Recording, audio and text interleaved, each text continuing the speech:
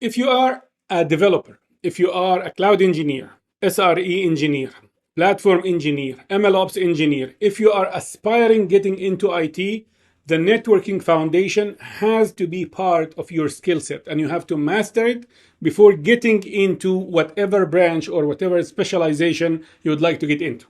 So no matter what your background is, this course is going to benefit you and it's going to save you time and money going through the A Plus and the Network Plus and the CCNA courses that will take you months and you'll spend a lot of money, which is not needed in order to get into cloud and the other specialization I have mentioned. So if you are aspiring or if you are planning or maybe you are into one of these specializations, but you have a weakness when it comes to networking and the related, then this course is absolutely for you. In this course, we are going to start from scratch. We are going to talk about what is a network, why do we need a network, and what is a local area network, what's a wide area network, and what's a campus area network, what's a wireless LAN network. We're going to talk about routers and switches, or maybe you like to call them routers and switches. What is their role when it comes to a network, and how to deal with them, how to segment a network using these devices, and what is a wireless LAN router that we all have at home, but maybe we don't know how it works. How can we connect to the internet? What is network address translation, and what's an IP address to start with? What's the difference between IPv4 and IPv6, and why do we use this or that? Why did IPv6 emerge if we have IPv4? What's the problem they solve? And then we'll take it further to talk about IP routing or IP routing and how we can design a network. So if we are given a requirement that there is a company that has multiple branches and they need to connect to the cloud, and how can we practice all of that hands-on, not theoretical?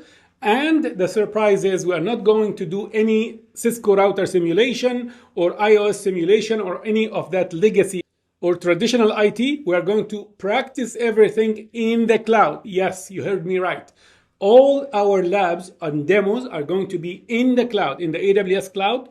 So you are not only learning the networking part, or maybe you are fortifying your skills by enforcing or maybe updating your network knowledge, but also you are practicing in an AWS cloud. So if you are a beginner, that will be a perfect time for you, not only to learn networking, but to see how you can apply it in the cloud and to be assured you don't need 6 months or 9 months in order to start into IT and then decide I'm going to start in the cloud. You can start right away while you are building the fundamentals. All right.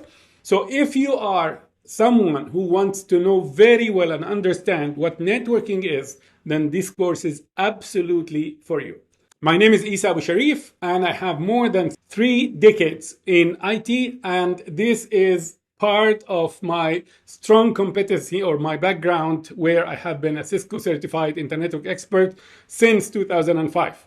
Rest assured that you are going to learn a lot, and I expect to have your feedback and rating at the end. Let me know if I have met your expectations or not. I'll see you in class. Thank you. All right, now since we are going to do most of our hands-on lab and practice in AWS in the cloud, we are going to work extensively in the cloud in this course. And that will be a great opportunity for you to learn the cloud as well while you are learning the IT fundamentals. So what we'll do is we are going to create an AWS account, free, don't worry, you will not have to pay anything. And that will make it easier if you have an old laptop, if your laptop is busy or not performing, it's full, the disk is full, you don't have to upgrade to another laptop, just continue to use it in the cloud. That's it. So what do we need to do? We need to go to aws.amazon.com. aws.amazon.com, and you will get a page like this one where you click on create account. So we need to open an account. We have to have an account in order to use AWS services. So I'm going to click on create, and this is a free account. From here, get started for free, and this will tell you about the options you have. You have a free plan, you have a paid plan. What's the difference between the two? The free plan is an account. It doesn't give you access to all AWS services. So there will be some services that you will not be able to use. And scaling of services is going to be capped. So when you are working and you are trying to scale and do like advanced stuff, it will not scale accordingly because there are some thresholds based on the credits. So these are the disadvantages, and the account is going to be closed after 6 months from creation. You will receive $100 credits as soon as you open the account. So you can use AWS services worth $100. If you use them in 1 month, that's it. The account is unusable. You cannot add credits unless you change it, upgrade it into a paid plan. And there are some activities that if you do, exploring some AWS services, and if you do them within the 6 months, you will get another $100 credit. So you'll have $200 credit, and that's a lot of money for someone who's learning AWS. I mean, that could easily help you do a lot of AWS stuff that would take a year to work on. And you will have free usage of select services, and there's no charges whatsoever. So if you are worried about incurring any charges, that will be the account. But of course, you have limitations. You can always upgrade within the 6 months to the paid plan. And in the paid plan, the same thing. You get 100 credits and another 100 if you do the AWS services exploration. Includes free usage. You can scale and all that, but you are going to be charged if you go beyond the thresholds. Workloads can scale beyond credit thresholds because it's paid. You will pay for it. And you have access to all AWS services. If you need to know more about the differences, there is an FAQ. So these are services that are available in both. And you can keep exploring which services, and you can always click on show more, and it will tell you if this is available in both or not. And you will get this is the FAQs. And in the FAQs, they will tell you about, so here the free plan accounts, paid plan accounts, earning additional credits, what you need to do exactly, and what are the activities that you need to do in order to explore that. How do I earn additional free credits? And you go through this console home walkthrough and dashboard, and you can find out what needs to be done. So you have everything you need, and you can find it by yourself without having to ask me for any questions regarding these accounts. All right, let's go back to creating the account. You need to write an email that is going to be the communication between AWS and you for bills and for updates and so on, and a nickname of your choice for the account. So once you have entered the email and the nickname, click on verify email. So what they will do is they will send you a verification email to ensure that this email is an active email and you have access to it.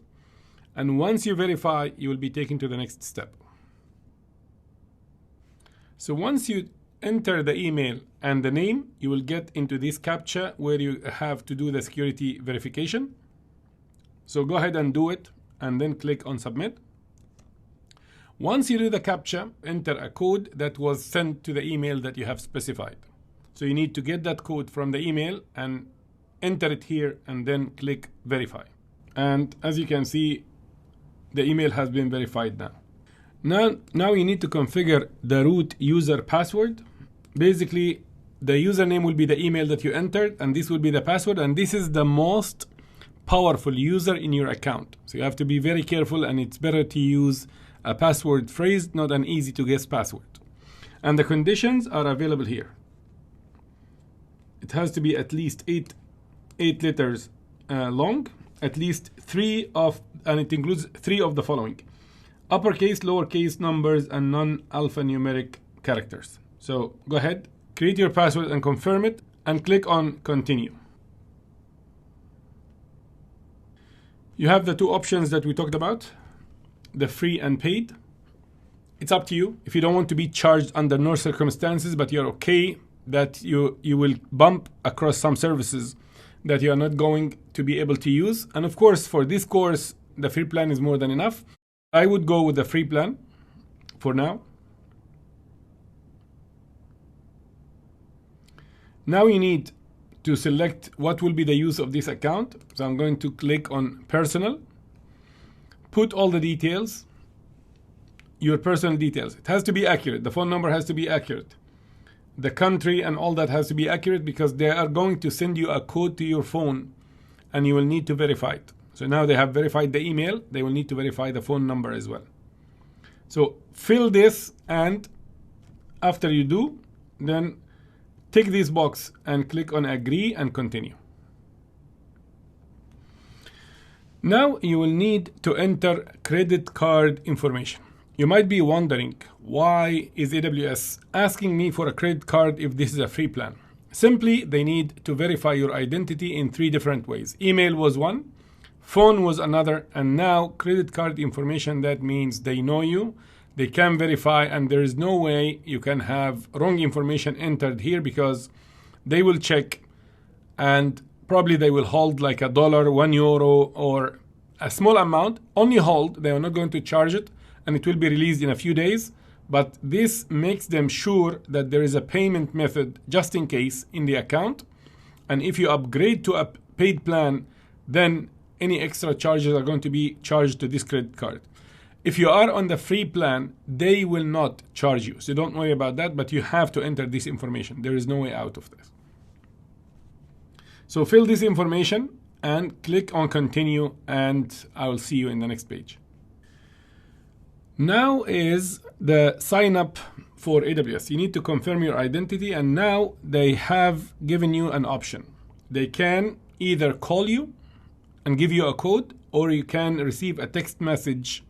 So both of them are used to verify that this phone is yours. So go ahead, fill in the information and click on send SMS, or you can have a voice call if they want to call you and give you the code. Either way, fill in the number, click on send, and then they will text you, or they are going to call you depending on your choice. Go ahead, do this step, and I'll see you in the next page. Now you are faced with another CAPTCHA, and then they will send you the verification, or the verification code, or the text message. So you have to fill this CAPTCHA, and then you will get the code. All right, so this is the page, and you will get the code. Enter it here and click on continue. Okay, so I got the code. It is 5320, 5320. Continue. Okay, in my case, because my credit card, my phone number, and all that exists already on AWS, they are refusing to give me a free plan, and they will upgrade me to a paid plan. So anyone who created an account before in the good free tier all times, where we could create 5, 10 accounts and use free tier in all of them for 12 months, this is not the case anymore. You need to use a new credit card, a different phone number if you would like to get around and have another free tier. In your case, this shouldn't be a problem, because if you are a newbie to AWS, this page will not appear to you. So in my case, I'm going to say, okay, I agree. I'm not eligible for the free plan anymore. Anyways, I'm going to click on confirm, because I want to show you the rest. So that page will not appear in your case. Now we come to the support plan. Leave it to the basic and click on complete sign up. All right, so I'm going to click on that. And guess what? Congratulations, you have an AWS account right now. Click on go to AWS Management Console. All right, so once you log in, that means you're going to the Management Console. This is the portal. This is the orchestration and automation and management tool in AWS. So I'm entering my account right now, and I'm going to take you through a walkthrough quickly, but let's close this video and start a new one to do the walkthrough, so we don't keep this one for long. All right, so let me take you through a walkthrough of the AWS Management Console to help you get familiarized about the AWS Management Console, how to use it and all that. Let's go ahead. Okay, so these are a few messages. If you'd like to go through them, that's okay. For me, I'm not going to go through them. Let me make this a little bigger. So this is the console home for a brand new account. So this is an account which doesn't have any recently visited services or anything. If you click on this side, you'll find the account ID. You can go to billing and cost management, where you can look at your bills and find out your consumption and so on. You can sign out. And here you can see that you have all the AWS regions. So by default, it has chosen for me this as the default, the one in Stockholm in Sweden. But you can switch to a one closer to you, because that will help you with the internet latency. If you want to play with an AWS service, work with an AWS service, then you can click on here and you can see that you have here a list of AWS services. Or if you know the service that you are going to work with, for example, in this course, we are going to work a lot with EC2. This is the service that allows you to create virtual machines in AWS, virtual servers in the cloud, basically. If you would like to launch your own presence in AWS, you have to create what we call a VPC, or Virtual Private Cloud. There are some services under VPC that are created for you by default. You don't have to do anything about them, and they are there for you. AWS assumes that this is like a common denominator that most of the people who are learning might need it, and they volunteer and they create it for you. We're going to learn more about this later on. If you go into one of these services, I'm just going to show you how it looks like. You don't have to know anything about it right now. So usually you have the dashboard. So this tells you where exactly are you right now. So I'm in the VPC dashboard, Virtual Private Cloud dashboard. And these are the settings that I can choose, or the stuff that are under the VPC. When you choose one of them, what you see on the right-hand side will be the details of what you have selected. So for example, if I click on this, these are the subnets under subnet. VPCs, these are the existing VPC. Root tables, these are the existing root tables. Now let's go to EC2, which is the virtual machines in the cloud.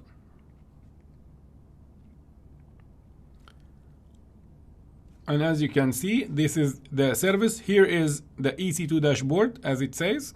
Instances means virtual machines, and instance types and launch templates. And there's a lot of configuration stuff that also fall under the EC2 dashboard. For example, if I wanted to create a virtual machine, and you will be amazed at how fast you can do that. So I'll click on instances. I don't have any, as you can see, but I can choose to launch one. So this is the page that at the end, when you fill in all the information, you can just click on launch instance and boom, you have a virtual machine in the cloud. So what do I need to do? I'm going to call it first VM, first virtual machine. And here you have the operating system. So you can do Amazon Linux, you can do Mac OS, Ubuntu Linux, Windows, Red Hat Linux, SUSE Linux, and so on. So there are plenty of operating systems you can run on the virtual machine. Remember that the virtual machine needs a full guest OS. And after that, I'll leave it to the default. So I'm assuming that I'm going to go with an Amazon Linux one.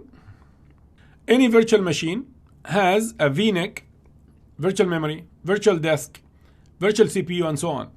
So if you look here, you'll find that this is T3.micro. That's the size of an instance or a virtual machine. And it comes pre-packaged. So the T3 micro will always have 2 vCPUs, 1 gigabyte of memory, and here it tells you the prices per hour if you use it. So in my case, I'm going to choose, let's see if I can get to a smaller one. No, that's fine. That's the least I can do. So T3.nano. Key pair. If you would like to access the instance remotely, then you have to create a key pair. Otherwise, I can do proceed without. We're going to explain that later on. Network settings, which VPC or where it's going to land. I'm going to leave everything to the default now because I'm just explaining that to you. Security. And once you are done with all of this, all you can do is launch instance. And congratulations, this is your first virtual machine in the cloud. Successfully initiated launch of this instance. And if you click on that ID, you get to here and you will see that it is running and we have created a virtual machine. Of course, as you learn the particulars or the specifics about each one of the attributes that we needed to configure, then probably it will take you another 10 seconds, 15 seconds, but you will have a virtual machine in no time. You don't have to virtualize your laptop. You don't have to learn about new tools like VirtualBox or VMware Workstation, and you don't have to do nothing. Your laptop is as is. You don't need to split or partition it to include a VM. You don't have to do nothing. In the cloud, in your case, if you are new to AWS, it's going to be free. You have $100 credits, and you can do some exercises and gain another $100 credits, and it's going to be there for you for 6 months. You don't need anything else to do. All right, and at the end of the 6 months, as you advance, you can upgrade to the paid plan, and then you start controlling your expenses based on your usage, basically. You are investing in the environment that would look like the actual environments you are going to work on as you specialize in your career. All right, hopefully that was clear. What I need to do now is I'm going to terminate the instance because my account is not a free account. And once I click on that, guess what is happening right now? You'll find that it is shutting down and it will be terminated in no time. All right, so let's start with the first one, which is what is a network? So a network is nothing but a group of 2 or more computers, and other devices also can connect to the network. It's not only limited to computers, that are connected to that network or to that medium in order to share data. They could be sharing files, they could be sharing images, they could be sharing videos, it could be a server or a website that I'm connected to. Whatever the means or the use case is, they have to connect somehow into the network to be able to communicate. And devices that may connect to the network are not limited only to servers and computers and virtual machines. They could be printers, they could be your laptops, they could be phones, they could be tablets, they could be security cameras. For example, the surveillance cameras could be your smart TV. If you have a network, then you can choose what devices will be connected into that network to communicate. And here's an example for a home network, but this is a wireless network. So we have a wireless device, and then I can have my desktops, I can have my phone, my tablet, my printers connect to it. So I can, from my laptop or from iPhone or my tablet, I can, for example, print images or print documents on the printer. That's one use. Or it could be that I would like to connect to the internet, so I'm going to connect wirelessly within my home, but then I need a device that will connect me to the internet. We'll look into that. Each device in a network must be uniquely addressable. So that means it must have a name or an address of some sort in order to be able to connect to the network and communicate with the other devices and with the internet if required. And that is called an IP address. We're going to cover that later on. So what are the network types that I may come across in my career for cloud or for networking or security or even development and so on? There is one called LAN or local area network. And as the name implies, it's a network in a local area. And then WLAN, wireless LAN, wireless local area network. And then WAN, wide area network. And CAN, campus area network. We're going to cover all of these one by one as we proceed. So let's start with the first one, which is local area network, abbreviated LAN. So a LAN is a network that connects computers and devices in a small area. Like what? It could be a home office, it could be an office business, it could be a school, it could be a building, it could be a company. Any of that is called a LAN. Why do we build a LAN? Because we need to connect the servers for the LAN, we need to connect the printers, the users, and use the internet, for example, or share files or print documents. So examples of a LAN is all the computers, servers, printers, and CCTV cameras in a school. So if I have a school, I would like to have the library connected to the internet. I would like to provide internet access to the students maybe, or the teachers. It could be wired or wireless. I want to connect the smart boards in the classrooms to the network as well, so they can share documents and files and stuff like that. And this is how it would look like. So I have the LAN, which will be composed of or consist of network devices. We're going to talk about what these devices are. And then we can connect servers, we can connect tablets, we can connect printers, smart boards, maybe phones that work on IP, on networks, printers, maybe security cameras and screens, laptops. All of these are possible connections in a LAN. And of course, I would connect that into the internet, so students or researchers or teachers or assistants, they will be able to send and receive emails and connect maybe to the Ministry of Education and other sites while performing the classes or while presenting the classes. The second type is WLAN or wireless LAN. So the wireless LAN, it's similar to what a LAN is. So it's a wireless network in a small area, it could be a shopping mall, it could be school, it could be an airport. I mean, relatively small, but I'm not talking about 2 meters. I mean, it can be multiple buildings even attached, or maybe a campus building, but that would be a big or a larger wireless LAN. So it is like a LAN, but it is wireless. So we don't use cables to connect all the devices into the network. Examples to that, when we use our phone, laptops, or tablets, when we connect to the Wi-Fi network at home or in the office. That is a wireless LAN.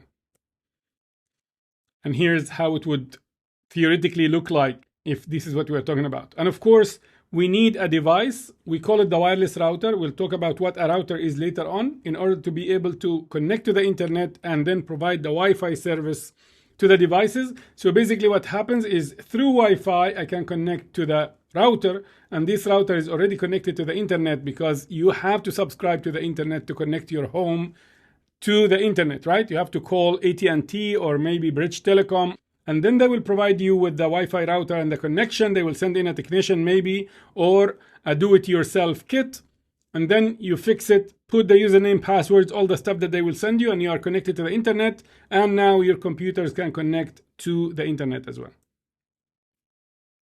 Then we have wide area network. So a wide area network is a network that connects computers and networks over long distances. So it could be that I have a branch in New York and another branch in California, or the corporate in California, and I would like to connect them to each other. It could be across cities, it could be across states, across countries, or even across the globe.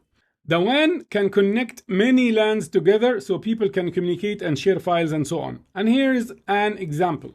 If we have a company LAN branch in Germany, but the headquarters of the company is in the US, how can we connect them? One way would be to do a WAN connection between them, a high-speed WAN connection. Of course, it's going to be costly because this is across continents.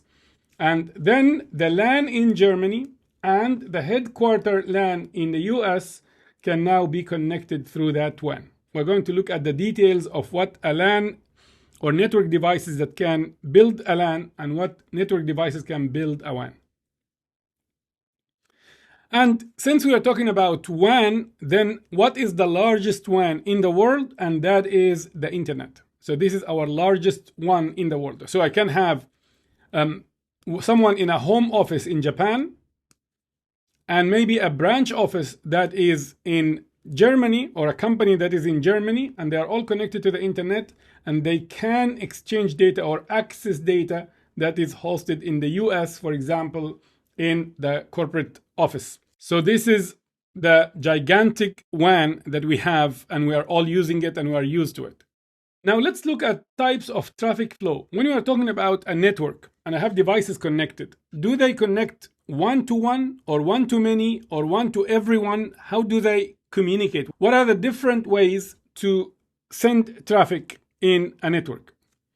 And there are 3 major types: unicast, multicast, and broadcast. There is another one called anycast, but it's not the time to talk about it now.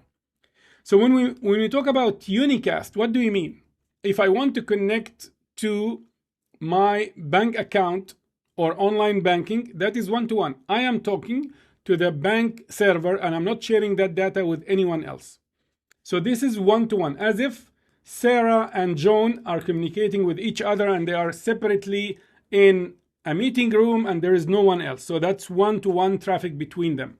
So the data goes from one device in the network to a specific device, from a client to a server, from an iPhone to the HR server, for example, in the company. Then we have multicast. Multicast means one to a group. So it could be that I have an IPTV server in a hospital, for example, and then the patients in the rooms, they can turn on their TVs. It could be a hotel as well. They can turn on in their TVs and I could be watching the same movie that you are watching and someone else is watching. So that would be one to many. That will be multicast or streamed to the others. And Netflix is an example of that as well. A broadcast, on the other hand, is one to all. Like if there is a PA system, think a PA system connected to the network in an airport. So when the message is presented or the message is run, Now we're talking about British Airways, flight number such and such is boarding now, and that is in gate such and such. Everyone who is within the reach of that audio system or a PA system will be able to hear it, right? So in networking, if one is sending a broadcast, that means everyone on that network is going to receive that traffic. Now let's talk about wired network devices. If I'm talking about a LAN or a WAN, what are common devices that I may come across when I am building a LAN or building a WAN or even investigating, troubleshooting, configuring, or even just looking at a design? What are the common devices that build a WAN or build a LAN? That's what we need to know now. So networking devices are needed to create LANs and WANs. So what are they? What is inside this little bubble here, and what is inside that little cloud over there called a WAN? So the very first one that you may rarely encounter, because that's an old technology, is called a hub. So what's a hub? It's a network device that connects multiple computing devices in a LAN. So can I connect a printer? Yes. Can I connect a laptop? Yes. Can I connect a server? Yes. Can I connect a CCTV monitoring or surveillance camera? Yes, you can do all of that. But it is not intelligent. And here's an example of how a local area network, an inexpensive one, may look like. The disadvantages of a hub: it sends data to all connected devices. So it's like a broadcast. If any device sends, let's say this laptop is trying to print something to the printer. So the traffic that will be received by the hub is going to be sent on all ports of the hub. And these are ports that I'm talking about. These are the hub ports that we connect the devices to. If this is going to the printer, this should not have been sent here and should not have been sent here. So it wastes the bandwidth, it wastes the media, or it occupies the media of the network for unnecessary reasons, for devices that don't need to receive that traffic. And there is no filtering and there is no intelligence. It's just forwards traffic, that's it. All devices will share the same bandwidth. So these are major disadvantages of hubs. And it is lower and less secure as well. Another networking device type that we may encounter when we are building LANs is a switch. And that is an intelligent version of the hub. It is much faster and it is more intelligent and can do isolation as well. And here's an example of how a switch from a company called D-Link, for example, looks like. So this one has 8 times 3, so that's 24 ports. I have here LED indicators, LED indicators. When one of the ports is connected and there is traffic on it, it will be flashing lights showing that this is connected, and the light can be green, can be red, can be orange to indicate whether green means normal operation, orange means there might be some errors, red that means a major problem, or maybe it's just switched off so there is no connection into it. And as you can see, each one of these is called a port or an interface. So this is a switch port where we have the cable connect to. So these are 24 ports. That means I can connect physically 24 devices to this switch. So that's an example of how a switch in a LAN would look like. Now, if I take that and I start to connect the devices to it, so each one is going to connect through a physical cable. We're going to look at the details of the cables later on. And that occupies one port, that occupies a second port, third port, fourth port. So now I have 20 ports left for extra devices or for future connectivity. So a switch can be physical or virtual. So this is a physical switch, we can see it. And if it is in front of me, I can touch it as well. I can power it on. I can connect a cable into it. But there are also software switches. These are the virtual switches, and we're going to cover that as we move on.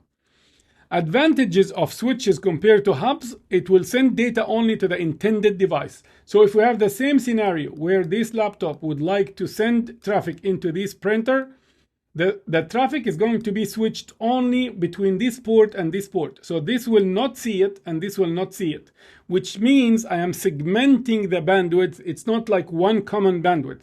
So at the same time, this is sending to the printer. It could be that someone sitting on this device is displaying the video from the camera on this monitor, for example, and they're completely separate and they don't see each other.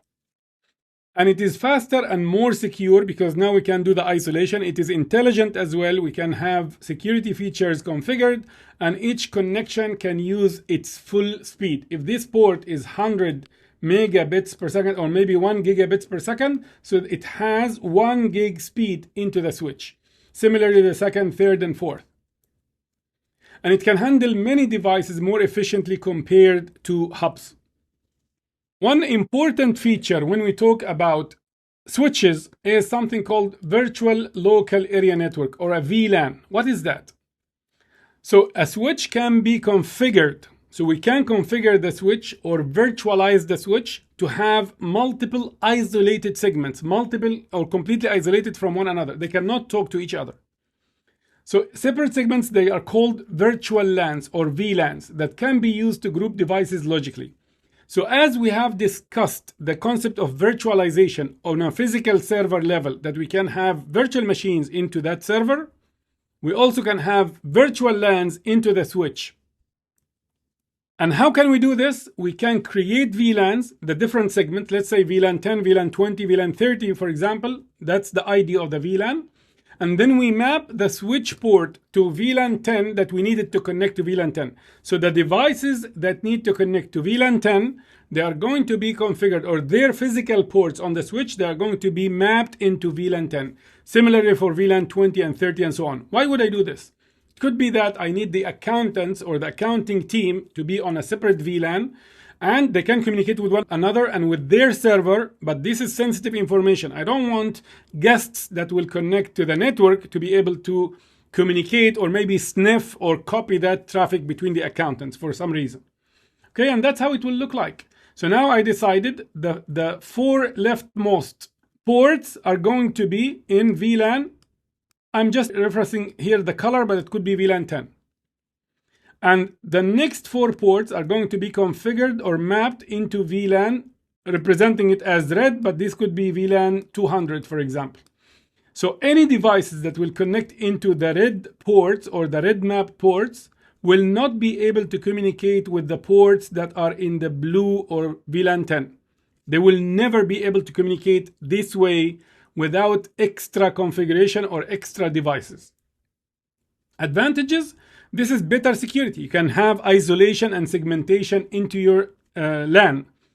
And isolation also, that data will only go to the right VLAN. So if I send traffic from this device, it will only be with the basic configuration of only segmentation, only VLANs. It will only be able to communicate with other ports in the same VLAN. And that's it. It will never be able to get into the blue port VLANs unless I do something extra. Okay, so we talked about the hub, and we talked about the switch, and we talked about the fact that the switch can be segmented or configured to have isolated segments, isolated VLANs. Now let's talk about the third device that we may encounter when we are dealing with LANs and WANs as well, and that is the router or the router, however you would like to pronounce it. So the router will connect different networks together.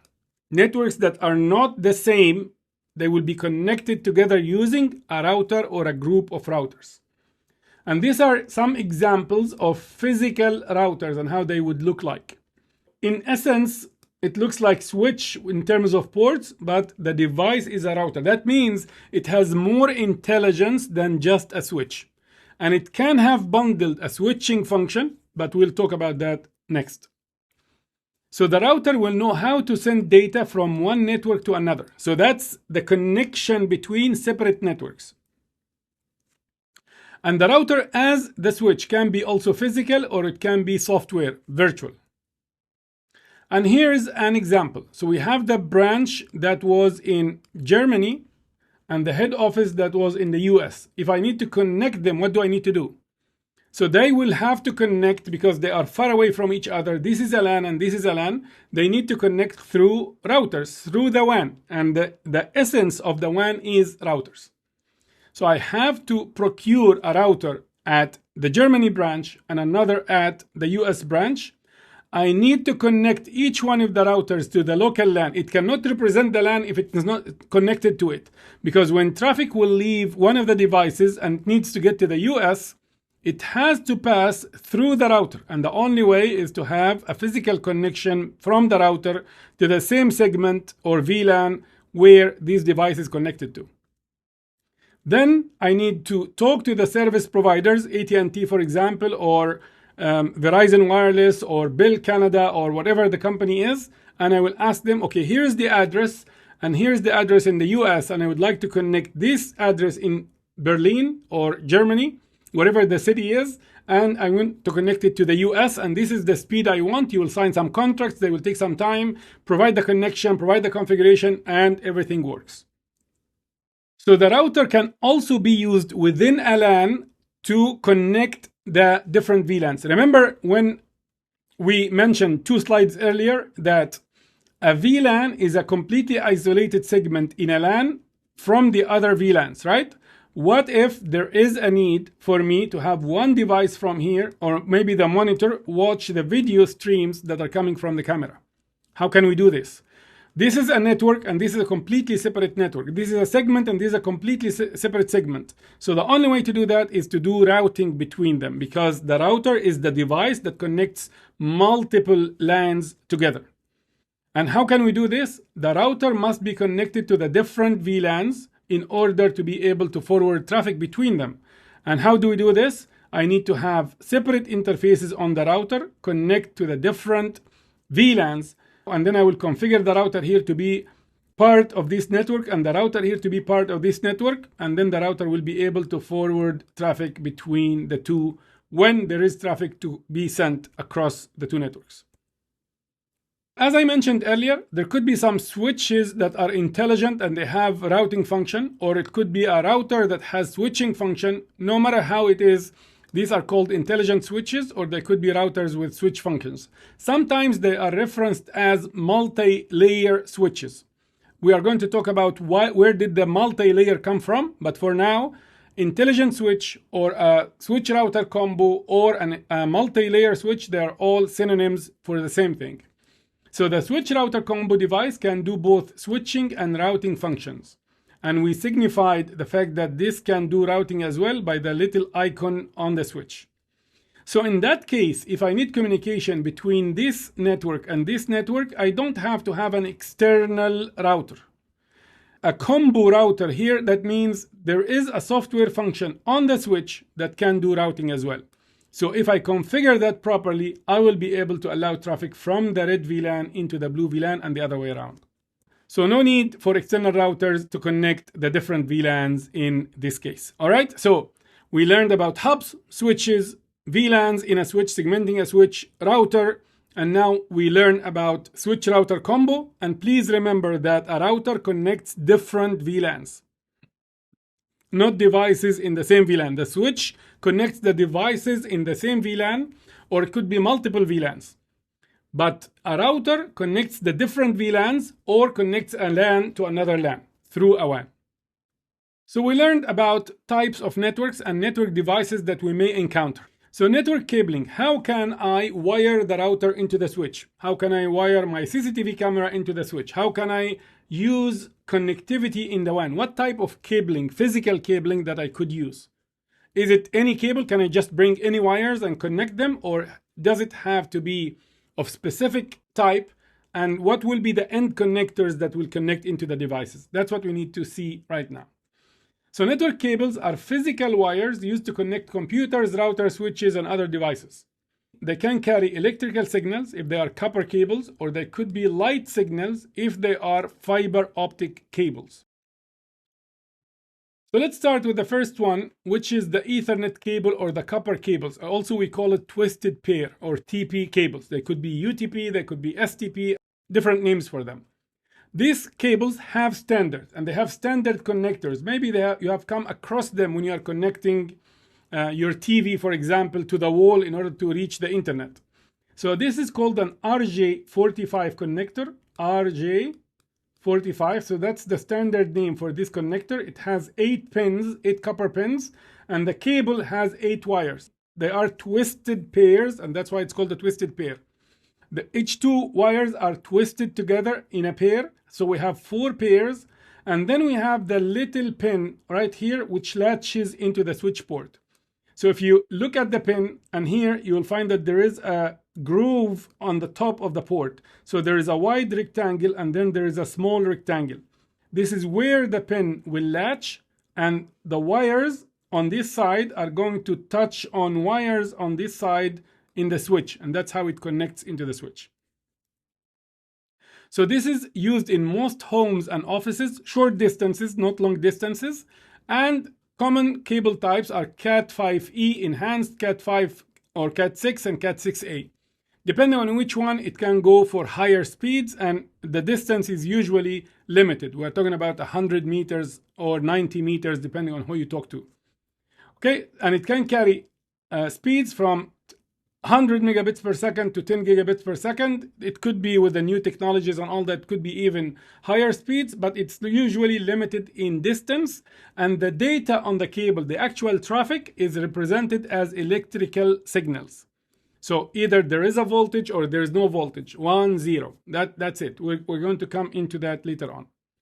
So maximum length is around 100 meters. Some people will tell you 100, some people will tell you 90, but it's very limited distance as we speak. The second common cable type that we use in our LANs and WANs is the fiber optic cable. Fiber optic cables carry light signals, and they can go for long distance connections. Believe it or not, the internet has underwater, undersea, and under ocean cables to connect the continents together for the internet. These cables are sturdy, they are very rugged and very protected, so there's no water leakage, and it's not easy for a fish to cut them and all that. And when any incident happens that one of these cables is cut, you will find a lot of countries suffering if they are dependent on that cable. So when do we use them? We use them when we need long distances and higher speeds that cannot be achieved using the copper cables or the twisted pair cable. And they convey the data, they encode the data, they represent the traffic in light signals and not in electrical signals. And they are much faster than Ethernet and can travel longer distances, and often used by internet service providers and data centers, and also they are used commonly in WANs, wide area networks. Now let's talk about data center network, or DCN. So the data center network, abbreviated DCN, it's a type of a local area network that will connect the servers, storage systems, and networking equipment inside a data center. So they can communicate and they can serve traffic and they can connect to the internet at a very high speed. So it is very common to use fiber cables within a data center and not UTP cables. The UTP cables can be used at the end with the servers, that is possible, but fiber is much higher speed, and especially for the important servers and so on. And as you can see, the data center switch, it has similar ports like in the normal switches, but the capacity is much higher. The ability to process, so the CPU and the memory and all that, are much higher as well. It usually has multiple power supplies and usually has multiple processor engines as well. So it can have more availability, and one failure in a component will not bring the switch down. A data center may have lots of these switches. I'm here just representing one switch, but it can have 8, 10, 16, 20, depending on the scale of a data center. And the data centers usually will have one or more internet connections for diversity and high availability. So one or more routers are going to connect to the different switches into the data center, and that's how they can serve traffic to the internet. So if I have multiples, that means if one of them dies, the other one is available. And that's called high availability or redundancy. All right, so we learned about LANs and we learned about data centers. What if I need to connect a LAN into a data center? So for example, the corporate office exists in a building, and adjacent to it, we have another building that is the data center of that bank or that corporate. So in that case, if the LAN that I would like to connect is close in a closer vicinity, 10 meters, 20 meters, 1 kilometer, 500 meters, but not 500 miles away, it is very close, then what we can do is we can use a fiber cable, we call it an uplink, from the switch into the data center switch. That is, of course, if this switch is capable of providing fiber optic cables. Here we are only representing a port, but if we use copper cables, these are UTP copper ports. So if I use a copper cable, that will be only 100 meters away or less. But if I want longer distance, 1 kilometer, 2 kilometers, 5 kilometers, then I can use fiber uplinks. And of course, I can use multiple ones for redundancy. So if one fails, the other one will still be available. And through this uplink, now this LAN can connect or share the internet connection that is available in the data center. So that's how we can consolidate one internet connection, high speed, in the data center, and then all the scattered buildings nearby they can use to route or to use the internet, instead of having an internet connection out of each building. What if the LAN that I need to connect to the data center is far away? It is 200 miles away, 500 miles away, in a different country. Then in that case, I have to rely on the WAN, wide area network, not the uplinks. So in that case, I need to get a router connected to this switch and then talk to the service provider to have a wide area network connection served here and another wide area network connection served in the data center, and then proper configuration is done, and that is how they can communicate. And of course, the same. If I want to have a central internet connection, then through the router, through the other router, the LAN can be using the internet connection. A corporate or a bank has two big data centers and would like to have some backups between them. Copies of the data will be sent between them. So if you lose one, the other one will have the data available, or the applications available, or the websites available. So how can I interconnect two data centers? And in that case, it depends on whether they are in a close by vicinity or far away from each other. But the common one is that we connect them through routers. That is more common, although connecting them through switches is possible as well. But if we connect them through routers, then what we'll do is, again, we need a larger size router that can perform much better under load, and it can provide higher speeds, and then the WAN connection, and that's how they connect to the two sites. And each one of the data centers can have a separate internet connection. So if we lose one of the data centers or one of the connections, the LANs connected, they will be interconnected to this one and to that one. So the LAN or one of the branches, if I lose one data center connection, or I lose the switch in the data center, then they can reach the other data center through this connection instead. All right, so routers can help me connect data centers, not only connect wide area network branches and local area networks only. The other type of networks that we need to talk about is called campus area network. And as the word implies, campus, so multiple buildings close to each other. It could be a university, it could be a hospital, it could be a ministry. Multiple buildings nearby, they can be connected through campus or a CAN, campus area network or a CAN. And here's an example. I have a data center, and nearby could be 500 meters away, I have building B, and maybe 1 kilometer away, I have building A. And I have a LAN inside each one of these. And I could have also wireless LAN and a LAN in one of the buildings. So in that case, and I have the switches connecting all the devices. So within a building, we are fine. We can connect and we can share and we can print and everything. Within the other building, yes, we can do that as well. But we need to connect to our servers or website or human resources department servers on the internet. Or maybe we need to connect to the internet, generally speaking. Then, in that case, if the decision was made to connect the data center to the internet and have common internet connection for all of them, then we can connect them using uplinks. And this will be fiber optic because they can go higher speeds and longer distances, not copper cables in that case, or UTP cables. All right, so that's a CAN. So it's a private high-speed network that links several buildings on one campus or a limited area, like a university, hospital, or company campus. Of course, there is MAN as well, metropolitan area network, and so on, but it is enough. We learned about LAN, wireless LAN, WAN, and CAN, and that is more than enough for our purpose of this course. Since we talked about the wired parts, let's now talk about the wireless network devices. So what devices that are wireless that we may encounter as we build networks? So wireless network devices are needed to create wireless LANs. And as we looked at the example, in the home office, I need a wireless device that will broadcast the wireless LAN and will also be able to authenticate, or basically check the user name and the password when they log in to the wireless network.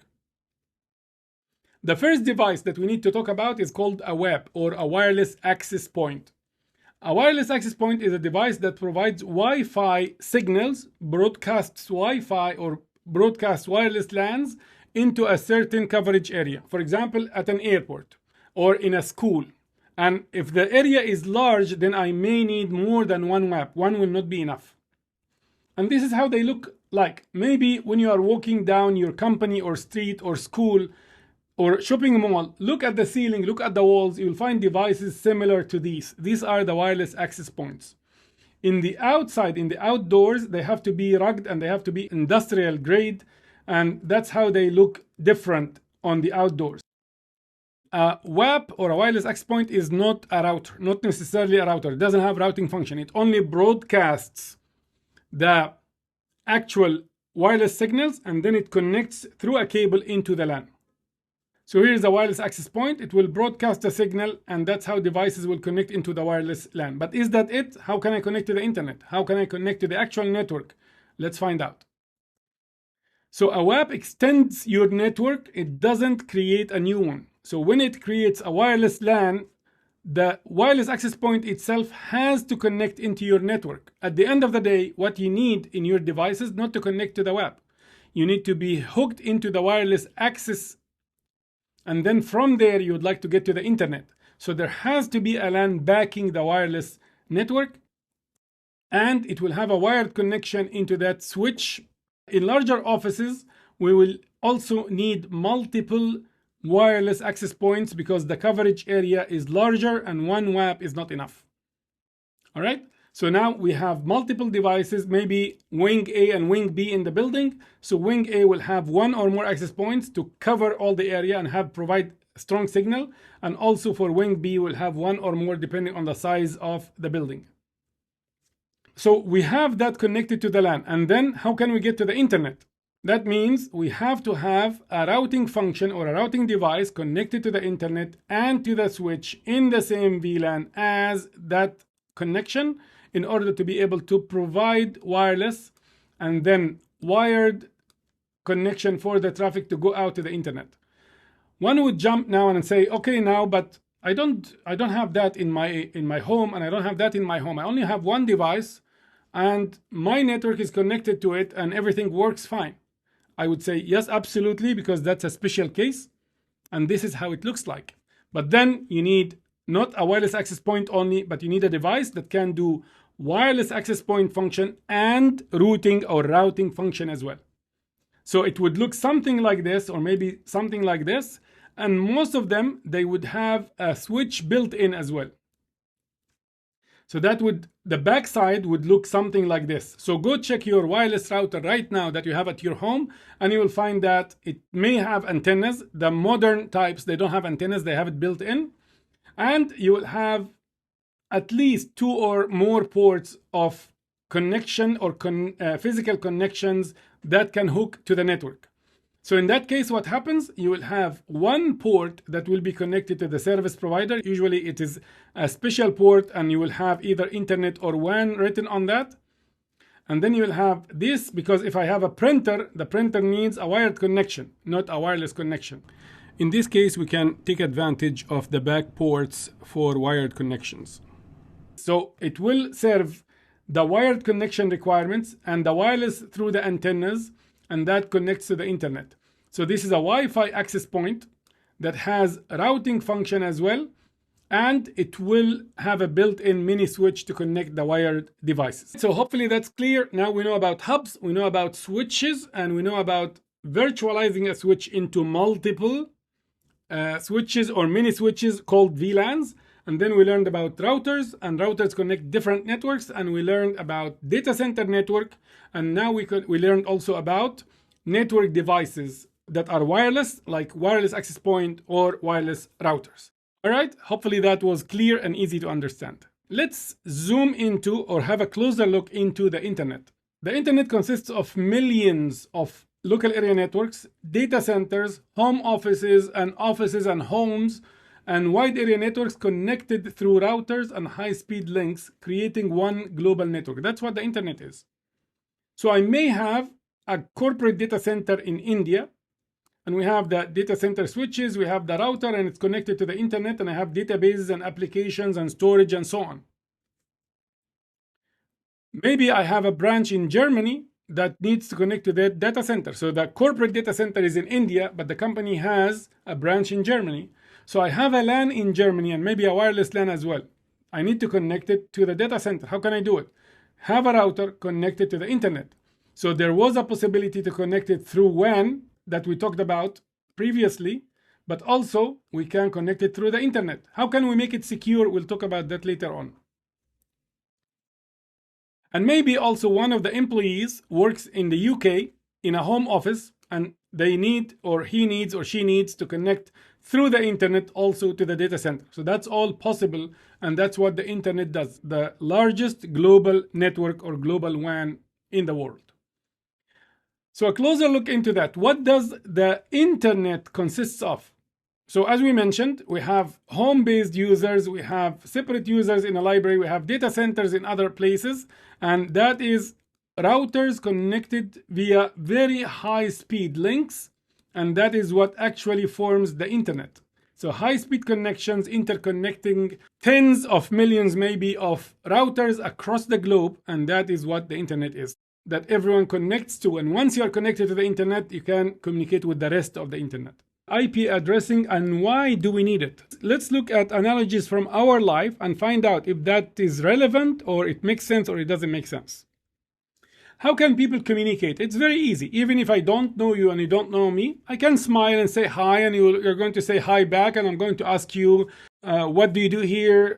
How's your coffee? How's your day? This and that. And then we start and we get to know each other, maybe introduce our names and maybe phone numbers later on, and then probably a friendship starts or something.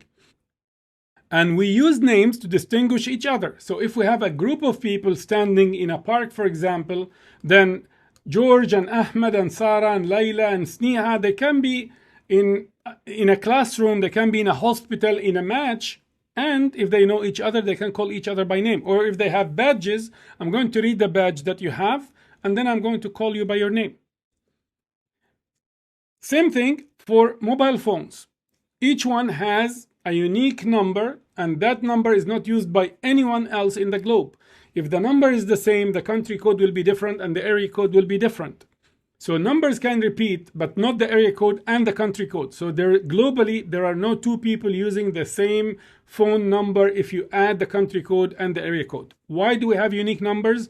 Because when I'm calling you, if you don't have a unique number, I'm going to call the wrong person, or maybe multiple people will pick up the phone. But I want to reach you and nobody else. If I would like to call Sarah Joan, for example, this is her number on my phone, and I'm going to push the screen or click on the screen on that one, and it will start calling Sarah. Same thing, Sarah has my number and my phone number and my name. So as soon as the phone rings, she will look and she will sign Ahmed Eid is calling.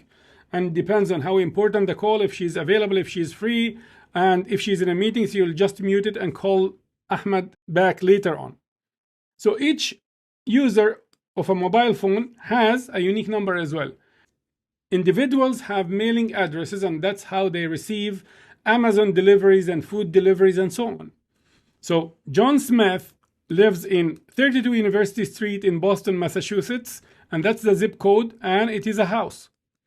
Similarly, Sarah Halim, she lives in 122 Maidan Street, Dokki in Cairo in Egypt. She has a postal or a PO box, and she lives in a house as well. So street number is enough to deliver the package to the house. That's more than enough. So if John Smith from the US would like to send something to Sarah, then he will write to, so that's the recipient, the other party, and the details of the address of Sarah. And then from, who is the sender, so that is John Smith, and of course there will be a stamp, and that will be sent through United States Postal Service. It will get to Sarah eventually, and it will be delivered using the Egyptian post to her address. She will read the letter, and then maybe she will respond and send it back. The same thing applies to email addresses. I send you an email, you know who sent it to you, and then you reply to my email address. So if Sarah would like to respond to John through a letter in an envelope, then she will be the sender and he will be the receiver. And again, the postal services, if the address is correct, they will be able to deliver it back. So this is all human being stuff, and it's very common to all of us. Now, the question is, if I have a desktop connected to the internet in Germany and another one in Brazil, and I have a mobile phone user in Egypt connected to the internet and a laptop user with a browser in India, how can they all get to Amazon.com? They want to buy stuff from Amazon.com. They would like to get into the e-commerce website of Amazon, and then each one of them is going to look at the products and then decide what to buy. How can we ensure that the internet will not be confused, that if this guy will communicate with Amazon and they are looking at watches, the response will not go by mistake into the user in India or maybe the user in Egypt? And if the user in Brazil is looking at soccer balls, how do we ensure that the response will be addressed properly to the right place? That means we need unique addresses for anything connected to the internet, and that is called an IP address, an Internet Protocol address. So if we take one of these users that would like to get into Dolphin Ed Academy, which is hosted on the internet on a server, then how can they approach or address the request sent to the website to sign in? And how would the server know who is the sender so they can respond to the correct user and provide the sign-in page? So we need an address. We need a client address, and we need a Dolphin Ed Academy server address. Who is going to do the connection between them two? Because they are different networks, and this could be in the US and the user could be in Egypt. So that means we have to have routing, because the only way we learned that we can connect two different networks is through routers. So we have to have routing functionality in between, at least one in the internet. And we said that the internet is a gigantic number of routers or routers connected together with high-speed links, right? So what is the name of that address? What's the name of this address? And these are called IP addresses. And why are they called IP? Because it stands for Internet Protocol, which is a set of rules that are standardized globally that govern how data is sent and received over the internet or any other network. There used to be other protocols for other ways to build networks, but now IP is the predominant one. So think of the Internet Protocol as the postal system on the internet or any other network, whether it is in a data center, on a local area network, or a wireless LAN. So now the IP address or the address of the client is called the client IP address, and that of the server is called the server IP address. And the routing function is called IP routing as well, because now we are speaking a common global language on the internet called Internet Protocol, the IP language. So if we extend that and give an example, then the IP will define IP address blocks of which IP addresses they will get assigned to each device. And if you are on the internet like the phone system, it has to be a unique IP address to define you on the internet. It has to be. There is no budging on this. It can't be that my home wireless LAN and your home wireless LAN are using exactly the same internet IP address. There is no way this will happen. And we are going to get into how this is guaranteed. Okay, so we need the client IP address and we need the IP routing. So IP protocol as well will define how routing can happen and how routers function and how they understand messages and how they can forward them. So all of this is within the IP realm of protocols or functionalities. The messages sent from me to the server and from the server responses to me, they are called IP packets. Now let's look at the format of the IP addresses. How would an IP address look like? If we extend that into the client-server web application, then we need an IP address on the client side. Here's an example. This is how it looks like. A number dot a number dot a number dot a number. And we need the IP routing functionality here, and this could be the IP address on the server. Just examples. So the client, no matter what, must have an IP address, and the server you are trying to get to must have an IP address as well. How can we define or find the device IP address that we are using? How can I confirm that I have an IP address on my computer, for example? Then if you are using a Windows laptop or a Windows device, then you can open the command CMD, go in the search bar at the bottom, and then click CMD, type CMD and click. A black window will open, and then you can go and do ipconfig. That's it. So you will have a prompt like this, and then you just type ipconfig and hit enter. You will get the IP configuration on your machine, and you will get either the wired or the wireless will have an IP address for you. If this was on a Linux or a Mac OS device, you can use the IPA command.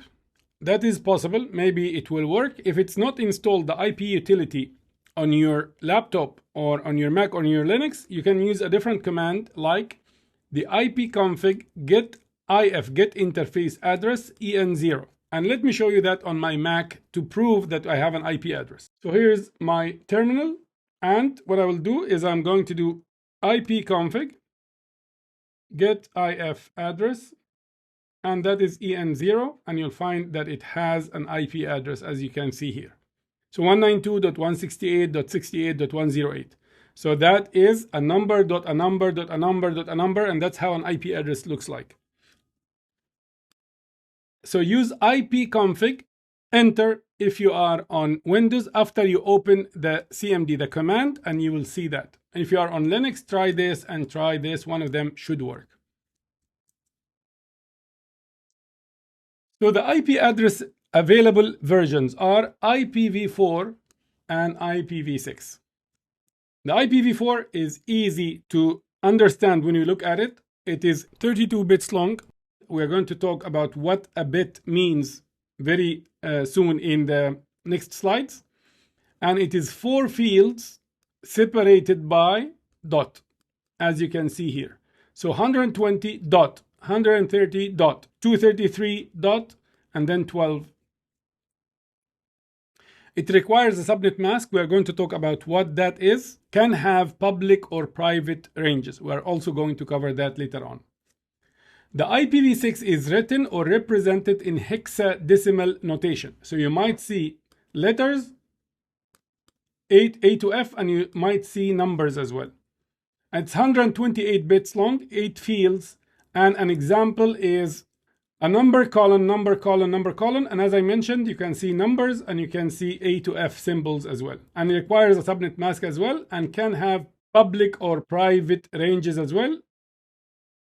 So how can computers read IP addresses? How can the computer or my device or my phone be able to read this IP and to make sense of it, or read that IP and make sense of it? How is that possible?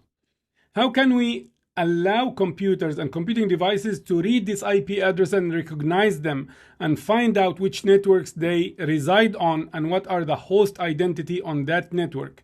This is very important, and that's why we will a little bit get into some simple math to explain to you how is that represented inside the computer, because the computer does not have eyes to speak or read English and find out the decimal and the hexadecimal and other representation. Everything inside the computer is binary numbering system. So we need to understand it at a high level to be able to break down IP addresses and explain to you how that happens in a computer. All right, now let's introduce a little bit of simple math, and we are going to compare that to the decimal numbering system that we all know and deal with every day when we pay money, when we calculate the change and all that, because we need to understand how do computing devices understand IP addresses, and how can they tell if an IP address belongs to their local network or needs to communicate with an external network or another network. So to do that, let's refresh our knowledge about the decimal numbering system. Several numbering systems exist.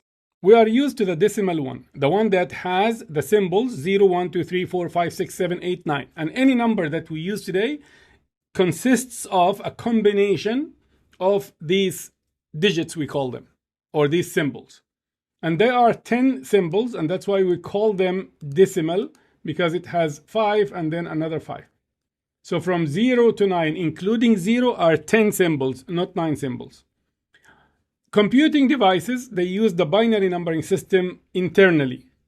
And this has only 2 symbols. That's why it's called binary, the 0 and the 1.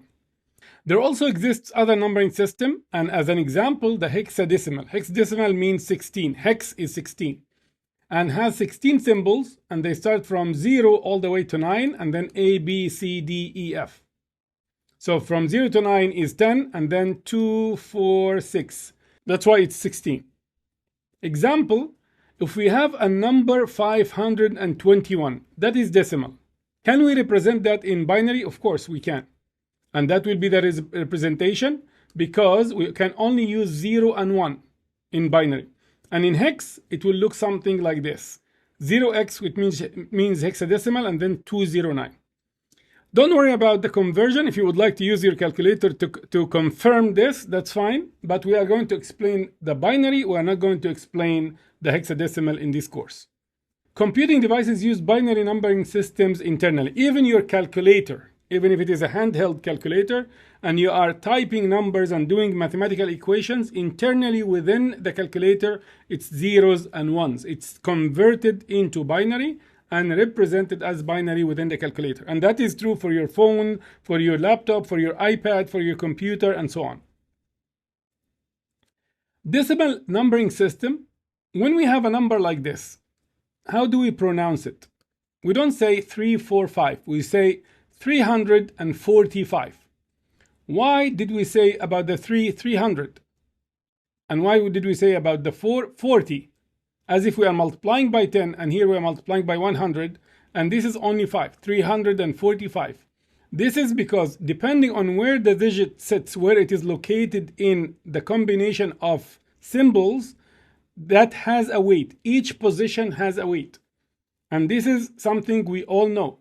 So let's say if I'm looking from the right hand side on the first, second, third, and fourth positions, we know that the first one is called the units, and this is the tens, and this is the hundreds, and this is the thousands, and so on. And why do we call them like that? Because any number that exists in the first position, its weight is multiplied by 1, and that will be the weight of the position itself. Then we have the second position, which is tens, and that is 10 times 1. The hundreds is 10 times 10, or 100. That's the weight. And then the thousands is 10 times 10 times 10, which is 1,000. So if we have the number 345, the reason is this is in the hundreds position. So it is not 3, it is 300. 3 times the weight. Here it is 4 times the weight. That's why it's 40. And here it is 5 times 1, and that's why it's only 5. And if we have a number like this, we would call it, or we would pronounce it as, spell it as 5,394, exactly because of the same reason. It's 5 times the weight of the fourth position, and 3 times the weight of the third position, 9 times the weight of the second position, and then 4 times the weight of the first position. And that's exactly how it looks. And the position weight is how it is written in this row. And if we multiply these, we can get each digit what it is exactly. And then if we combine these, we get the total number. So it's 5,394. So this is how it looks in decimal. How is it in binary? Let's consider that next. All right, let's now have a brief overview of the binary numbering system. And I promise you it is easy to understand, so don't freak out. The binary numbering system has only 2 symbols, the 0 and the 1. Each digit in binary number is called a binary digit or bit. Remember when we said that the IPv4 or the IP address is 32-bit long? So we call it in decimal digit only. Here we say it's binary digit abbreviated a bit. So when we say a digit, we are talking about decimal. When we say a bit, we are talking about binary. For example, this long number or long binary string is a representation of 521. Let's look at something called exponents. That's also in math, we use it. And this is a shortcut for repeated multiplication. We use it a lot in binary, and that's why we are bringing that in here. So for example, if we multiply 2 times 2, that's 4, times 2 is 8, times 2 is 16. Okay, so this is a 2 multiplied by itself 4 times, and that's the 16. Is there a way we can shortcut, or we can represent this in a shorter form? And the answer is absolutely, we can do this, and it is, the base is 2, and the number of times it's multiplied by itself is the exponent. So this is the base, and this is the exponent. All right, and it's pronounced 2 to the power 4. And it can also be written like this, 2 control 4, and that means 2 to the power 4. That means 2 times 2 times 2 times 2. If I say 3 to the power 2 means what? 3 times 3. 3 to the power 5, that means 3 times 3 times 3 times 3 times 3, 5 times. Any number to the power 0 is 1. So 2 to the power 0 is 1. 10 to the power 0 is 1. But we are going to focus on binary again. So what about the weight of the position when it comes to binary? So as in the decimal system, each bit position in binary has a weight. As we spoke about the tens and the units, tens, hundreds, and thousands, here it doesn't spell like tens or hundreds or anything because we don't have 10. We have only 0 and 1. So let's look at the first position, the first on the right hand side. So the first position's weight is 1. The second position is weight is 2 times 1, which is 2. And guess what will be the third one? It will be 2 times 2, because in decimal we did 1 and then 10 times 1 and then 10 times 10 and then 10 times 10 times 10 for the thousands and so on.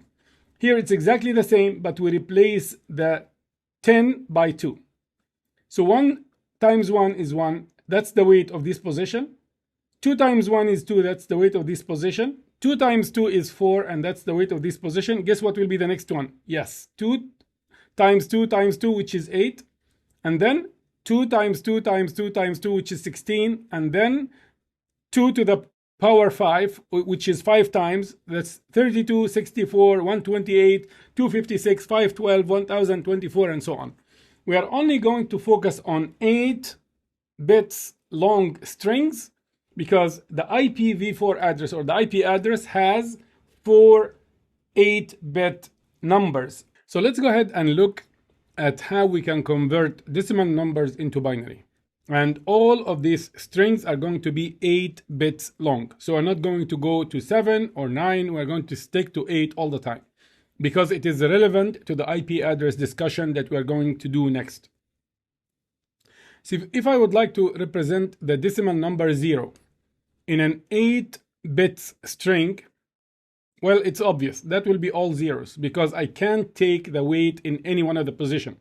If you put 1 in any one of these positions, you have to account for its weight in the result. And 0 has to be all zeros. How about 1?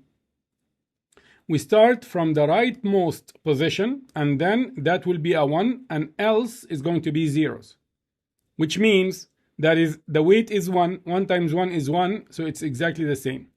2, that will be 0 in the first position, and then I'm going to put a 1 in the second position. Why? Because the weight here is 2, and I want a 2. What if I want a 3? What if I want to convert 3? So I'm going to take the 2 and the 1 with me. What if I want to represent 4? This one cannot help me. This one cannot help me. The third one, the weight is 4. So that's why I'll take it. Remember that the weights are 1, 2, 4, 8, 16, and so on. 5, that means 4 plus 1. 6, that means 4 plus 2. 7, that means 4 plus 2 plus 1. The weight here is 4. The weight here is 2. The weight here is 1. If I add 1 plus 2 plus 4, that is 7. 8. That is 0, 0, 0, and then the weight in the fourth position is 8. So I'm going to put a 1 there. 9, it is going to be 8 plus 1. 10, it's going to be 8 plus 2. 11, that will be 8 plus 2 plus 1. 12, that will be 8 plus 4. And so on. So I think you get the point, and that is how it works. So 16, for example. 16 means I'm going to get the position that has 16 within that number, and then the rest is zeros on the left and on the right. Let's pick another number. Let's pick, for example, 31. 31 means 16 plus 8, that is 24, plus 4, that is 28, plus 2, that is 30, and plus 1, that is 31. If I need to shift to 32, the next number, that means I cannot have zeros in the very first 5 positions, and then I'm going to put a 1 in the position where its weight is 32. 33, that means 32 plus 1. And so on until we get to 63. 63 means 32 plus, this has a mistake here, so it should be 1. So it's 32 plus 16 plus 8 plus 4 plus 2 plus 1. So that's 48 plus 8, that is 56. 56 plus 4 is 60, and then 62, 63. Okay, and afterwards, if I would like to get to 64, then I have to zero all these ones because I'm going to take the position that has a weight of 64. What if I want 127? What do you think the equivalent numbers are going to be? Can I take the 8th position? And the answer is no, I cannot. Why? Because the weight is 128, and that's larger than the number I want. And then the next one, 64, I'm going to take it. Why? Because it's less than 127. 32, the next one, 32 plus 64 is 96, so that's less than 27. And what's the next one? That is going to be 16. 16 plus 96 is 112, so it's still less than 127. What about the next one? The next one is going to be 8. So 112 plus 8 is 120. So I'm going to take it with me. How about the next one? The next one is 4. So that's 124. What are we missing? We are missing the 2 and the 1. So 7 ones are going to give me the 127. What will be the 128? That will be 1 and then 0, 0, 0, 0, 0, 0, 0. How did I get to that? Because the weight here on the 8th position is 128, and that means I don't need anything else. We are going to practice a lot on this one, and we are going to be proficient as we get to it. So that's 127, 128. How about 192? 192 is, if you think about it, that is 128 plus 64. If you do the math, you'll find exactly these are what you need, and then you don't need anything else because you have already reached the decimal equivalent that you want. How about if we put all ones in an 8-bit string? What will be the equivalent? The equivalent is going to be 128 plus 64 plus 32 plus 16 plus 8 plus 4 plus 2 plus 1. If you combine all of these, you will end up with 255. So the largest number you can have in an 8-bit string is 255. And the lowest number is all zeros, which will give you 0. So the range is from 0 to 255 when it comes to an 8-bit string. And these are 256 different numbers. One would tell me, no, hold on. This is 255 only. I would say, no, that's incorrect. Let's take a simpler example. If it is 0, 1, 2, 3, how many symbols do you have? How many numbers do you have? You have 4, although you are starting from 0. Similarly, if I start at 0 and end at 255, that means I have 256 different numbers that I can represent by an 8-bit string in binary. How about if it is only 2 bits, 2 positions? How many can you represent? Let's see. It's 0, 0, 0, 1, that's a different number. 1, 0 is a different combination, and then 1, 1. So that means in 2 bits, I can represent 4 different numbers. And these are 0, 1, 2, and 3 in decimal. We're going to practice a lot more on this, so we are going to be familiar with it. All right, so let's do binary to decimal practice. Let's do more examples, and these are going to be random, and I will show you the table of the weights, so it will be much easier to decide on this. All right, so what if I forget the numbers? I forgot the bit positions. How can I find it? The first one is 1. Remember that, and then any other one is 2 to the power 1. So here, 2 to the power, n, not 1. And n is the bit position. So this is the second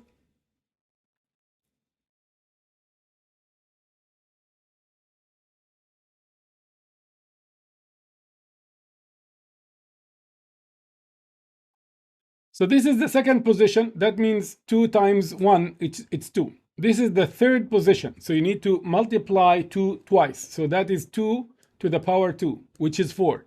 This will be 2 to the power 3. So 2 times 2 times 2, that's 8. And then 4, 16, 32, 64, 128. And we will always deal with 8 bits long symbols or strings, and that's what relates to the IP addresses that we are going to discuss. So for networking, for cybersecurity, for development, for cloud, for anything, all you need to know in binary is the 8-bit string conversion, and you will be good to go. So here is a practice. Find the equivalent in decimal for the following binary. So this is the rightmost. So this is position 1, and this is position 8. So the weight here is 128, and then 64, 32, 16, and so on. So let's put it in a table. It will be easier for us to remember it. So we need to map this binary into this weights and positions. So this one is going to map to the rightmost, and this one is going to map to the leftmost. So let's write it in a cleaner way. So it is 0011, 0011, and then all zeros. We need to look at the positions where the binary or the bit is equivalent to 1, and we take the corresponding weights, add them together, and that will be the result. So here I only have 2 ones in the 4 position and in the 8 position. So 8 plus 4 is 12. That's the equivalent to this number. Let's do another one. Here is another one, 0110 and 1100. So let's map that to our table, and that will be a 1 in the 3rd position, 4th position, and then 6th and 7th positions. So I have 1, 1, and 1, and 1. So what are the corresponding weights? 4, 8, 32, and 64. Why I will not take the 128? Because the corresponding bit is 0. 0 times anything is 0. Similarly, 0 times anything is 0. 0 times anything is 0. 0 times anything is 0. That's why I just ignore them. So I need to add 64 plus 32 plus 8 plus 4. So these are 96, and these are 12. 96 plus 12, that will be 108. Another example. What if I have this binary string 1001 1100? Again, this table should be implanted somehow, or it should be stored in your mind after you practice a little bit. So here is what we have. We have 1001 and then 1100. So what are the corresponding weights that we need to add? 8 and 4 and 16 and 128. So this does not count, this does not count, and this does not count, and this does not count. So 128 plus 16, that is 144. Plus 4, that is 148. Plus 8, that is 156. All right? You can use the calculator if you would like to make it easier for you. I like to do the mind math, but it's up to you. Here is another one, 1010 0011. So here's our table, and here's the mapping. So 1010. So this is with us, and this is with us as well.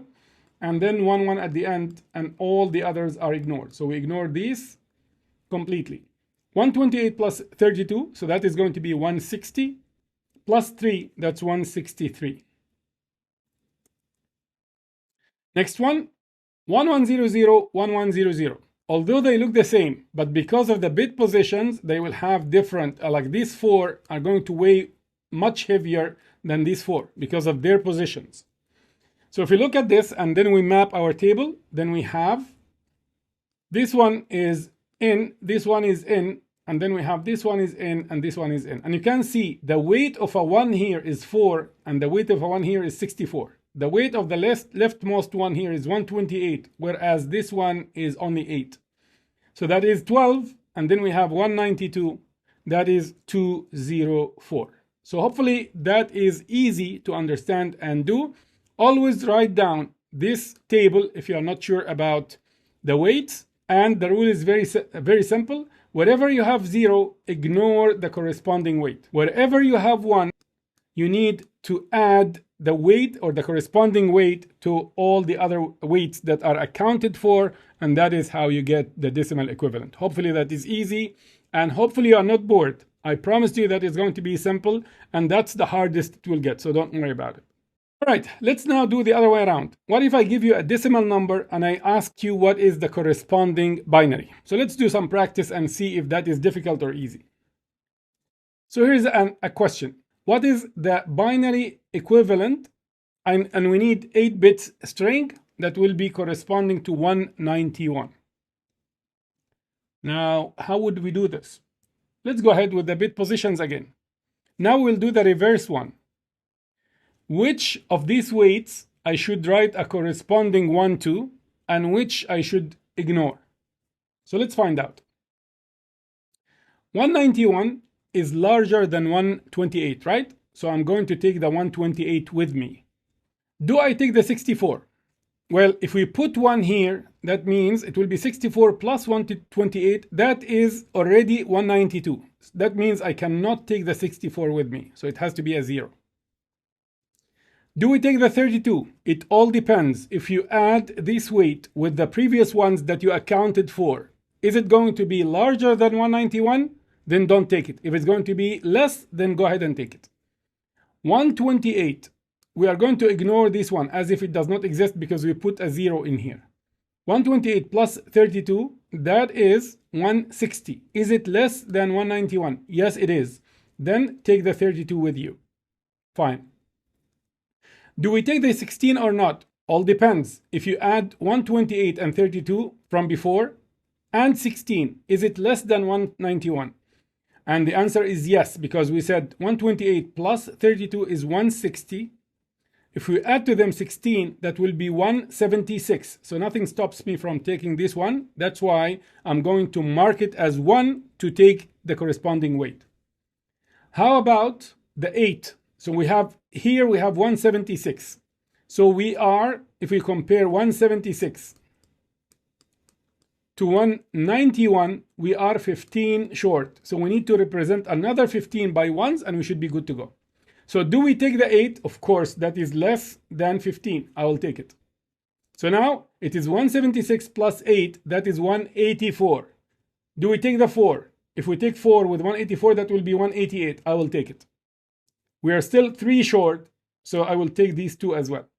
The corresponding binary for that is going to be, let me just erase this. So what we decided is going to be 1, 0, and then all ones. And we are going to compare it to what we have. So if we wipe these, you'll find that it's exactly what we have reached, which is 1, 0, 1, 1, and then the rest is ones. Right? So that's the corresponding binary for 191. Find the binary equivalent of 238. Remember, if you are given anything that is less or equal to 255, you can represent by 8 bits. Otherwise, you'll have to go to 9 or 10 or more bits. And more than 8 bits is irrelevant to the IP address study that we need to make. So 238, do we take the 128? Yes. Do we take the 164? Yes, because if you add these two, it's 192. Do we take the 32? Yes, because if you add these 3, it's going to be 224, which is less than 238, so I will take it. Do we take the 16? No, I'm sorry, we cannot, because if we add 16 to 224, it will become 240, and that is larger than 238.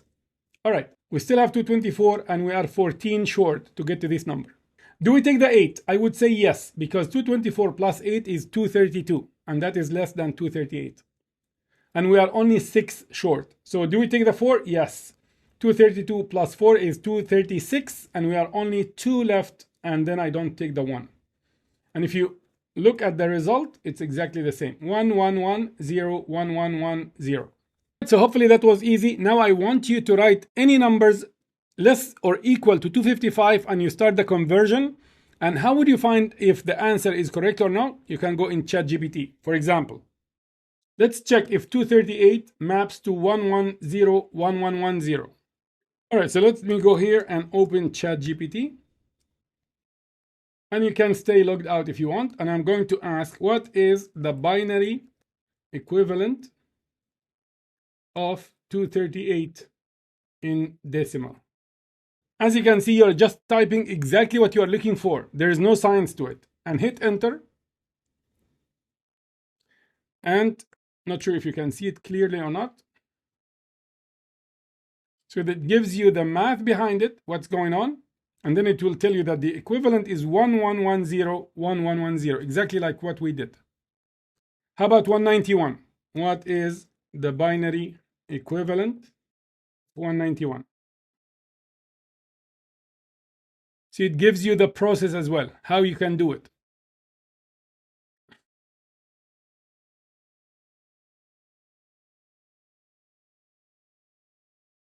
Equivalent is going to be 10 and then all ones, exactly like we did. So you can just put any numbers and you can go into ChatGPT and find out if what you have answered is correct or not correct.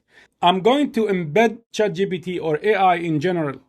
If you want to use Copilot or you need to use Gemini, that's up to you. But I'm going to embed that into the learning so you would know how you can yourself augment your learning using AI and find answers quickly without doubting or being uncertain about a specific answer. All right? Hopefully that's helpful, and we're going to use it a lot more as we proceed. All right. Now, looking at IPv4 addresses, and we're going to find out why it is v4. Let's look at the hosts and networks. Let's revisit what IP addresses are or IPv4 is. The IPv4 is the decimal representation of IP addresses.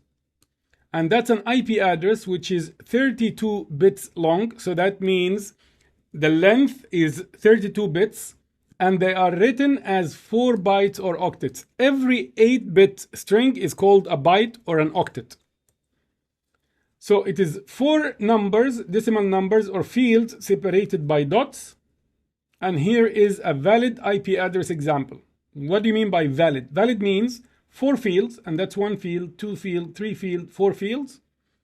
Any one of them cannot be more than 255. Why? Because this is 8 bits long. There is no way I can represent a number in decimal that is more than 255 in 8 bits. And we said the IP address is 32 bits long and it's 4 fields. Each one of them is 8 bits or 1 octet. This is less than 255. This is less than 255. This is less than 255. This is less than 255. So if it is from 0 to 255, that's a valid field value. On the other hand, if any given IP address has more than 255 in 1 or more fields, that's an invalid IP address. It cannot exist, cannot be an IPv4 address. This is something else.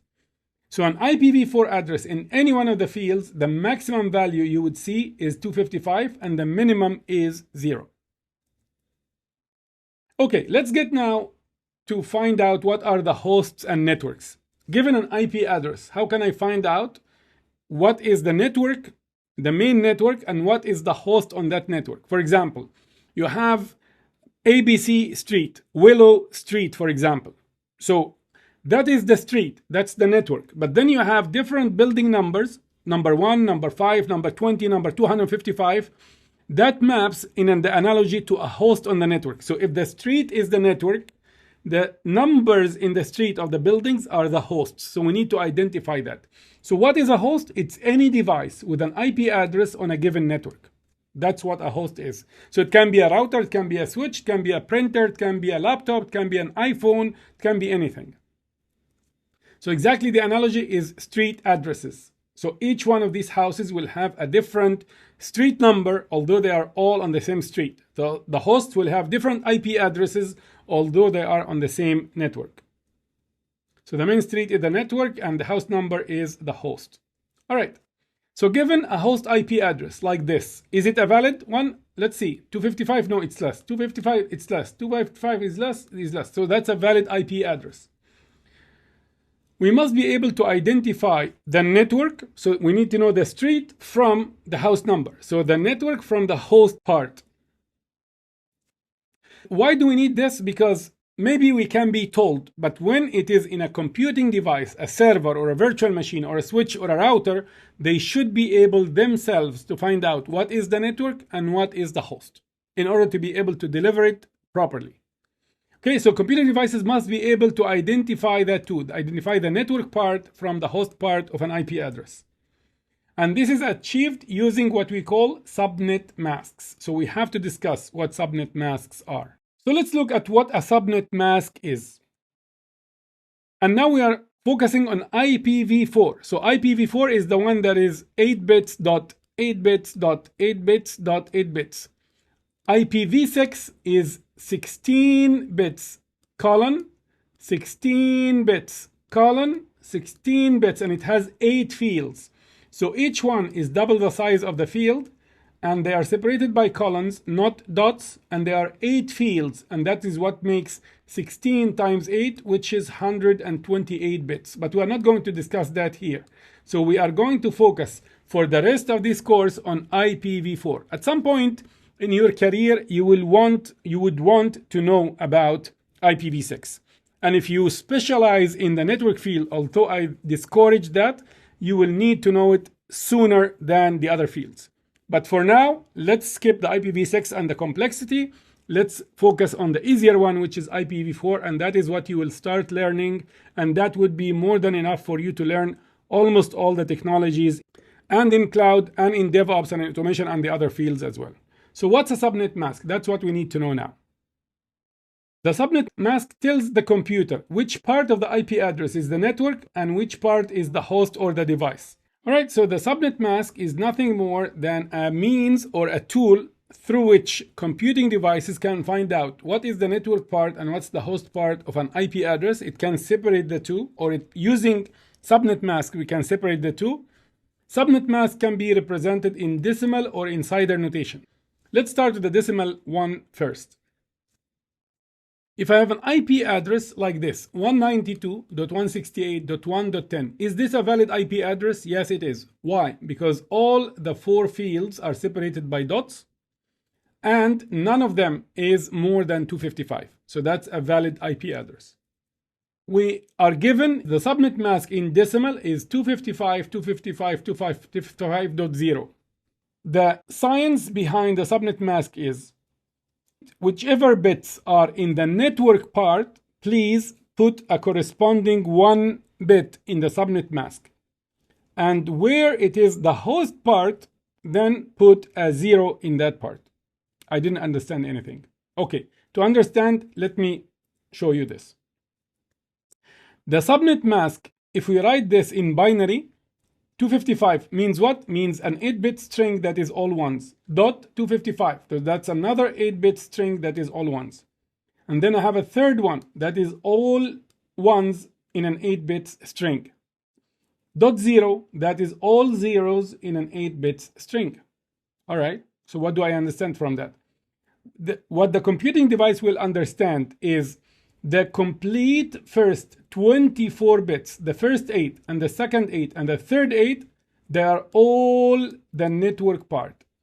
So this is completely the 8 bits field and the 8 bits field and the 8 bits field. This is completely the network part. And what is left is 32 bits for the entire number length,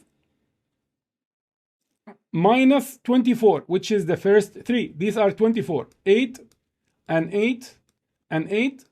These are all network part. And wherever there are zeros, that will be the host part.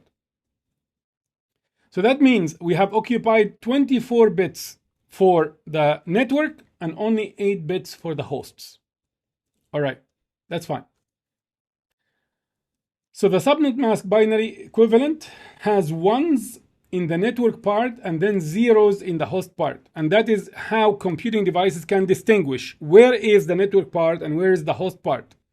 So now by looking into this, then anything that falls within the first 24 bits is the network itself. And that's why the network here is 192.168.1, and then you can put zeros for everything else. That becomes the network itself, the street name itself.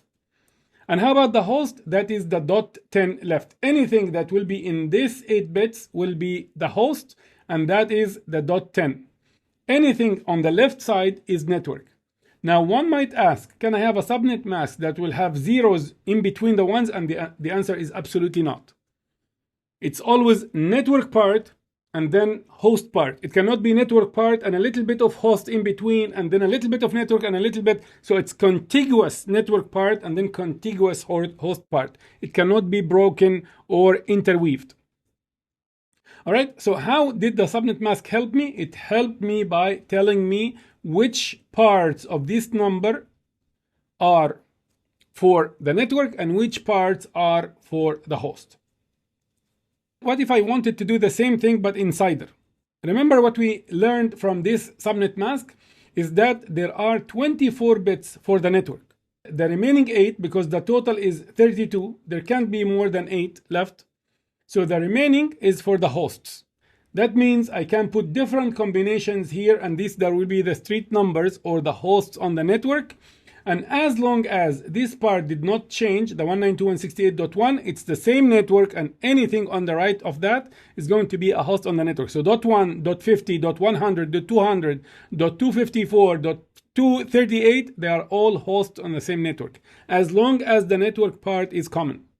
So now, if the computing device is given that 192.168.1.10 would like to communicate with 192.168.1.20, and both have the same subnet mask, that means these are two devices probably on the same network, on the same switch, and they would like to communicate with one another. So even if I had a router connected to this switch, the router will not intervene because it's the same network. That's not my business. So let's look at the CIDR notation. Since the subnet mask gave us the number of bits for the network, then why don't we write it in an easier format? So it's a shorter way to write the subnet mask. Instead of writing 255.255.255.0, why don't I just write it like this? 192.168.1.10, and then we put a forward slash, and how many bits are there for the network? So obviously the remaining of the 32 will be for the hosts. So the number after the slash tells how many bits are used for the network portion of the IP address. And the only reason for the subnet mask was to tell the device, or to tell me, or to tell you which portion of the IP address is the network and which portion is for the host. So 32 is the total number of bits in the IP address, minus 24 in our case, which is the network part.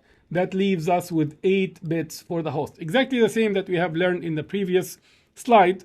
This way or that way are the same. AWS chose to use the subnet mask this way, with the CIDR notation, not with the decimal notation. It's much easier to understand. So now if I give you an IP address and I tell you it's /16, what does that mean? That means the first 2 fields are for the network, and the next 2 fields are going to be for hosts. So I can allocate different hosts on the same network by changing the zeros and ones on the 16 bits on the right side. If I tell you it's a /8, what does that mean? That means the first field only is for the network, and then everything else is going to be for the host. So I can put different bits and bytes, different combinations here, and this will be different hosts on the same network. So hopefully you understand it now, and it's easier. So the meaning is the same. The first 24 bits are for the network, and then the rest will be for the hosts. And the result is the same. The network part is 192.168.1.0, whereas the host is the .10. And here is a table that it can be handy if you want to use it, or I can just, go to my friend, go to ChatGPT, and I'm going to say, okay, fine. What is the binary equivalent if I'm confused of 255.255.0.0, for example? So now it will give me the binary equivalent for that. This is how it will look like. 255.255.0.0, which means this is the network part in any IP address that uses this subnet mask, and this will be the host part. What is the binary equivalent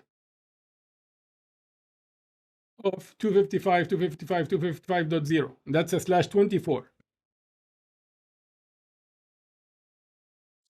And it will give me the same. So the first 3 octets are going to be like this. And now, what is the binary equivalent of the CIDR /24?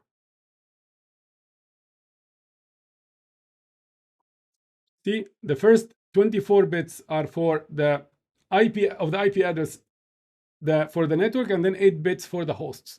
And if you compare this, all ones and then zeros, that's exactly the same, 255.255.255.0, which is exactly the same when I asked it what's the equivalent of this. So whether you write it this way or you write it as /24, it's exactly the same. All right, so this is handy if you would like to use it, or if you can do it on ChatGPT, that's also perfectly fine. And this starts from /8 all the way to /32. And it gives you all the numbers. So for example, a /9, what would it be? That will be all 8 that are going to be ones, and then only one more is going to be 1, and the rest will be for the host. So if you want to write that in decimal, it's going to be 255. And if we have 1 and all zeros, that is 128. If we have /10, so that will be 1 more bit taken into the network, and the equivalent of the second octet now is 11000000, which is 192. If you take 3 bits, that will be 224, and then 240, and so on, until you reach this one where you take the first 2 octets completely. So if you are at the boundaries, if you take 8 into the network only, or 16, or 24, that's easy, because that will be 255.0.0.0 for /8, like here. Or it will be 255.255.0.0 if you do /16, or it's going to be 255.255.255.0 if you go for a /24. Hopefully that's easy, and I'm sure with practice, and if you use your best friend ChatGPT or Copilot or Gemini, it's very easy to train on this and to get it. And if you have any questions, definitely let me know. All right, so let's do some subnet mask practicing so we get whatever we have understood and grasped clear or clearer. And if there's anything missing or ambiguous, then hopefully that will make it more comprehensible. So example number 1, given the below IP and CIDR.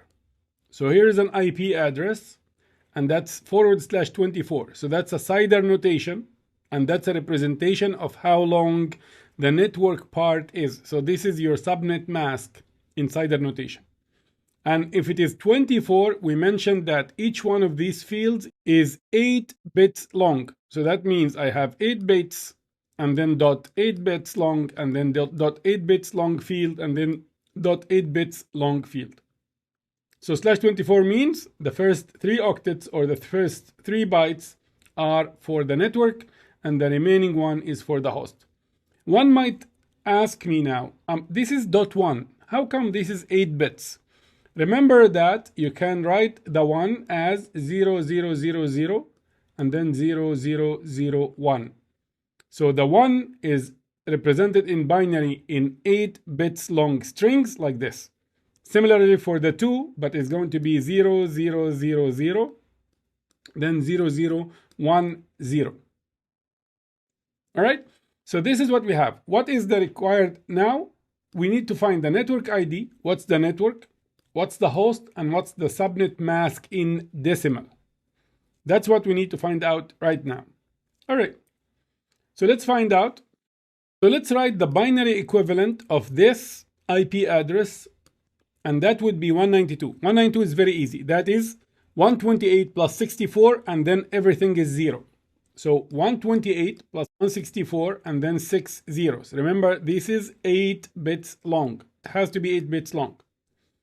168, that is 128 plus 32, that is 160, and then we have 8 with us. So we will take the 128, we will ignore the 64, so that will be 1 and then 0. We will take the 32 because these two together make 160. and then we'll ignore the 16 and we'll take the 8 with us. So that will be 168 and everything else is zeros. And then dot 1, 0, 0, 0, 0, and then 0, 0, 0, 1. Dot 2, that is all zeros, and then 0, 0, 1, 0. We put the color of the network bits in purple and the rest is in blue to signify that we have 24 bits for the network and then only 8 for the host. Okay, what do we need? We need to find out the network ID. Very simple. Zero everything in the host part, and that becomes the network ID. So take this as is, copy it, and then dot 0, 0, 0, 0, 0, 0, 0, 0. So that is 192.168.1.0. That becomes your network ID. Okay, so the host part is 8 and the /24 is the network part. Here is the network ID 192.168.1.0 by placing zeros in the host part, and dot 2 is the host, and then the decimal cider block is 24 all ones, so that is 255, 255, 255.0. All right, and of course I can go to my friend, which is ChatGPT, and I can ask ChatGPT, what is the network ID, what's the host, and what's the subnet mask in decimal for this range? Let's go ahead and try it. So what is the network ID, host, and the subnet mask in decimal for 192.168.1.2/24?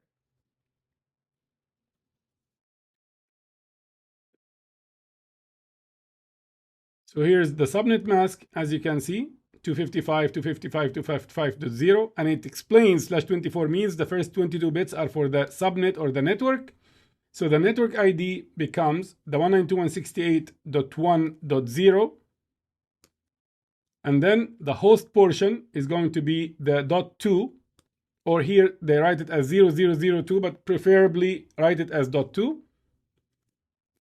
Here we go. The host is 2, and here's the subnet mask 255, 255, 255.0, and this is the network ID.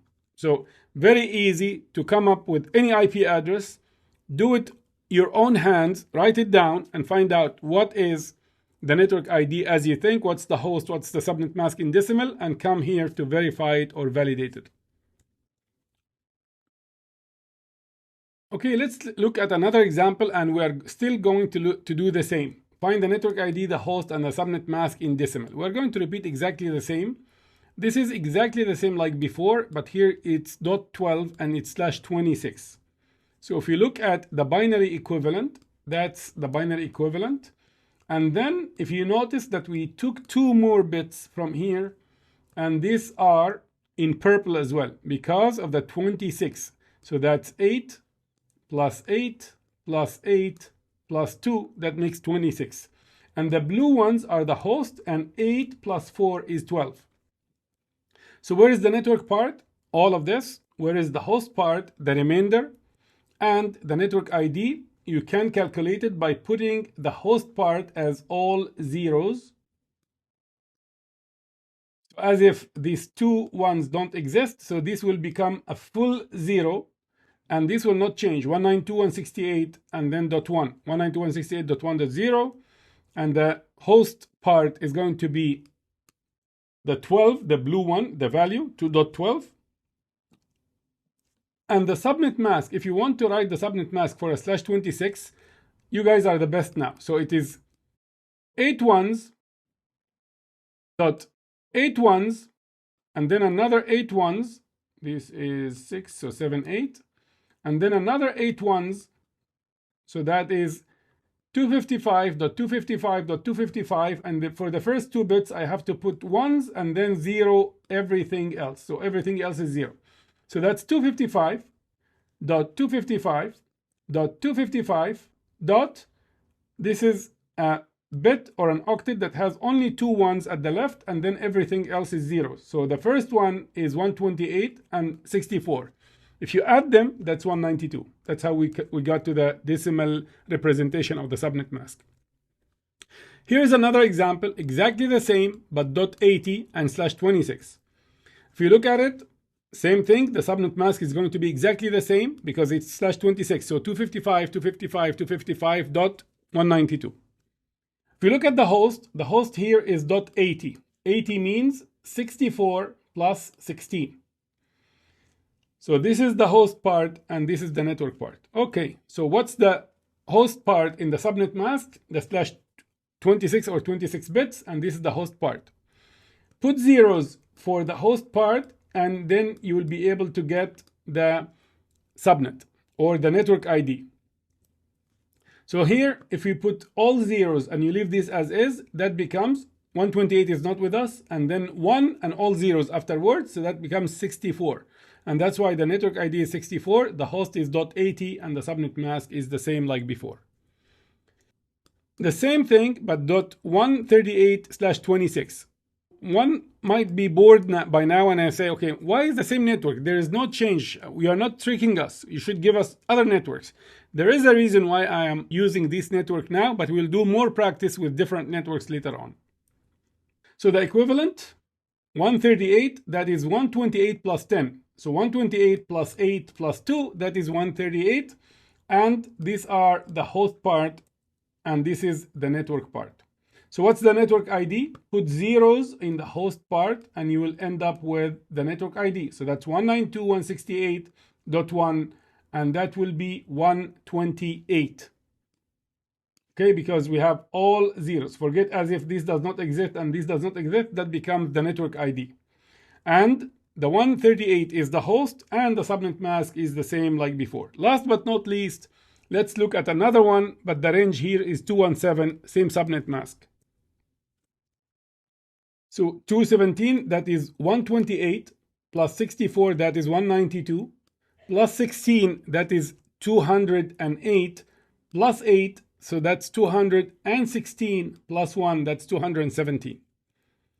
Network part, host part, so put all zeros in here, you end up with the network ID. So 192.168.1.192. And the host part is .17 and the subnet mask is the same. Now, why did I use the same network all the time? Now let's put them all side by side with the very original one that we have done. So the very original one that we have done is 192.168.1.2/24 and the network ID was .0. Then we looked at .12 and that was the network ID. Again, same network ID, but the subnet mask is different, so they are not the same. This is actually part of this.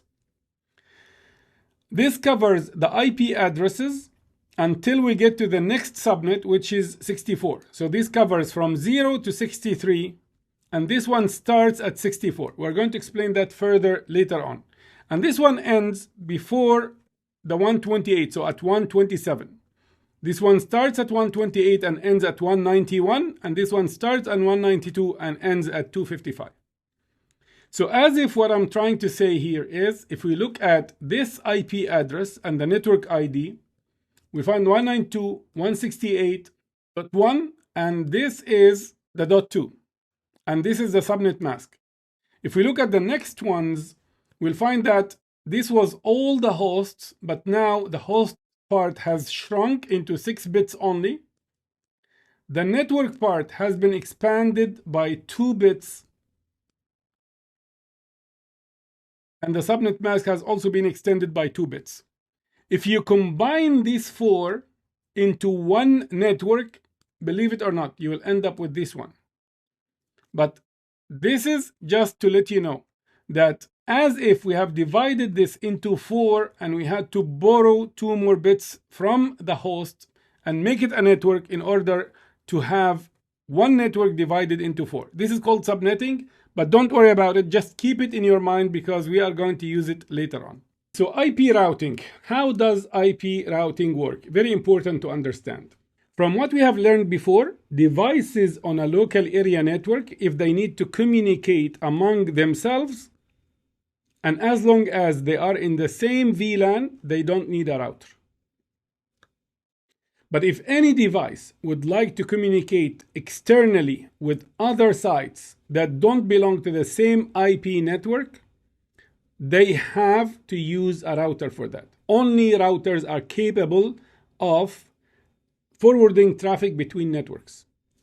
Also, we learned that if we had two VLANs, red VLAN and a blue VLAN, for instance, and we would like to route between them, so in that case also I need to have a router that connects between them. It will have one leg in the red VLAN, one leg in the blue VLAN, and that router will route between them.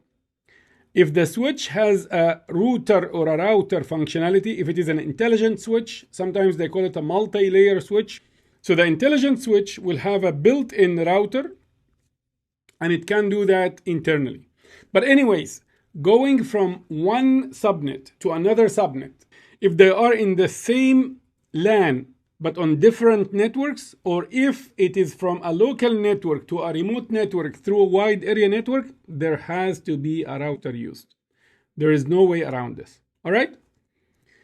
When one device tries to talk to a different network or subnet, it can't go there on its own. It needs a router. And the routing is done, or the routing is done by devices called routers. All right. Routing is the process of selecting paths inside a network to forward traffic between hosts. So, if this camera is trying to send a video footage to be saved somewhere in storage in the data center, for example, then it has to forward that traffic to the router because now it's going outside the LAN. It will cross a subnet in the WAN and another subnet to get here until it makes it to the storage. So it will cross multiple subnets, so it needs a routing decision to be made here. What is the best path to forward this? When it gets to this router can send it in or can send it to the internet. How would it decide? Based on the routing, it will send it inside to the data center because it knows that the storage IP address is towards the data center switch. The data center switch will know where to send it and it will send it in. So I have a routing done here, routing done here, and a routing done here. Each one of them will do a decision or will make a decision based on its knowledge of where that destination could be and the best path to get to that destination. In order to do that decision, the routers will use what we call routing tables. Sometimes they are called forwarding database, forwarding tables, and algorithms in order to determine the most efficient path to forward traffic. So if the router has multiple ways to get to the data center on the other side, then which one to use? Then there has to be an algorithm that will enable the router to find the best path. When thinking about the routing tables or the forwarding database, the best analogy is think as if we are now configuring a GPS on the router to define directions to destinations. So the routing table is exactly like a map or a GPS on the router. Each router needs to build a routing table or a database of known destinations and how to reach them. When a router receives an IP packet, it will follow the process below. Based on the existing routing table or the forwarding database on the router, when the packet is received into one of the router ports, one of the router interface, let's say this one is connected to a switch. All right. And then we have a PC on the switch or a laptop that is trying to send something outside the network, so it gets to the router. So that message is called a packet. That message from the laptop to the router, each one is called a packet. So packet is received. The router will receive the packet. It will check who is the sender and where is the destination. Now it would look at the destination and then check the GPS, check the routing table that it has. Do I know where that destination is? If the answer is yes, then where should I forward it? And then it will send it to the IP address or the interface. So here, for example, destination 10.0.0.0/24. If you want to get to it, send it to the IP address 100.2.1.1, which is a connected router or a connected network. If you don't know where it is, then by all means, drop it. Don't guess. The router will never guess. If it knows how to get to the destination, it will send it towards the destination. If it doesn't, it will just drop it. And that's it. And you will not get an error telling you that I have dropped it because of such and such. You will be waiting on your browser trying to get to that website that is hosted, and things are not working because you haven't configured your router properly.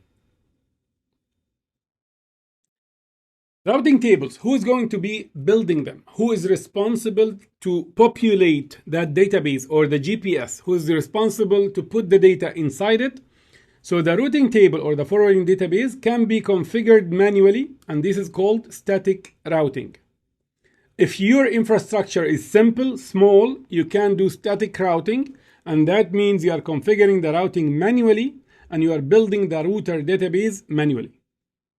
That is an option when we are talking about a small scale infrastructure. And we're going to do manual configurations, by the way, in our demos in AWS. If it is larger than that, if I have 2 routers, all right, and let's say this router knows about other 3 routers, and this one knows about another 4 routers. And each one of these routers knows about multiple routers. I have so many networks now. I mean, this could be like a mini internet. It doesn't make sense to go ahead and build the information in each one of these routers to let it know the possible destinations and how to get to them. It doesn't make sense. You will not be able to maintain it. From an operational perspective, it will be a nightmare. And also it will be prone to mistakes. So what do we do then? There is something called routing protocols, dynamic routing protocols. For example, Border Gateway Protocol is the dynamic routing protocol used on the internet. Any routers on the internet, they communicate, especially the big ones, the backbone ones, they communicate using BGP because the internet table size could be in the multiple gigabytes, if not more than that. So what do? We enable BGP here, we enable BGP here, we enable BGP on the routers, and then the routers, each one of them will start to share the networks that it knows about with all the neighbors. So this will also share their information, and that's how they start to populate their GPS, their routing database, the routing table, their forwarding database dynamically. Either way, a router must have a forwarding database, an accurate one, either manual or dynamic, in order to be able to forward traffic properly. The router does not come pre-configured with a route table. The router comes from the manufacturer, and then you place it in your infrastructure and you have to configure it and customize it according to your infrastructure needs. So this is something that you will need to do. So it requires dynamic routing protocols to be configured. Open shortest path first is an example, and Border Gateway Protocol is another example. When you work with AWS, you will need to know about BGP if you would like to scale connectivity and configure wide area network and enable dynamic routing protocols and all that. But you can live with a static if that is sufficient. All right. So the routing table will be populated either dynamically or statically, manually, and then the flow chart or the decision-making process will work. Okay, there is a concept called default route or default route. What is that? In the previous examples, we looked at this forwarding table, and the decision was either I know where the destination is so I can forward it. That's the router decision based on its forwarding table or route table. And if it doesn't know, it will drop it. This is not practical. Let me tell you why.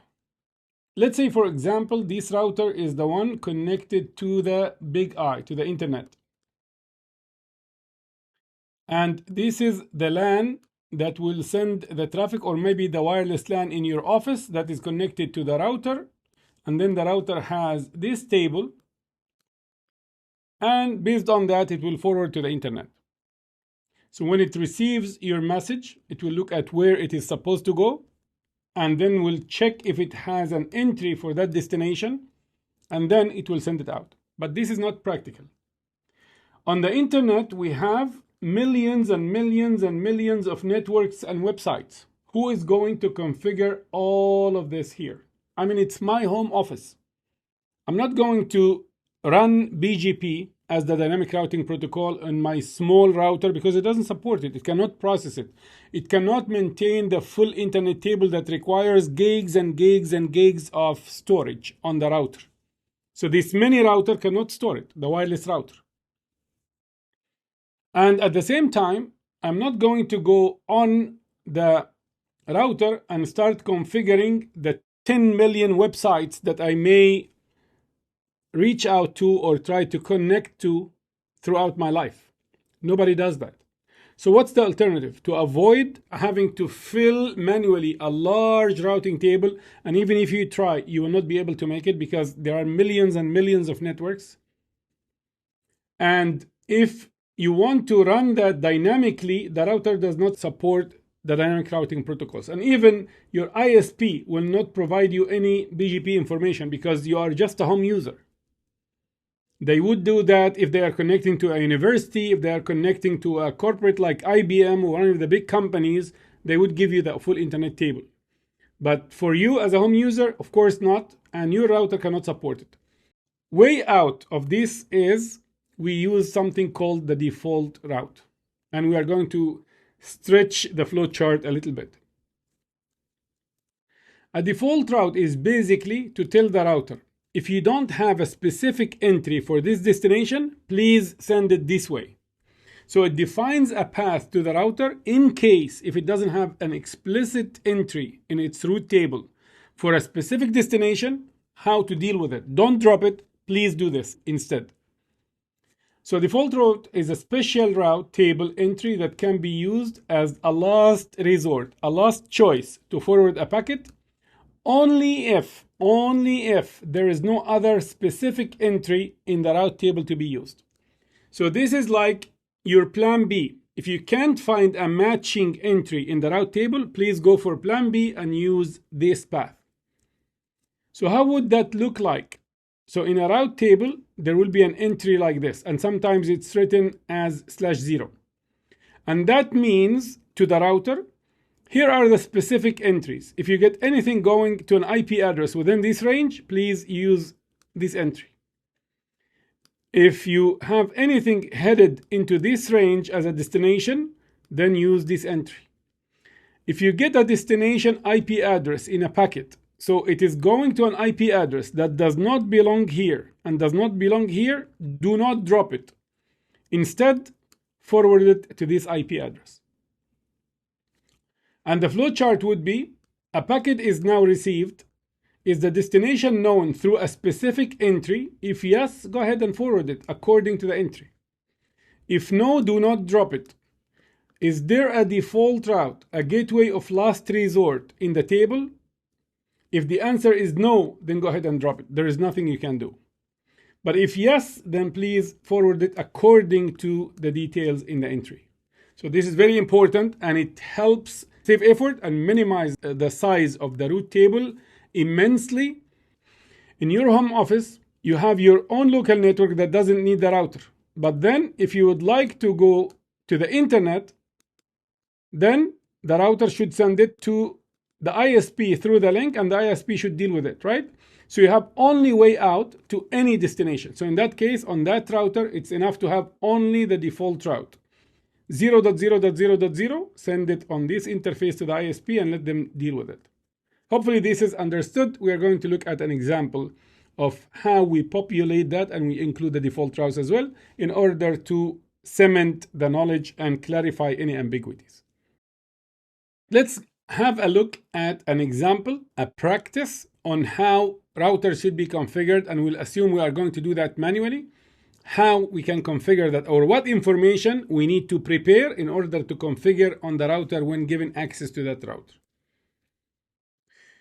So we have this example. We have a local area network somewhere, and then we have a data center, remote, it's not nearby, and we have already installed router A and router B in the LAN side and in the data center side respectively.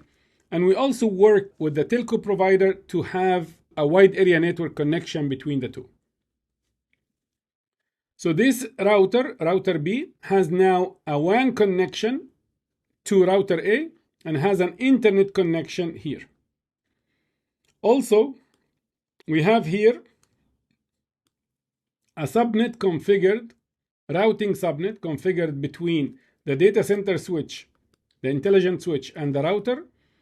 And this is going to be the 10.0.255.0/30 subnet. Has 4 usable IP addresses. .1 is on the switch, and .2 is on the router. So this is the IP here, and this is the IP here. All right?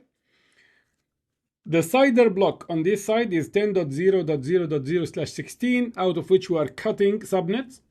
So we're going to provide the application segment, the subnet 10.0.20/24, and the database is going to be 10.0.10/24. And you have this subnet as well. All right. For the WAN side, we have worked with the telco provider to use the subnet 172.18.00/30. .1 is on router A, so this is the IP address right here, and .2 is the IP address right here. On the LAN side, the CIDR block is completely different. So this is 172.18, this is 10.0, and this is 192.168. The 192.168, we are going to allocate .1 to the router and other IPs for the other devices. So what's needed now? We need to prepare the routing table. We need to include all the required details on router A and on router B. And that should include all local routing within the data center, from the data center to the LAN, from the LAN to the data center, within the LAN, and from the LAN to the internet, and from the data center to the internet. Oh my goodness. How can I prepare all of this information? Looks tricky. It's not. So let's look at the router A side first. What do we need to configure on router A? What does router A need to do? What are the possible destinations that it will have to forward traffic to? This is exactly what we need to configure in its routing table. So router A knows about the local area network, right? So this is number 1. It also knows about the wide area network. And it should know how to get to the data center. Also, it is required that we need to know through the router how we can get to the big I, to the internet. So let me just write it as an I here. So here we have 4 entries or 4 decisions or 4 possible destinations from the local area network to the outside, or from the outside to the local area network. So how do we define that on the routing table? The routing table usually have at least 2 entries. One is to define which destination and how to deal with it, where to send it next. Next hop means what is my target to get to that destination, or what's my next hop? What's the next device or next IP address that I should send it to in order to get closer to the destination? So first of all, let's do number 1. It knows about the local LAN. Through what? Through the LAN interface. So the interface which is configured here, and it's on the switch. This interface, depending on the router type and model and all that, will have a name. It could be LAN 0, it could be Gigabit Ethernet 0, it could be Gigabit Ethernet 0/1/2, whatever the name is. This is irrelevant now. The LAN interface is how the router A can get to the LAN. Is that right? Yes. So 192.168.1.0/24, which is the LAN IP address range, and that is reachable through the local area interface on the router. All right, so that's number 1. Number 2, 172.18.0.0/30. How can the router A get to this subnet? This is through the local WAN interface, and this will also have a name. It could be also Gigabit Ethernet, it could be something else. Whatever the name is, you can get to it through this interface. All right, so these are the local networks that it's directly connected. How about getting to the data center, and how about getting to the internet? So getting to the data center, that has to go through the wide area network to router B, right? So my target, my enabler, my helper to get to 10.0 has to be router B. How can I talk about router B here? I know its IP address on a shared subnet. I have .1 and the router has .2. So to get to this network, I need to go through 178.18.02, which is router B interface. How about if I want to go to cnn.com or dolphinedacademy.com? How am I going to do that? How can I get to it? Again, through the WAN, through router B, because we don't have a direct connection to the internet from the LAN. So we have to hop through the wide area network to router B, and then we can go to the internet, right? So how can I write that? The internet has so many websites and so many IP addresses, and I'm not going to list all of them. Then we can take advantage of the default route, and I can tell the router, hey, if there's anything else other than the ones specified, any other destination other than the ones specified, please send it to same thing to router B. So now we have everything identified on router A side based on the requirements we have right now. All right, let's go ahead to the other side, to router B. So in router B, what do I need to define? I need to define this subnet, which is between the data center switch and the router. That's number one. I need to define the local area range in the data center, the 10.0.0.0/16, which is behind the data center switch. So I have to come through the data center switch in order to reach any one of these subnets. That's number two. So number two is the range, or let's just write it here. Number two. Number three, I can get to the internet, to the big I, through router B, through this interface. And let's assume that the opposite router interface in the ISP, so this is .1, let's assume that it is also 122.54.2 on the other side. What else? The WAN connection, the WAN interface. I know about this subnet, right? How? Through this. So this is number 4. So we have, so this is 3, number 4. And also, I need to respond to any requests coming from the local area network. So this is number 5. So I need to define all of these here. So we'll have 5 entries, not 4. Let's do it one by one. How can I get into the 10.0.0.0/16, which is this side of range? I can get to it through the data center switch IP address that shares with me a subnet. So I can get to it through 10.0.255.1. All right. How can I know about the 10.0.255.0 subnet /30, which includes .1 and .2? Well, that is directly connected through my LAN interface. How can I get to the 172.18.00/30? That's easy. That's through my WAN interface. How can I get to the other side, to the LAN? Oh, okay. In that case, if you would like to get to the LAN, then I have to go through my colleague router A. And by the way, I share with router A a subnet, and he is .1, or it is .1 on that subnet. How can I get to the internet? Oh, okay. Anything else not explicitly defined, then I can get to it through 122.54.2, which is the IP address we assumed that it is on the router at the ISP connecting to our router. So this needs to be configured manually on the 2 routers. And here manually is enough because it's a small network. Or maybe I will enable BGP configuration between the 2 routers and just enable that, or OSPF, or any dynamic routing protocol. Either way, this is the minimum that I need to see on router A, and this is the minimum that I need to see on router B. All right?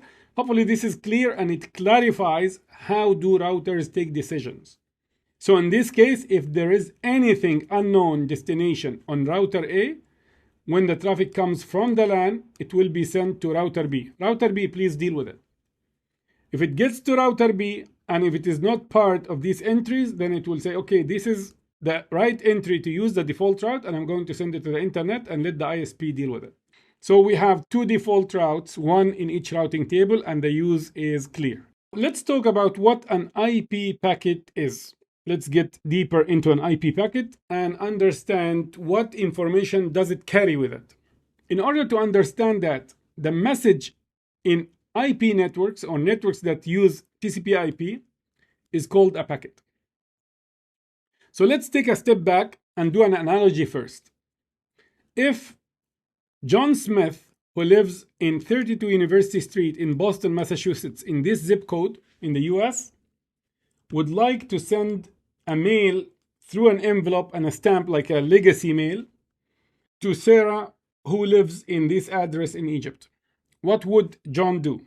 John would write on the envelope, of course, after a stamp is used, John will say from my name, my address as John, and it's going to, and the details for Sarah. And that's how it gets correctly to the right address through United States Postal Service and then through the Egyptian Post. The response will be the other way around. It will be from Sarah going to John Smith, and this will allow it to be delivered properly. So this is in postal systems. Now, what about in networks? So the IP packet is like a sealed envelope as well, carrying the digital mail or the digital message from one end to another, one computer to another. So if I have a user connecting to the internet, the user's IP address or the user's home router public IP address is 100.2.55.3. It is not 10 dot, and it is not 172.16 to 31, and it's not 192.168. So this is a public IP address, and this is not a private IP address. So whether it is on the home wireless router or on the user's phone and the user is connected to data, to the internet, the user would like to get to a website, and the website IP address or the server IP address is 205.111.37.86. Again, this is a public IP address. Of course, I'm not allowed to use these IP addresses because they must have been assigned somewhere on the internet. But I'm just showing you an example of what might be a public IP address just for the use case. All right, so I have no right to use these IP addresses in any network that I build, because these are public IP addresses and they have to be allocated according to the registry, to the hierarchy of the public IP address control system organization across the globe. What am I trying to get to? Comparing from the postal office example, what if we need to send a digital message from this IP to this IP? What happens? Then an IP packet has to be created, and the IP address of the source must be included as a from field, and then the destination or to field will carry the destination IP address. So it will look something like this. I'm just trying to show it as an envelope. It's not an envelope. So it has to show the source, where it came from, which is this IP address, and it has to show the to or the destination address, which is the other side's address. And since both are public, that means the internet will be able, router by router, to carry that message until it gets to the server. Great. What about the response? The response, like in the postal and mail system, it's going to be reversed. So now it's going to be a message from this as the source to this as the destination. And that's why it will be shifted the other way around. So the from is now the server going back to the user. So it's exactly the same.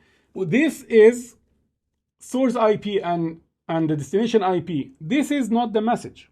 The message is inside the envelope, and we call it the payload or the data within the message. So what is this then? These are like the stamp and the envelope. At the end, when I receive the message, I'm going to discard the envelope. I don't need it. It's not anything that I need except for John's address or the other party's address. And as soon as I write the new envelope, I can discard the old one. So these are called headers. The IP packet includes the actual message data being sent, and which is called the payload inside the envelope. And the IP packet also includes the IP addresses and other details, and these are called the headers. So the message sent is not only the data you want to send, but also other required information in order for the message to be delivered properly. These are called headers. So when you hear the term headers, please know that we are talking now about IP addresses and other details necessary in order to deliver the message from node A or host A to host B on an IP network. All right? Since we are going to apply all our hands-on in the AWS cloud, let's find out what is the AWS Global Infrastructure and what does it consist of. The AWS cloud globally consists of a number of what they call geographic regions. A region is an AWS presence, a group of data centers that are in one country.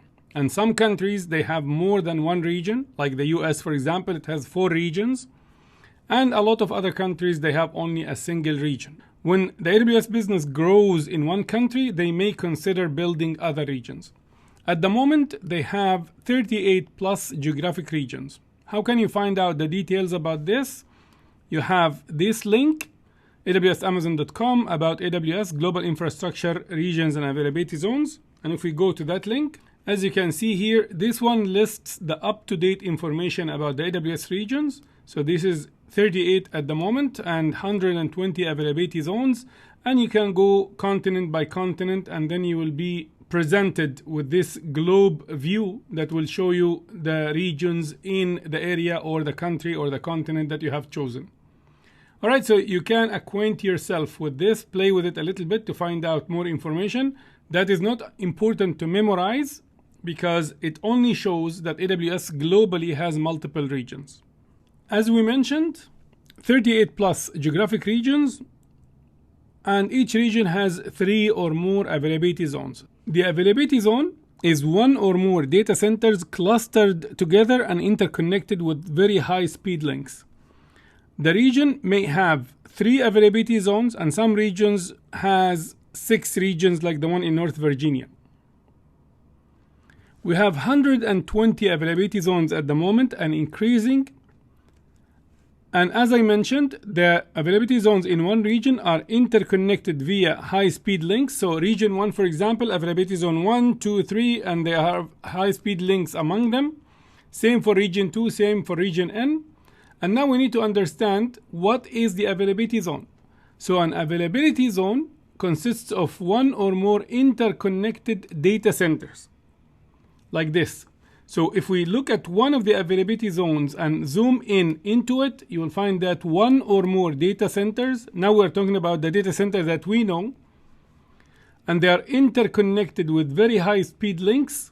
And these data centers, they could be, 10 kilometers, 20 kilometers, 50 kilometers away from each other. And the point about having more than one data center in an availability zone and then more than one availability zone in a region, the whole point is high availability.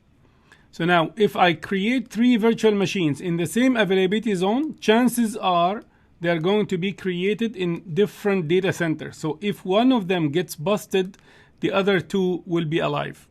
And that's why it's always recommended when you create workloads, applications, databases in AWS, it is recommended by AWS to establish it in multiple availability zones, not in a single availability zone.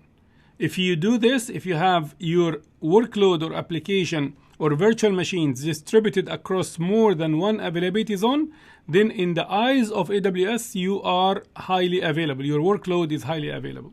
All right, so that's enough about the AWS Global Infrastructure. Next, we're going to introduce what is an AWS VPC, the Virtual Private Cloud in an AWS region. So let's now go ahead and discuss what is an AWS VPC, a Virtual Private Cloud. That is your virtual data center that you can create in a minute in cloud computing or in a AWS cloud, to be more specific. So a virtual private cloud, building your own isolated virtual data center in the cloud.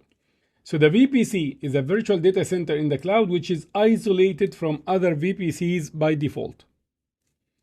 The VPC client or the customer who owns the VPC, who created the VPC, has full control over the VPC or the VPCs. You can create more than one if you want. And a VPC is confined to a single AWS region. You will never see a VPC stretching between two regions. It's either in region A or B or C, but it's not going to be half in here and the other half in another region. A default VPC is created automatically in each AWS region when an AWS account is created. And the VPC spans all the availability zones in a region. What does that mean? What does it mean when I say that a VPC stretches across availability zone? That means in that VPC or virtual data center, you can have virtual machines and workloads. We call the applications and the data that you add and all that a workload or an application or a database, whatever that is. You can host it in any of the availability zones in that region. As if we are saying that you can control where in the region to place your workload inside the VPC. It's up to you. You can have a virtual machine for application A in availability zone A, and in availability zone 2 or B, and in availability zone C. You can have databases in availability zone A only. That's up to you. You can have some security virtual machines also available in availability zone 2 and 3 only, but not in 1. It's up to you. Creating a VPC means you have the permission to create a workload, a virtual machine, anywhere in the region, in any of the availability zones. Why is that an advantage? Because it allows you to have more availability of your applications. I can now have them or have my e-commerce website in 2 availability zones in the region. If one gets busted for whatever reason, I have the other one. And remember, we mentioned that the availability zones are far away from each other, and each availability zone is a cluster of 1 or more data centers interconnected with very high speed. The availability zones themselves are also interconnected with very high speed. So hosting your application or data or website in more than one availability zone gives you an advantage of being more available, and the uptime will be higher and your customers are going to be happier. So what are the components of a VPC? When I build a virtual data center that takes me a minute or less, as you will see, what are the components that I can create in a VPC? First of all, you can't have a VPC without a CIDR block. There has to be an IP address block of which you can divide subnets for the VPC. And there is a router configured automatically, and it connects to all the subnets that you create within a VPC, and it guarantees that they can all talk to each other. Then you have the route tables, which will tell the implied router for each subnet what to do with the traffic coming into the subnet or going out of the subnet. We're going to discuss that in detail. If the VPC needs to connect to the internet, that only happens through the Internet Gateway, or abbreviated the IGW. Now, for security, we are going to discuss that in subsequent modules. We have security groups and network access control lists, which are virtual firewalls, but we'll discuss them when we get to them. So let's start with the CIDR block. You cannot have a VPC without a CIDR block. It's all IP communication inside the VPC, so there has to be an IP address range. And the VPC subnets are created from that CIDR block. So that's the extra large pizza out of which you can break down slices, which are going to be your subnets. And the CIDR block size can be anywhere from as small as /28 to as big as /16. So this one gives you a total hosts of 65,000 plus, and this one gives you only 16 hosts. Of course, this is not something that you would want to do unless if you are testing something for 5 minutes, 10 minutes, half an hour, and then you will switch it off. Default size for CIDR blocks in AWS are /16. Can I have /15, /14? No, that's not allowed. All right, so the VPC stretches across all availability zones in one region, and the VPC is confined within one region, cannot stretch beyond the region. And I can have one or more CIDR blocks actually, but at least one. And the subnets are chunks out of that CIDR block, and they can be in different availability zones. Let's now discuss subnets and route tables as far as a VPC goes. So let's start with subnets. We can configure multiple subnets per VPC. As big as your original size block of IP addresses, the CIDR block, you can create as many subnets as you want. So I can have one subnet in availability zone 1, one subnet in availability zone 2, and I can have more than one subnet per availability zone if I want. As we mentioned that the VPC is confined within a region, cannot stretch beyond a region boundary. Similarly, a subnet cannot stretch outside of an availability zone. So the subnet and all its hosts must be within the same availability zone. So the VPC is confined to a region, the subnet is confined to an availability zone. So can I configure a virtual machine here and assign an IP address from subnet 1 in availability zone 2? The answer is no. If subnet 1 is in availability zone 1, all the hosts in that subnet must be in availability zone 1 as well. Can I have more than one subnet per availability zone? By all means, yes. So now we have the subnets, but we need the implied router. You don't need to configure it. It will be created automatically and it will connect to every single subnet that you created or will create in the future in your VPC. So nothing needs to be done on that implied router except for, if you want, create route tables. The implied router will forward traffic among the subnets in a VPC, but it also will have the traffic or will help the traffic forward the traffic that is going outside the VPC or traffic coming from the outside to one of the subnets in the VPC. So basically, this is where traffic can roam around within the VPC, go out, or traffic can be received through the implied router. Routing between subnets within a VPC is enabled by default and you cannot disable it. We're going to look at that. The implied router by default will have one routing table, and the routing table would say all the subnets within the CIDR block are local. I know how to get to them all. So all the routing among the subnets is enabled by default and you don't need to do anything about it. This router is fully managed by AWS. You cannot access it, you cannot log into the router, and you cannot change configuration in the router. All you can do is you can play with the route tables that are available to you.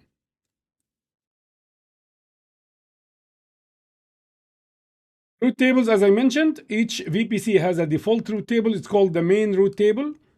That route table can be used by more than one subnet at the same time. So if I decide to keep only one route table in the VPC, all the subnets in the VPC are going to use it.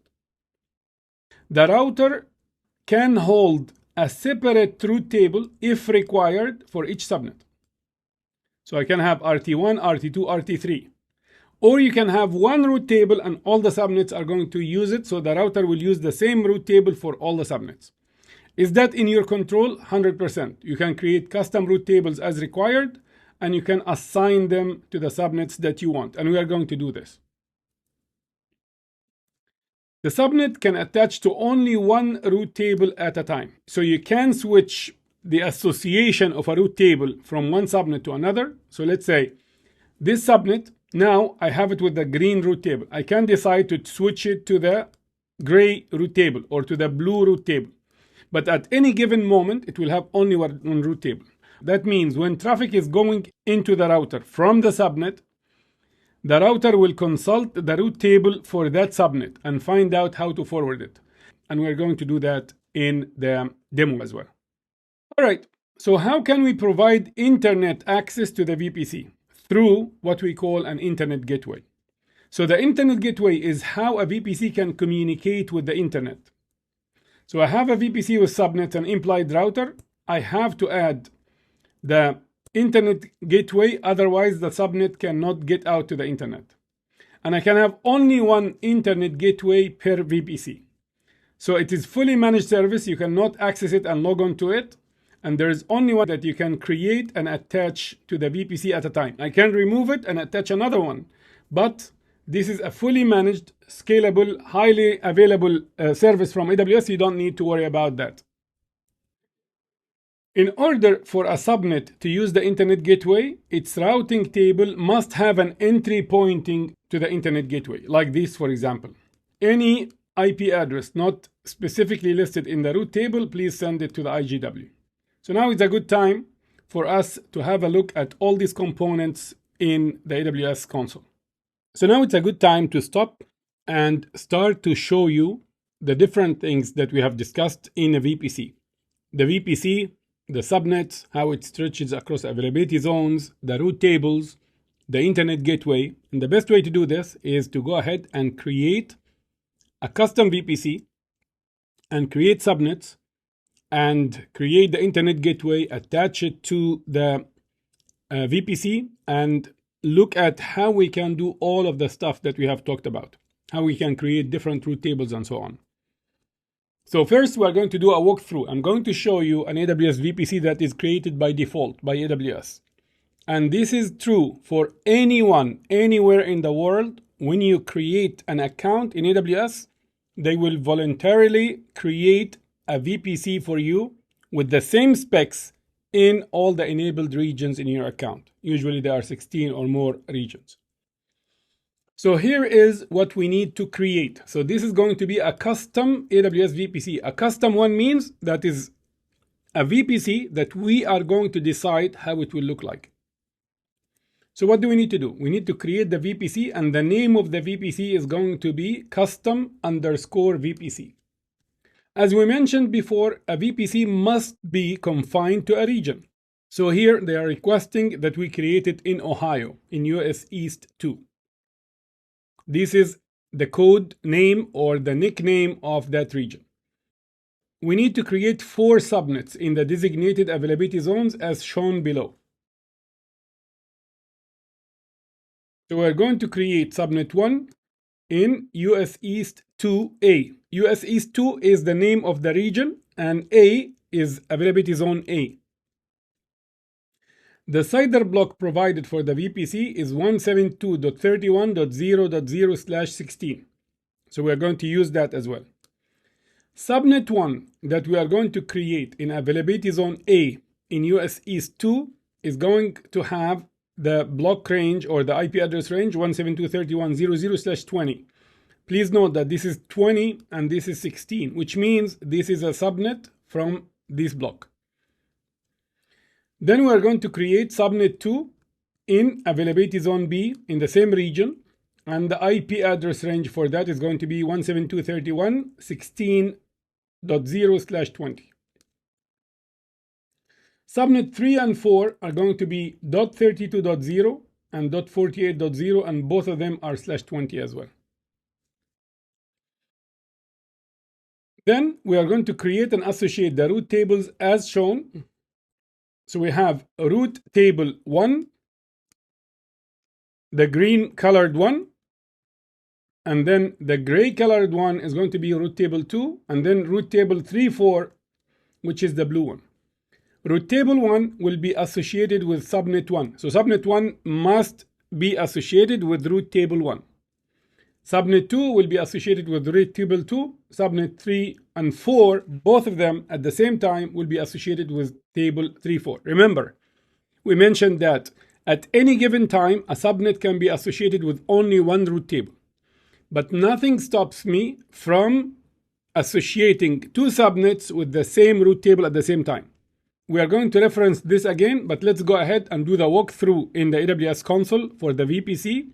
We are going to look at a default created one, and then we are going to move on and create our own. The AWS Management Console, and I'm in the VPC dashboard.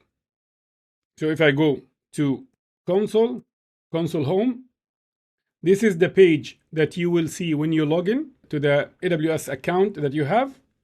Then I'm going to type VPC and click on this.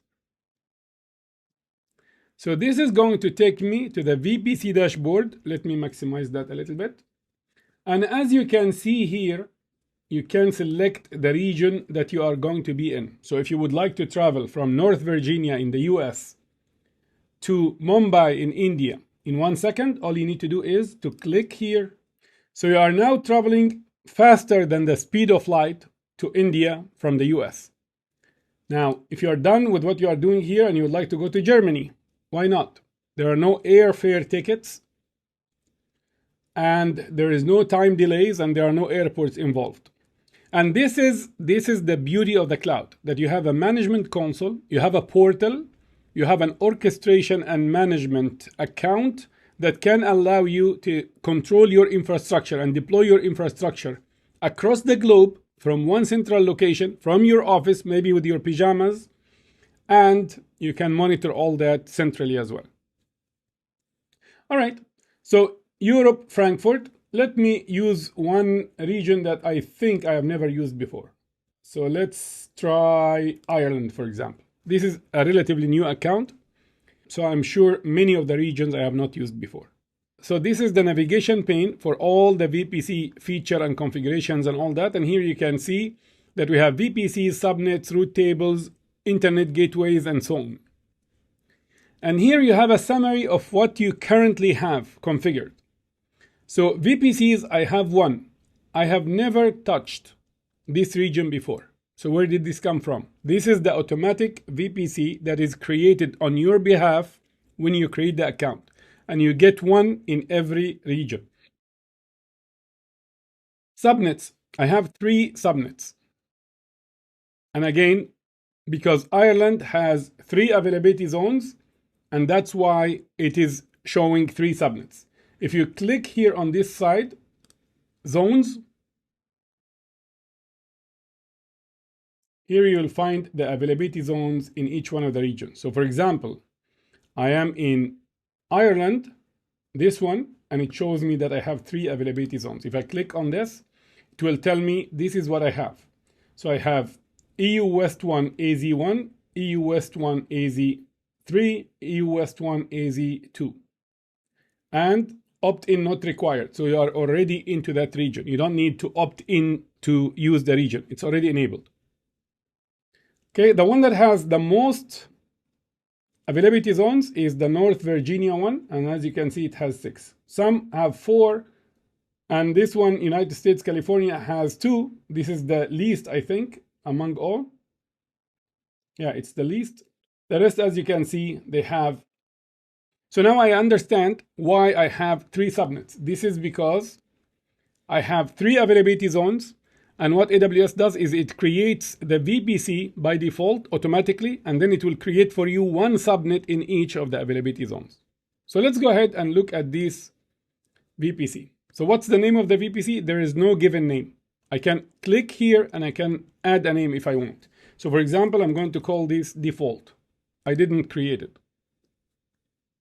This is the VPC ID, and this is a unique ID allocated for each VPC when it is created, and this is allocated by AWS. You don't need to worry about it. The VPC is available, and if we switch here, you will find that this is the CIDR block 172.31.00/16, and if you click to the right, we have a main routing table created by default. I have network ACL. And here it shows you that this is a default VPC. And this is the account that I have. So resource map, if you click on this, it will show you that. Let me just drag this a little bit to the top. I have the VPC and I have 3 subnets, and all 3 subnets are attached to the same route table, and they are connected to the internet gateway. So these subnets are accessible from the internet, and the internet can access them. But right now, I don't have any virtual machines or anything, and that's why I cannot access the internet, and nothing can access me as well, because there is nothing to connect to. There is nothing to respond to queries or connections coming from the internet. All right, so this is the VPC. How about the subnets? I can click on the subnets. Let me also make that a little bit bigger. So I have 3 subnets, as you can see here, and they all belong to the same VPC. How do I know? VPC ID is the same, and the name that we assigned. And here are the subnets that have been provided: 172.31.00/20, 16, 32, and so on. And these are the usable IP addresses in each subnet. You will find that there is a discrepancy. A /20 should give me 4,096 IP addresses. The first one is the network ID we cannot use. The last one is the broadcast ID we cannot use. So that should have left me with 4094. The other three are reserved by AWS. So the first IP address, not the network ID, the one after that, the first usable IP address, and the second and third are reserved by AWS. You cannot use them. So you can start from the fourth if you want. And here it's showing that this is in 1A, 1B, and 1C. And here it shows that all of them are allocated to the same root table. And I think this is the important information about the root tables. All right, what about the VPC itself? What's the CIDR block of the VPC? The CIDR block, as we mentioned, is here, and the subnets we have seen are carved from the same CIDR block. What if I move to, let me see, Sydney, Australia?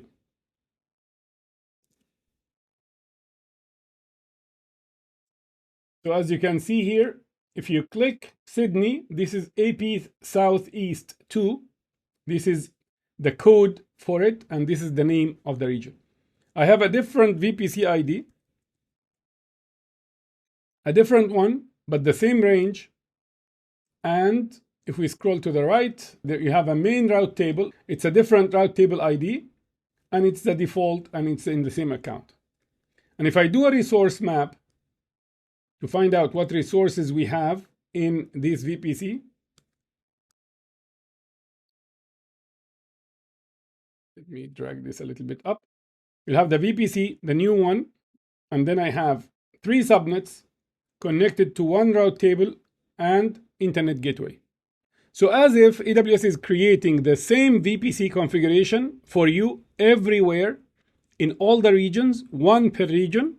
But if you are not happy with it, go ahead and create whatever you like. So if you're not happy with this, you can decide, no, I don't like it. I'm going to use something else. I'm going to create something else. And that's why there is an ability to create a VPC, a custom VPC basically. All right. So now let's check the root table. What root tables do we have? So we have only one root table available. And if I select it, I will know the configuration in that root table. So here I have 2 roots. One is saying that the destination, here as you can see, the destination 172.31.00/16 local. Local means what? That means the implied router who holds this root table knows about anything within this range. Now, what if I need to get to the internet? Internet is anything else. As we mentioned before, there is no way anyone would set and write the millions and millions of internet IP ranges in a root table. This is the default route, which is saying anything else not belonging to any of the entries that are explicitly configured, please forward it to the IGW, to the Internet Gateway. And if we click here on the Internet Gateway, you will see that we have one Internet Gateway and it is attached to our VPC. So it is attached to this VPC. If we go back to the root tables, that is fine. Here is the root table. These are the roots in the root table. Which subnets is this root table applied to? So we look at the subnet associations and we find out we have subnets without explicit association. So basically these are using the route table right now. If you want to change association, you can edit and you can take one subnet and assign it to another root table if you would like to. So that's how we switch. We're going to see all of that. So for now, this is the walkthrough for the automatic VPCs that have been created. Let's switch back to US East 2 in Ohio. And this is where we are going to create our stuff. So if I switch to Ohio, I will find that we have the same VPC, but a different ID.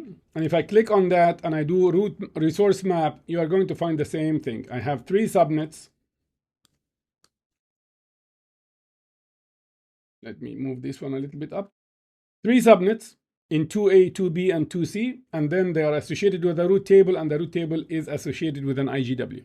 So it's exactly the same. But the task we have at hand is to create a new one. All right, so let's now create the VPC that we have discussed before, the one with the 4 subnets and the details and the root tables given and so on.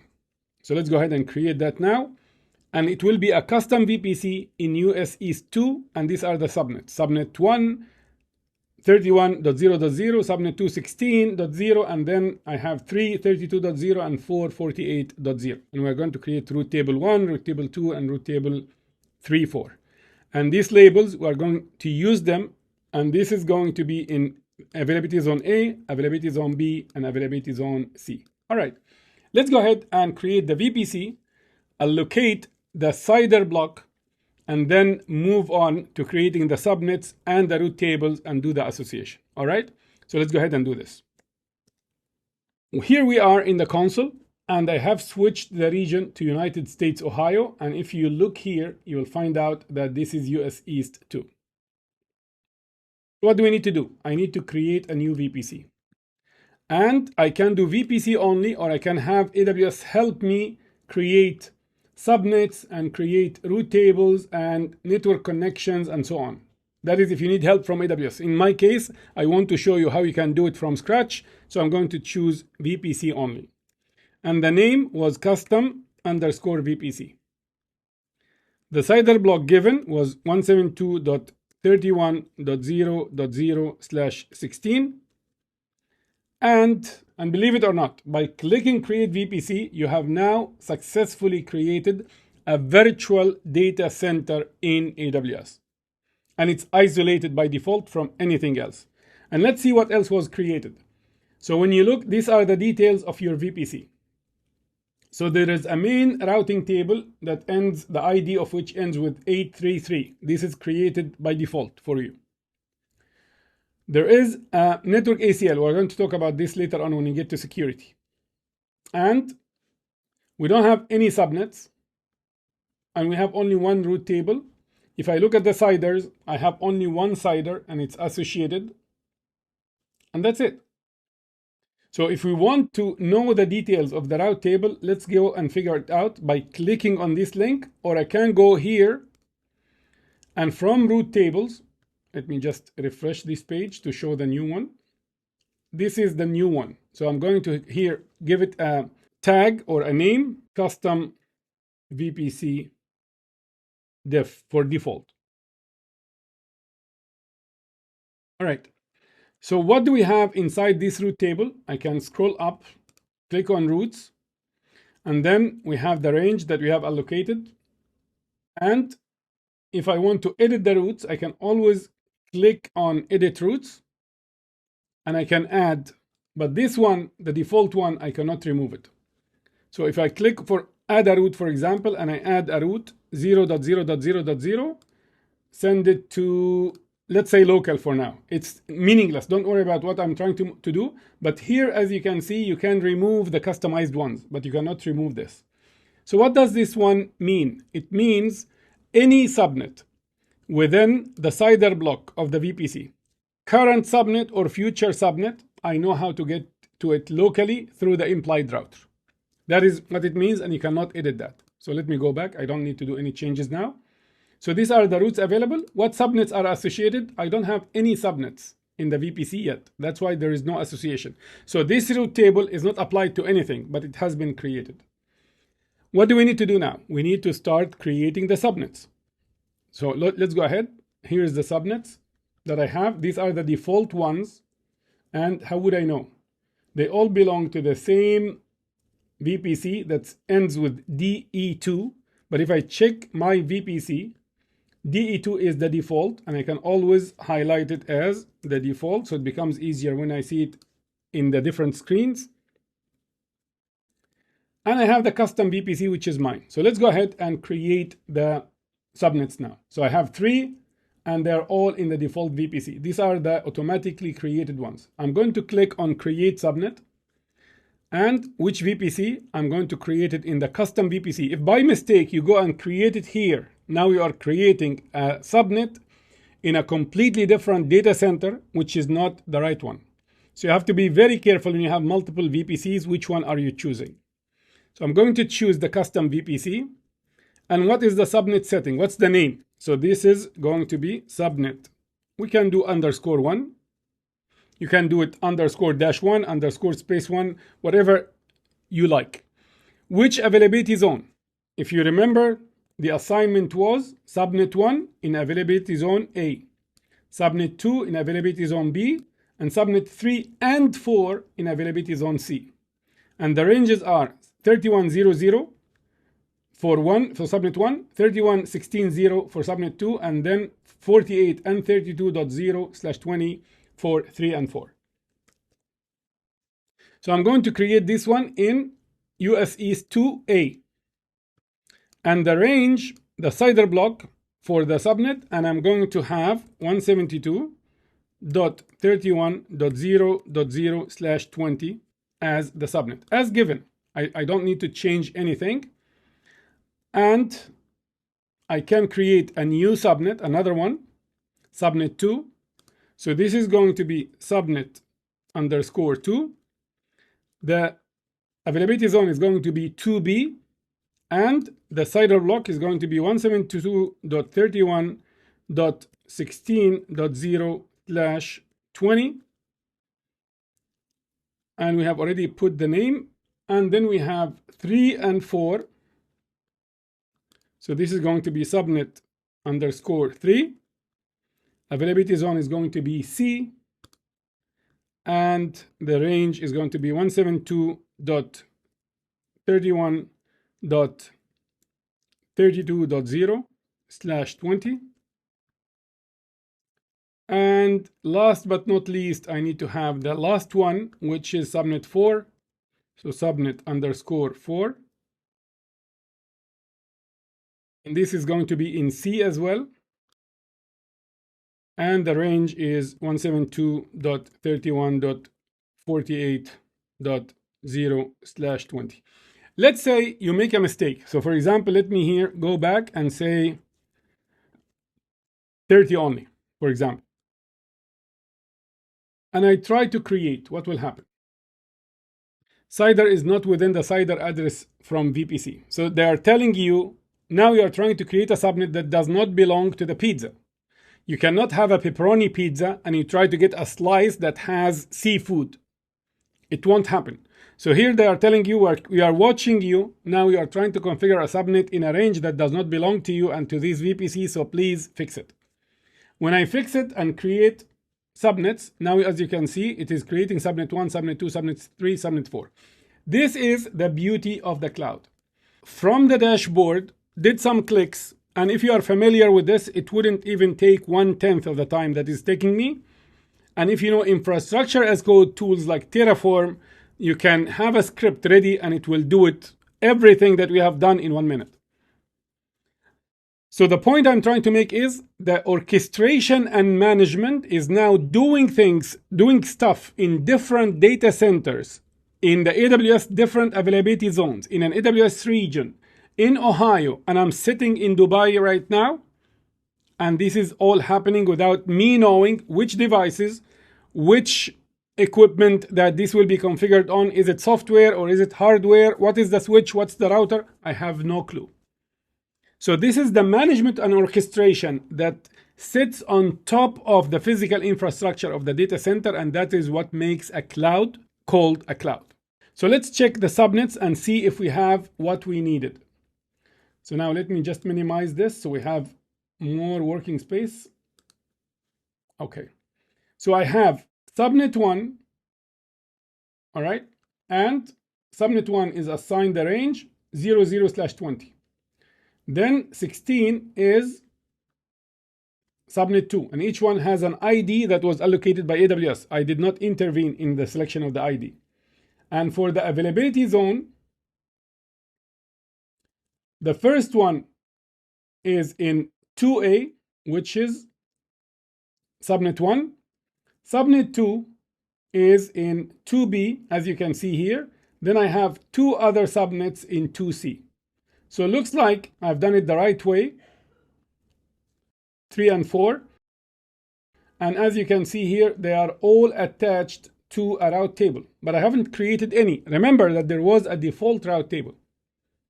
So this is the custom VPC default. This is the route table that has been assigned to all of them. What do we need to do now? I need to create 3 route tables. RT_1 will be assigned to subnet 1. RT_2 will be assigned to subnet 2. And then RT_3 and 4 assigned to subnet 3 and 4. So let's have a look.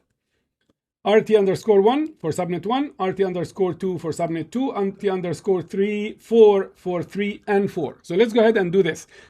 See, this is going to teach us how we can create different route tables and how we can associate or change association for a subnet that I can have a new route table as opposed to the old one.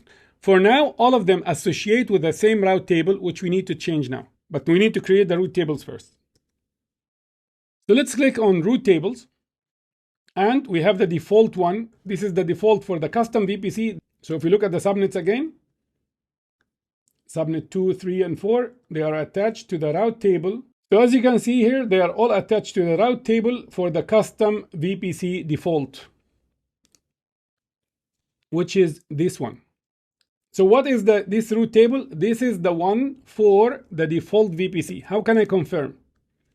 So this is the default VPC. If I select it, you'll find that it has a route table that ends with 037. And if I go to these route tables, you'll have that it ends with 037. To avoid confusion, I can say that this is default VPC. So what do I need to do now? I need to create 3 more route tables as instructed. So create route table, and this will be RT_1. In which VPC, it's very important to pay attention when you are allocating VPCs. You could create a resource in a completely different VPC, then you go and check in your VPC and you don't find it. This is because you allocated it to a different VPC. So I need to work with the custom VPC, and this is the route table. Okay, create route table. Oh, hold on. We didn't configure any routes. Let's check what happened. So any route table created by default will have this entry. Anything in this VPC, I know how to get to, and this is local to the router. I don't need the help of anyone. So this is RT1. This is the route table that we just created, RT_1. Let me associate it with the right subnet. So I'm going to click on Edit Subnet Associations, and I'm going to take subnet 1, and I will shift it from the main route table, and it will go to the RT_1. Save association. Now, if I look at subnet associations again, let's see what we're going to find. This RT1 has an explicit subnet association now to subnet 1, whereas 2 and 3 and 4 are still having fun with the other route table, which is the default route table. So there are available subnets without explicit associations. I don't want to associate any other one with RT1. So now we have 3 route tables, and subnet association is adjusted. Now we need another one, RT_2. Again, it's going to be in the custom VPC, and I'm going to create it. Believe it or not, same entry has been created automatically and you cannot delete it. Subnet association, this one needs to go with subnet 2. So now I have save associations. If I look at subnet associations again, you will see that subnet 2 is associated with the route table that in question right now, which is RT2. And then I have only 2 that are not associated explicit and available if you want to change association. All right, I need a 3rd route table, and this will be called RT_34. And it's going to be in the custom VPC again. Don't make any mistakes. Create the table. As you can see here, the same entry again, subnet associations. I'm going to edit, and I'm going to select subnet 3 and subnet 4 to be connected to this table. And when you click it again to verify, you'll find that 3 and 4 are associated explicitly, and there are no available subnets without explicit association. Basically, it's telling me all subnets have been associated with custom route tables and none is with the main route table. So let's check again, route table. Let me look at the default in the main. Click on subnet associations, and you'll find that 0 is associated with this route table. We have taken them with a different route table. So this confirms that you can switch route tables association to a subnet, but at any given time, a subnet can only be associated with one route table. All right, so by doing this, we have created everything that we needed. Let's do one extra step that was not required. Let's create an internet gateway and attach it to the VPC. So internet gateways, I have one here, but as you can see, this has been attached to the default VPC. I need one for my custom VPC. So I'm going to call it custom VPC underscore IGW, Internet Gateway. And believe it or not, now you are assigning a router to a VPC by these 2 clicks. VPC router is available now, the Internet Gateway is available now, and I can attach it to a VPC, or I can click on here and select attach to a VPC. Which VPC? I need to attach it to the custom VPC. And I'm going to do attach Internet Gateway. So what you have done now is you have created a virtual data center. You have created 4 subnets, 3 root tables, associated the root tables with the right subnets, and you have also created an internet router, and you attached that, connected that into the VPC. So you have built a full virtual data center right now in AWS. And by the way, this is not chargeable resources. The VPC, the subnets, the root table, the internet gateway, they are all free. Doesn't mean that all the resources in a VPC are free, but these ones are free. So even if now you are going to go have lunch or have a break and do complete later on the work, you are not being charged anything. That is not the case for every single resource. As we go, I'm going to tell you what is chargeable and what is not chargeable. When you finish work with a chargeable resource, either you stop it or you terminate it, and you can always recreate it again when you come back and you'd like to work more. So please keep that in mind if you want to avoid surprise charges while working on AWS. All right? Remember that we can switch the region from here. Now, all what I have created is a virtual data center with all its requirements so far given to me in Ohio, in the US, while I'm completely in a different country. In AWS, let's see how we can apply the concept of public and private subnets in AWS VPCs. Remember, we mentioned that a public IP address is something routable, or an IP address routable from the internet, reachable from the internet directly without mediators.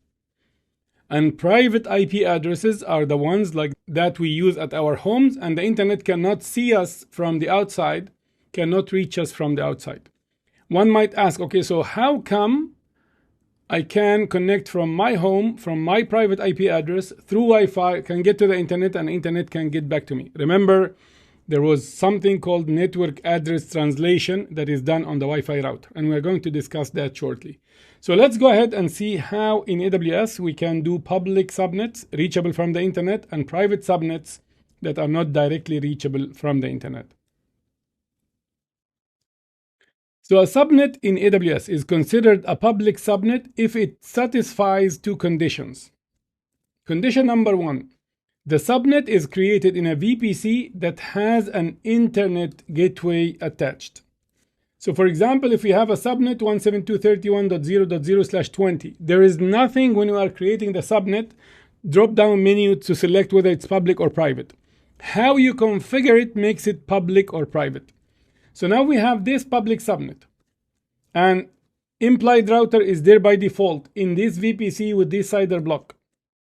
The first condition, the VPC must have an internet gateway attached, and we have seen in the last demo that the internet gateway in a custom VPC is an option. It's not something that is there by default. So that's one condition. What else? The subnet is attached with a root table. That root table must have a default root entry pointing at the IGW. Basically, the root table of the subnet must have this entry.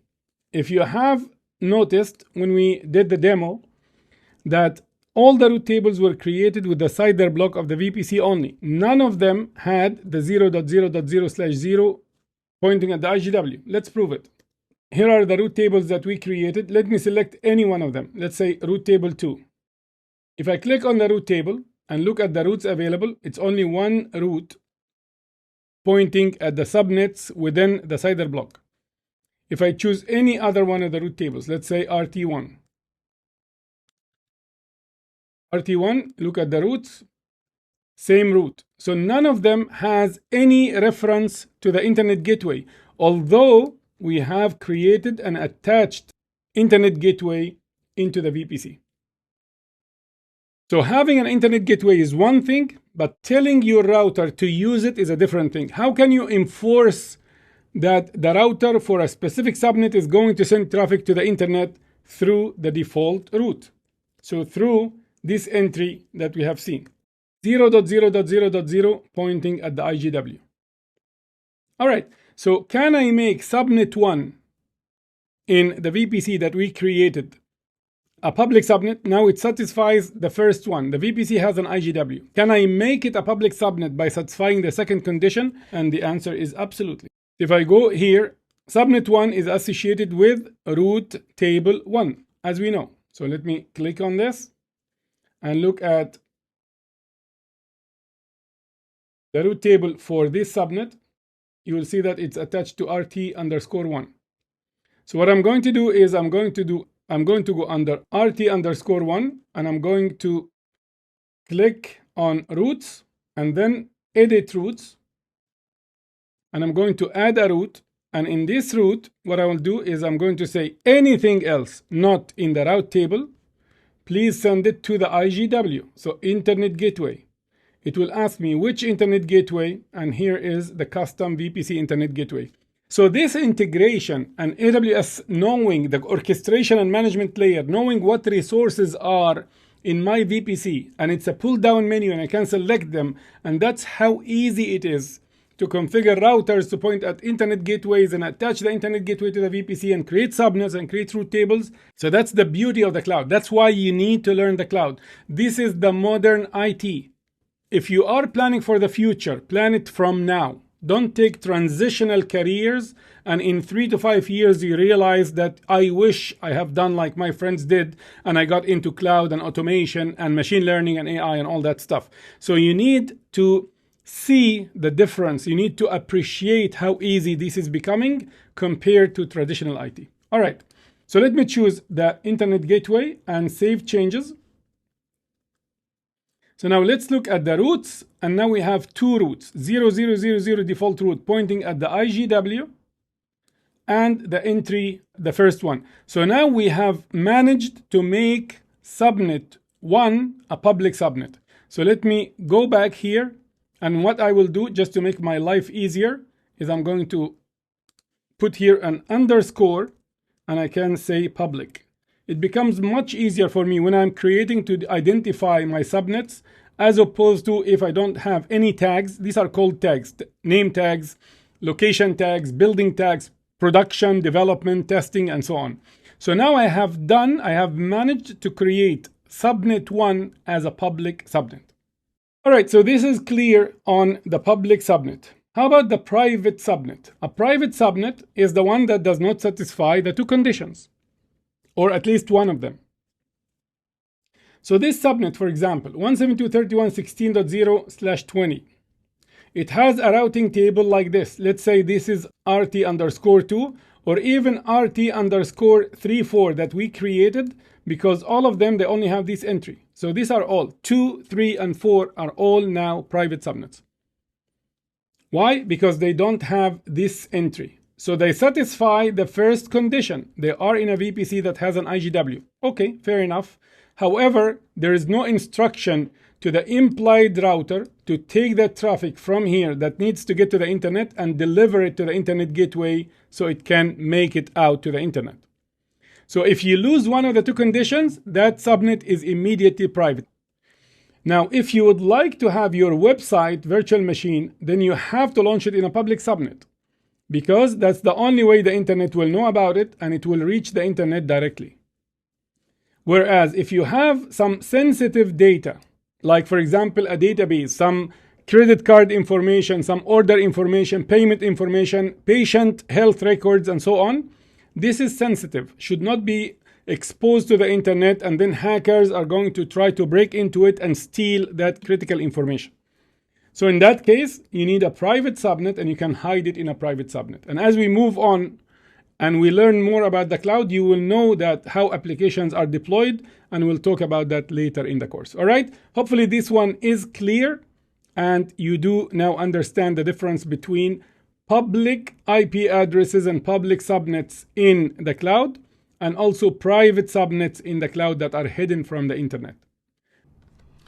All right, now let's go ahead and talk about network address translation a little bit more. understand how it works. We have mentioned that earlier, but now it's time to expose it and understand it. So the network address translation is a feature or an IP feature happening on some devices like wireless routers at home or in the offices to mask or hide the fact that the communicating part, the sender, is with a private IP address and hide it behind a public IP address. So that's the whole thing. So let's understand this. We have a router performing network address translation.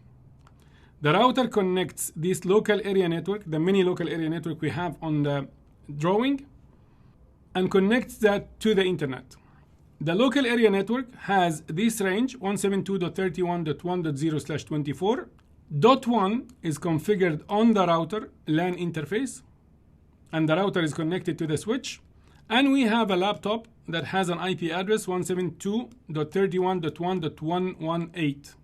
Both belong to the same network, and everything looks good, and they are both configured on ports that belong to the default VLAN, so they can communicate with one another. And this laptop is configured to send anything that is going outside the network, to send it through to the default gateway or .1.1. This is all easy. Now, the user of the laptop would like to get to CNN.com. And CNN.com happens to have the IP address on the internet 205.111.37.86. And both are connected to the internet. Connections are live and life is good. The router got an IP address from the service provider, a public IP address on the WAN side, on the internet side, which is 100.2.55.33. The browser needs to formulate a packet that will go to CNN.com. So the packet, assuming, just for analogy, that it is an envelope, so the message is, or the payload is put inside an envelope, and now the browser is going to write, I am the sender, 172.31.1.118, which is a private IP, and this should go to CNN.com, which is 205.111.37.86. And it will send it to the router because this is going outside the network, so this will need to be sent to the router. The router will receive it, will look at the source IP address, and finds out that this is going on the internet, and the router understands this cannot happen. So what do? NAT will kick in, network address translation, and what the router will do is it will remove the private IP address from the message, and it will replace it with its own public IP address. And the destination does not change. Now the message can be sent through the internet and it will arrive safely at CNN.com. CNN.com will receive the message, read what is required. So that user wanted to go into the financial news page. The response is going to be formulated, put in an envelope, and the sender in this case is going to be the server itself, and the receiver or the recipient is going to be the public IP address of the router. How and why? Because when it received the message, this is what appeared to be the source. So now it gets to the router. The router has a table of mapping of what has been done. And part of that was that I have taken the 172.31.1.118 and I have swapped it with my 100.2.55.33. So now when this comes back, it's going to do the reverse process, but it will not remove the source. It will remove the destination, the one that has been before placed as the source, and swap it with the private IP address, and that is how it gets it to the laptop. So this is how it works, and exactly the same happens at home in our wireless routers. So if we use the same example, and assuming the router received this IP address from the service provider, of course it could be a completely different one, but it's a public IP address. We have this range for the network within your home, which is being broadcast by the router on the wireless LAN. The router has the .1.254 on the WLAN on the wireless LAN side, and this has the .1.120. The exact same thing repeats. The private IP address is the source when a message is being sent from the laptop to the server, gets to the wireless router. The wireless router will stop it, will change this IP address with this IP address, and then send it to the recipient on the internet. And the response is the reverse process. In AWS, when you have a virtual machine that has a public IP address, the public IP address is not configured on the instance. It will be configured on the IGW, on the internet gateway. And mapping will happen between the private IP address of the instance and its assigned public IP address. And we are going to see how that happens in the hands-on lab. All right? So network address translation is extremely crucial to conserve the public IP address space by masking private IP addresses and allowing the use of private IP addresses internally within wireless LANs or local area networks, and converting that into public IP addresses when a communication is required with the internet. And it does the reverse process on the response traffic. Hopefully it is clear. It's very easy, and it happens, and you are using it at home all the time without you knowing. So this is how you are seen on the internet, as a public IP address. And that is how on the internet, when someone attacks a website or a critical system or something, they look at the logs and they find out who was the source IP address. And then wherever that is, they can find quickly the country, which service provider, and from the service provider logs, they can find out who was using that IP address at the time of the attack. And that's how they can track you down to your home and find you when you have done something wrong on the internet. All right, so be careful when you use the internet. Use it as a good citizen and don't use it as a bad citizen. So let's now do a hands-on lab in the AWS cloud, where we are going to create a virtual machine in a subnet. We want this subnet to become a public subnet. So we are going to edit the IP route table of that subnet in order to point to the internet gateway. It is already in a VPC that includes an internet gateway, as we have seen, the custom VPC that we created. And we will log in to that instance or virtual machine, and we are going to access the internet and access it from the internet to prove that a public subnet means something. So let's go ahead and do this in the AWS console. So what we are going to do is we are going to adjust subnet 1 to become a public subnet. And after that, we need to create a virtual machine in the public subnet. And the virtual machine must have a public IP address assigned. We need to adjust the security group to allow all traffic. Every virtual machine that is created in AWS is protected by a security group. Think of this right now as a protection around the instance. We are going to explain it later on what a security group is.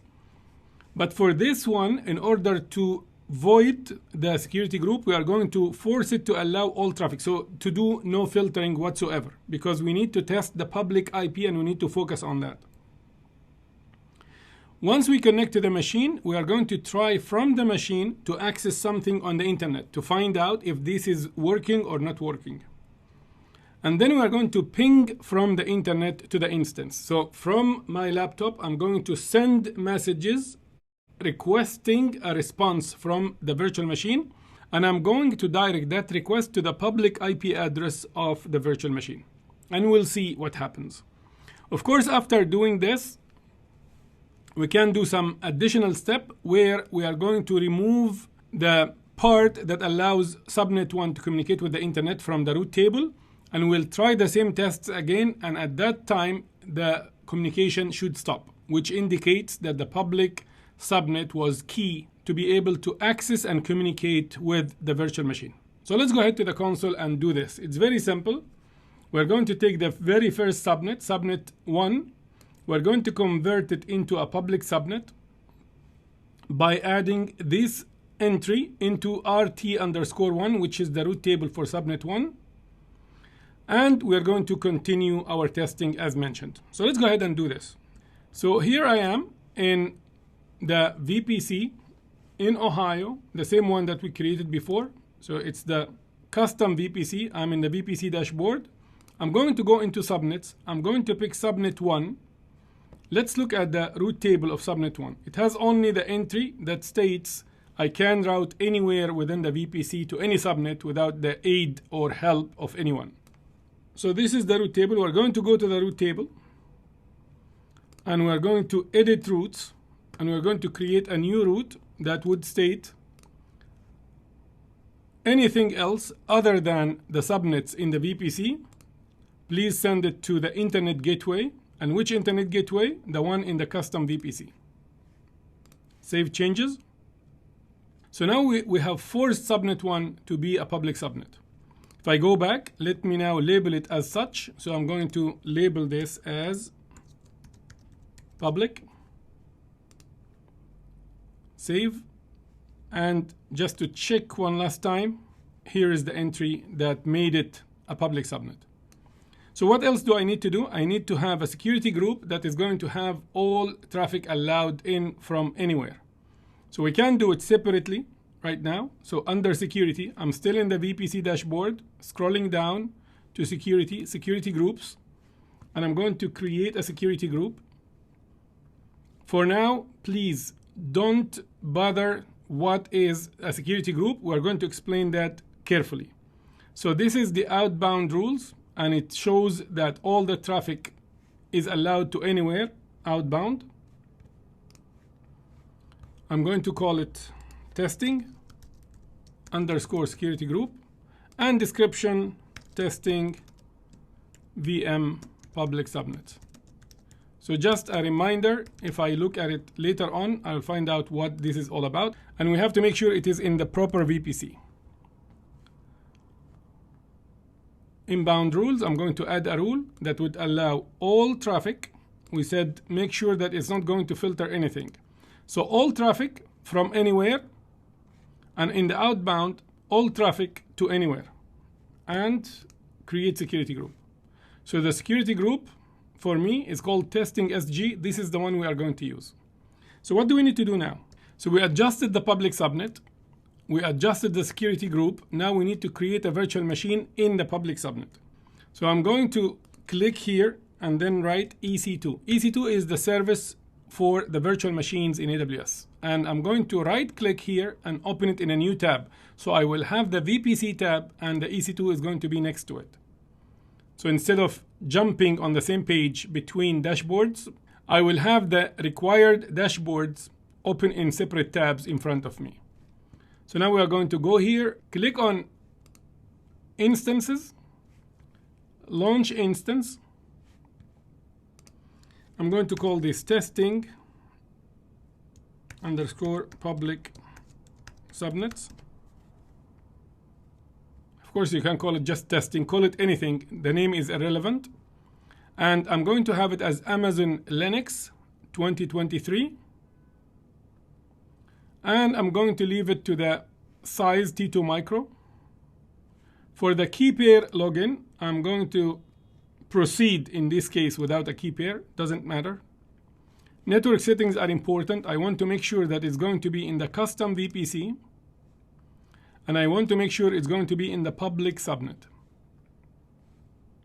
This is very important, assigning a public IP address to the instance. Make sure that this is enabled. And I'm going to select an existing security group. As I mentioned, you cannot create an instance without a security group. So here we're going to choose the testing one that we created. Okay, and that's it. Quick review. It's Linux, T2 micro, and without a key pair, that's fine.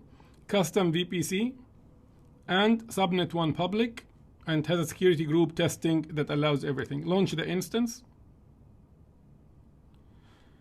So the instance has been successfully launched.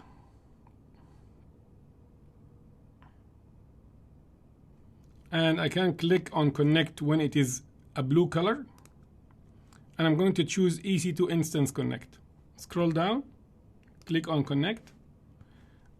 I'm now trying to log into the instance to open a connection into the instance so I can use it to verify whether it has access to the internet or not.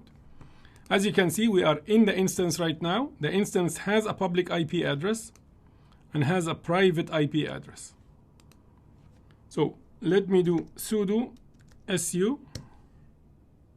And from here, I can try to ping an IP address on the internet. Ping is a testing tool that is used for troubleshooting to find out if another host that I know the IP address of is alive or not. So one that we know on the internet is the Google DNS 8.8.8.8. This is connected to the internet and it does accept ping packets or messages and responds to them. So let's click on ping. And here, as you can see, the response is successful.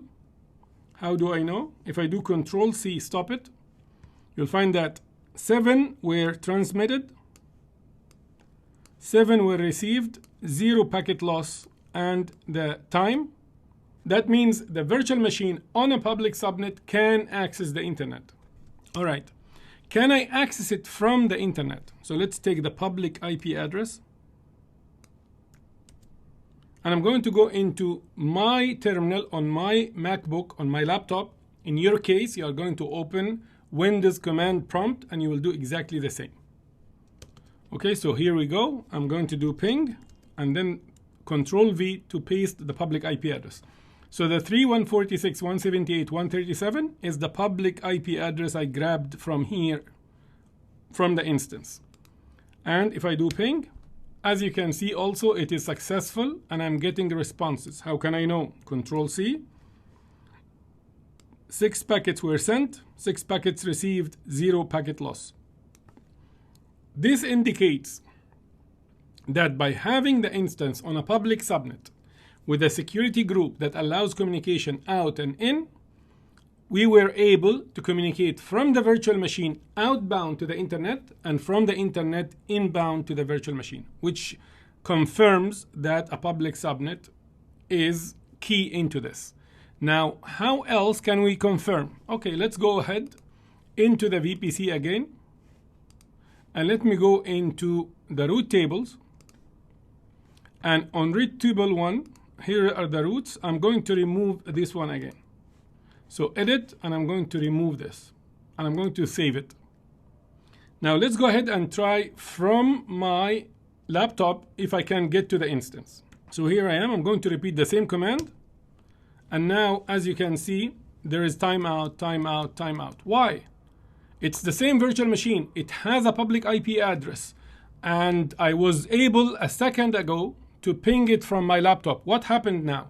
What happened is the placement of the virtual machine or the instance right now is on a private subnet, not a public subnet.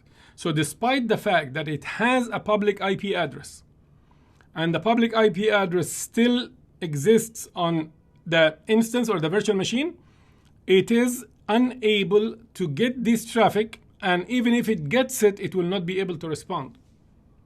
Because the root table for the subnet, subnet 1, is no longer able to communicate with the IGW. It's not instructed to communicate with the IGW. The way it stands right now is this way. All right, let's do one thing. Let's add the entry again. And I'm going to say anything, please send it to the IGW. And before I click on Save Changes, see, we're still timing out. Let's go ahead and do the Save Changes and see what happens now. See, it immediately started working. So this confirms that if you want workload that is accessible from the internet in AWS, it has to be a workload, a virtual machine, an instance that has a public IP address and it sits on a public subnet, and the security group allows the communication in and out that you need to have with the virtual machine. All right, hopefully this is clear. It confirms our point and everything looks fine right now. So let's do one thing extra. Let's see what IP address do we have on the instance. Do we have the public IP address on the instance or not? So let me go back to the virtual machine. And I'm going to do the command IP address or IPA. Let's see what IP addresses exist on the instance. Let me just make it a little bigger. So this is 172.0.0.0.1. This is a loopback interface, troubleshooting, testing on the instance. That is not the communication IP address. Then I have number 2, which is ENX0. And if you look here, you will see that we have the INET, the IP address on that interface, 172.31.4.177, which is exactly this one. So the private IP address exists on the VNIC, on the virtual network interface card of the instance, and it has a broadcast IP 172.31.15.255. All right. And the mask is /20. All looks good. But where is the public IP address? Where is this IP address? Why don't I see it here? The reason why you don't see it is because it is configured on the IGW, and there is network address translation happening on the IGW whenever this instance needs to get to the internet. That will take care or will swap the private IP address with the public IP address. How can we prove this? How can I prove that this is existing? Let's ask the internet.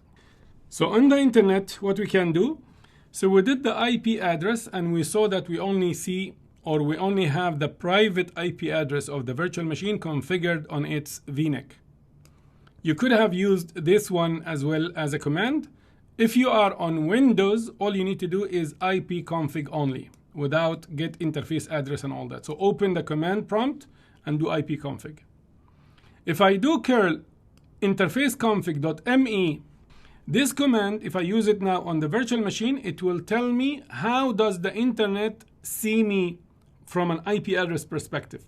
So let's do curl ifconfig.me. So let's do curl ifconfig.me. So I'm asking the internet, I'm going to send you a packet now. Can you tell me what is the source IP address that you see in that packet? If I hit enter, you'll see here the response 3.146.178.137. So the internet sees me as 3.146.178.137, which is the public IP on the instance. And that confirms that there is a device somewhere that is converting the source IP in the packet, which is 172.31.4.177, on the way out, when the packet is going out, it's converting that into this IP address. And that's how the internet sees me. And the proof is this. So which device is that? That's the internet gateway. This is documented in AWS, and we just proved it that we don't have the public IP address anywhere on the instance. So the IP address command basically lists all the IP addresses that are on the virtual machine and proves that there is no public IP address configured on that virtual machine. And we have found that the internet still sees us, or sees the virtual machine with a public IP address. So hopefully this is clear. Now we confirm that this is happening.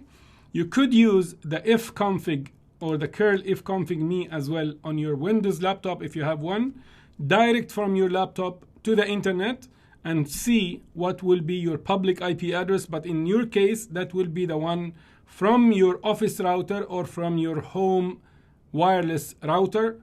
How that is changing or doing network address translation to your IP address when you communicate with the internet. All right, hopefully this was clear. Now, since we are done, I'm going to go ahead and terminate the instance. If you wanted to do some more testing, that's fine. At the end, please make it a habit that you terminate the instance or the virtual machine when you don't need it. Don't worry about the root table and VPC and all that. These are free resources, but the virtual machine is not. Hopefully this was easy to understand. Thank you very much. Okay, so let's do a demo. And the demo, you will do it from your own PC, whether you have Linux, Mac, or Windows at home. And it will show you that the wireless router does actually do NATing between the IP address that you have and how you are seen on the internet, and it will be a public IP on the internet. So you are seen as if you are the IP address of the router. So what we'll do is, in your case, you will be connected to a laptop, and the laptop is connected to the internet. So you will have a private IP from your wireless router. You are connected through the wireless router, not directly to the internet. So the private IP that you have is most probably is going to be a 192.168 IP address. Most of the routers or the wireless routers do that. And then it has a public IP here, and the internet will see you through the public IP on the router. That's what happens. So to simulate this, and since I don't have a Windows machine or Windows PC, then I will launch a Windows PC on AWS, and I will connect to it, and I'm going to use it as if it is my PC at home, and I will check and see if there is NATing happening or not. You follow the same steps on your PC, and you should see the public IP of your router. So let's go ahead and do this, and I'm going to show you how it happens, how it works. We are going to use the Windows command prompt. I'm going to show you ipconfig first, because that will show you the private IP address that is on the machine itself from AWS. And then we are going to use the curl ifconfig.me, and that should also show us how the internet will see us from the outside. So let's go ahead and do this. So I am on a Windows machine. What I will do here is I will write cmd, and this is the command prompt I'm talking about. All right, and I'm going to make it a little bigger, so hopefully you will be able to see better than when it is very small. And I'm going to start with ipconfig. ipconfig will show you the IP address that is on the machine. So let's see. So as you can see, I have an IP address. This is forget about DNS for now. This is the IP address that I have, IPv4 address, as you can see, and it is 172.31.80.56, and the subnet mask is 255.255.240.0. Can you tell me in a CIDR fashion what is this size? Is it a /24, /16, /20, or all of the above? So this is 8, 8, 240 is 4 ones plus 16, so that will become 20. So this is a /20 subnet. All right, so this is my private IP. What if I do curl and then if config.me? As you can see here, it's saying that you are seen from the internet as 52.87.238.95. All right, so if I may just move this to the right a little bit and minimize the view, minimize it again, you will see here that the 52.87 IP address, and this is the private IP address. So that's the IP address that we have, and it shows you that there is NAT happening. Of course, this is on the IGW in AWS, but in your case, it's going to be in your wireless router. In case if your operating system does not have the curl, if it tells you curl is not recognized, that means you have to install curl. Or if you are satisfied with what you have done in the cloud on the Linux machine, and you have seen the curl and you have seen how the NAT happens on the gateway, so that's good to go. Or of course, you can go to your best friend, ChatGPT, and tell how can I install curl on a Windows 10 or Windows 11 that you have, and it will tell you exactly the steps. Once you have the curl command, you can do curl ifconfig.me, and it will get you the public IP address. Let me know if you need any help. All right, hopefully this makes it clear. Thank you. Now it's time to talk about the network reference models and protocols. If we have multi-vendors, we have, let's say, an access point from HP, network from Cisco, and we have cables from a Chinese company, and maybe we have data center switches, let's say, from Taiwan. When they manufacture these, what are the electrical signals or the optical signals on the cables that is acceptable by all parties? What is the shape of the connection that needs to plug into the switch, and the size, and how many connectors, and whether it is copper or it is something else? How should the packet look like exactly in order for that to be understood that this is coming from this place to that place? Where should the IP address for the source be placed? Where should the destination IP address be placed. So all of these are standards for people who are working on cabling, on switches, on routers, on software, on browsers, on website engines, to find out how they should build it in order to be interoperable with the other vendors. And now any startup, given these standards, can start and work on cables. Maybe they have a better quality cable, or maybe they can compete on the price. And also for other companies to work on switches and compete with Cisco, HP, Juniper, and the like. And also for routers, and also for software, and also for security, and also for applications and browsers, and so on. So the standardization, or this standardization, requires a reference model. And that is what we need to discuss now. So first of all, we'll start with proving to you that we require more headers in an IP packet than just the source IP address and the destination IP address. We'll also talk about the Open System Interconnection, or Open System Interconnect, the OSI reference model, which is the standard model for the networking. That will take us to talk about TCP and UDP protocols, and what is a protocol, and other known protocols in the networking field. We're going to pick some of the common ones that they will come in handy, and you will come across them frequently, no matter what career choice you are going to go after when you finish this course. So let's go back and look at the post-service analogy that we have talked about before. And that will lead us to find out if we need more headers for IP addresses and IP packets or not. More than the source and destination IP address, I mean. So if we have John Smith, who lives in this unit number in this building in Boston, Massachusetts in the US, and this is the building address, wants to send regular mail to Sarah. She lives in unit 308 in this building, and that's a street address, and so on. So John puts his address and he forgets to put his unit number. And that's a multi-story building, high rise. Sarah is the recipient, but also he doesn't know, or he forgot to add her unit number. Let's assume that he forgot. So the letter gets sent, gets shipped through US Postal Service all the way to Egypt. Egypt Post will deliver it to the building, but then at the building, maybe we have 100, 200 units. We don't really know easily where to send it, which apartment, which unit. And that is why this will be a problem, and the mail will not be delivered without the unit number or the apartment address. Of course, there could be a lot of asking around, security guard, watchman, and all that until they know where Sarah is. But if not, then this is going to be shipped back to the recipient as undeliverable. Okay, but if we add the unit numbers, then there should be no problem whatsoever. And everything will be cool. The forward mail will go there, and the response will be delivered as well. So similarly, we need additional headers in an IP packet to be able to precisely identify on the receiving end. There could be multiple VMs and multiple applications on the server, on the receiving server. Now, when the packet gets to the server, which application or which VM should receive it? So we need additional headers.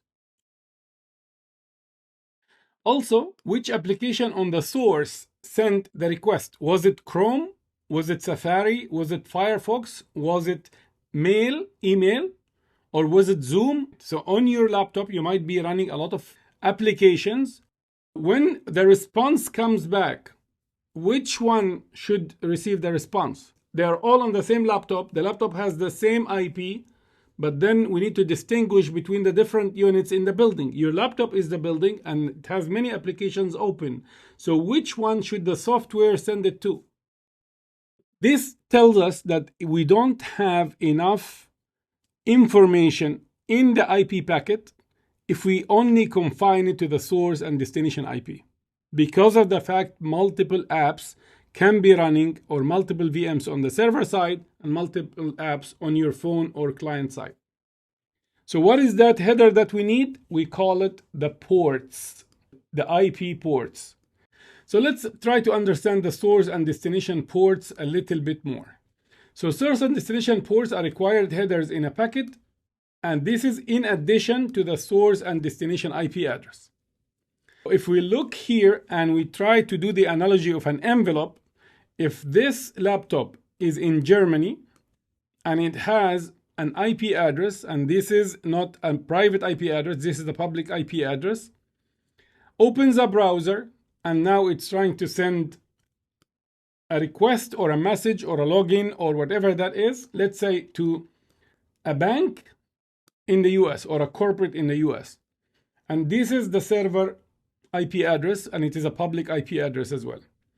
So here, the information we need at a minimum is who is the source, who is the sender as an IP address, and which application port is on this laptop that should receive the response, and where it is going, and what is the destination port, which application. In case I have multiple applications running on different virtual machines, for example, in this server, then which application port I should send it to. So when it is received, it will go to the one that is functioning or expecting communication on port 80.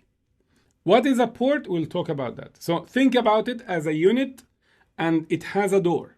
So each unit in a building has a door. So this is going to the door or the unit that has port 80 or has unit number 80, apartment 80. So think of ports like units in a condominium building, and this is going to be the unit number. That's what the port is. But actually it is an application port, a port that the application is listening on to find out if anyone needs to talk to it.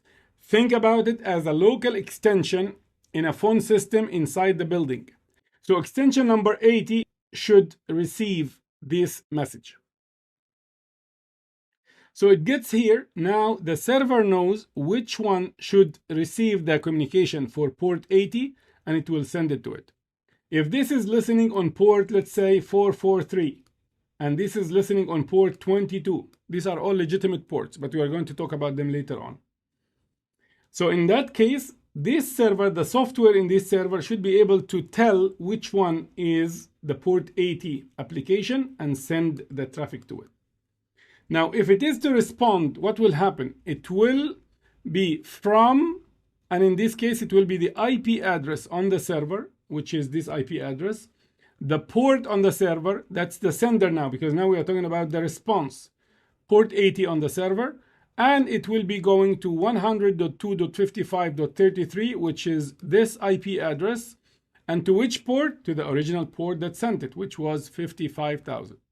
So now if I have multiple client softwares running here, the one or the unit number 55,000 is the one that will get it.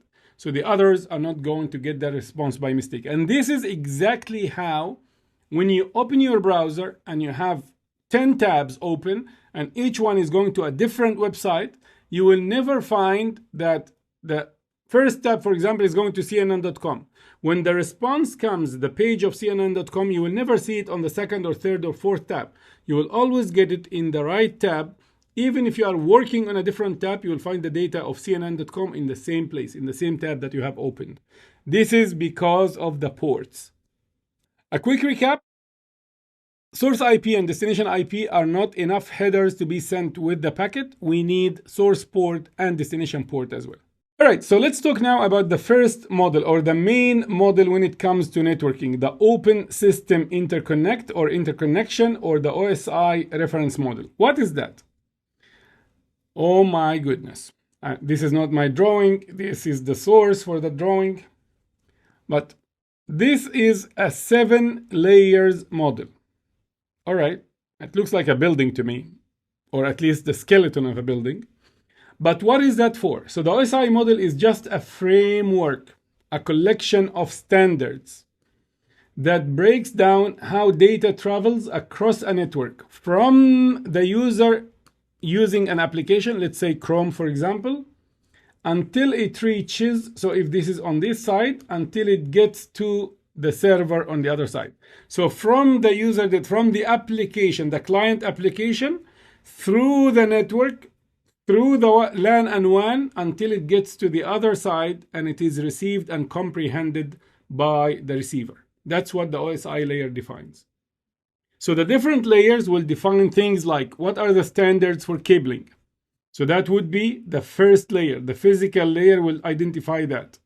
And what type of cables we can use, and what type of signals, and what is the standards for the optical signals, and what's the standard for the electrical signals, and what's the length of the cable, and how many wires should we use, and what type of wires should we use, what type of connectors we should use. All of that is defined as standards, such that if we bring one connector from China and one cable from Brazil, and then we get the copper wires from the US, and we get the crimping tools from Japan, or the tools that we use to make the cable, all of them are going to work without any issues. And when we connect that to hardware, switches or routers that are coming from Taiwan, for example, and they're coming from Vietnam, then all of that is going to work without any issues. Why? Because everyone is following the standard. And that is why it ends up working like charm without any issues. All right. For the switches, then the second layer, the data link layer, will specify any required information and standards about the switches, like the protocols for the LAN, the protocols for wide area network, the protocols for data center, as far as switching is concerned and NIC cards are concerned. All of that is defined here. So if you bring in a laptop or a server that has a NIC card, a network interface card that you bought from China, the server is from Korea, and then you bring in the cable from Taiwan and you connect all of these and you connect it to the switch from the US, all of that is going to work without any problems. This is going to be data link layer, as it is called. So it defines the standards for switching and related. Then we have layer 3, and please note that there are 7 layers, and that's why when we say layer 1, layer 2, layer 3, layer 4, layer 7, you know what we are talking about. So when we say that a device functions at layer 7, then you should understand that it understands all the application headers and stuff like that. The most important ones that always are relevant are layer 3, layer 4, and layer 7. You need to know these like the back of your hand. What do they do? What's their function? Layer 3 is about the network. So it defines the standards for the routers, the interfaces, the routing protocols, the ping ICMP, IPsec, we'll talk about it later on for scrambling the data, IP, OSPF. A lot of things will function at this layer that have to do with routing. Then we get into the fourth one, the transport. So this is the bus that will take the data from one side and will establish a connection with the other side, and then we'll send the data down to get there. So that's the transport, the connection between the two sides that needs to be done. And this will define a lot of things that we are going to discuss: TCP, UDP, SSL, TLS. We are going to talk about all of these. Then we have session, which is controlling the communication. You are opening your browser and you're talking to the website or the e-commerce, Amazon.com, for example. So that session between your application and the other side, who's managing that? That will be the session layer. In the two sides, by the way. And then we have the presentation. So this one defines the session information and how the session should be between the two sides, how to open the sessions, how to close the sessions, what are the messages exchanged for that. This is all at the session layer. And then we have the presentation that decides how the data should look like and if there is any scrambling for security, which is called encryption. We're going to cover that later on. If it is required, then this layer will take care of that. And then we have the application layer that defines if you are working with DNS, HTTP for browsers, or HTTPS and all that stuff. All right. Each one of these layers define the standards and how the protocols or the frames or the format of the data should be at every single layer. How to establish a session, how to establish a connection between the two sides, how the network should look like, and how every one of these headers related to these services or functions will be identified in the packet, and it has to be standard across everything, and that is how the end points, they will be able to communicate without any problem. Okay, so the framework in 7 understandable steps, each one doing a specific job. That's for a successful communication from one end device, let's say my laptop, with a server in a data center. The packet, as it starts, it will start at the user. So the user will open the browser. Let's say, for example, it doesn't have to be a browser. It could be a client, Uber, for example, Uber application, or Google Maps, and going to the Google server. So the user will start whatever he is doing here or she is doing here, and that will be the payload, the data itself. So the stack of TCP, or the stack of services that have to do with networks inside your laptop or her laptop or his laptop, the application layer is going to start getting that data and then deciding on what headers are going to be added and how to facilitate its access to the network. The presentation layer will look, do we need any scrambling? Do we need to add any headers that relates to that? And then the session layer will decide how the session would be and will manage the session. So these 3 are going to prepare the data the right way, so it will be sent to the other side. If it needs scrambling, if it doesn't need scrambling, how it should look like, if there are any headers to be added, and so on. Then it gets down to the function that does the transport layer. Everything we are talking about right now is inside the laptop. So we're not going to go through layers in shelves and all that. It's all inside the laptop. So please use your imagination that there are components in the software and hardware in the laptop that are going to do these functions. Which component? Who cares? You are not the software developer right now. You are just starting. Maybe later on in the future, you will understand this very well and you will start developing to these different functions. But for now, these functions exist in every one of our devices. Even your phone, iPhone or Android, it does have all of that. This is the IP stack or the TCP IP stack inside your laptop or phone or iPad that will be doing this. Okay, now the transport layer needs to add headers. Why? Because it is the transport from here to there, to the other side. Is it directly? No, but it has to add headers so the other side will understand. Do we need to open a connection or not?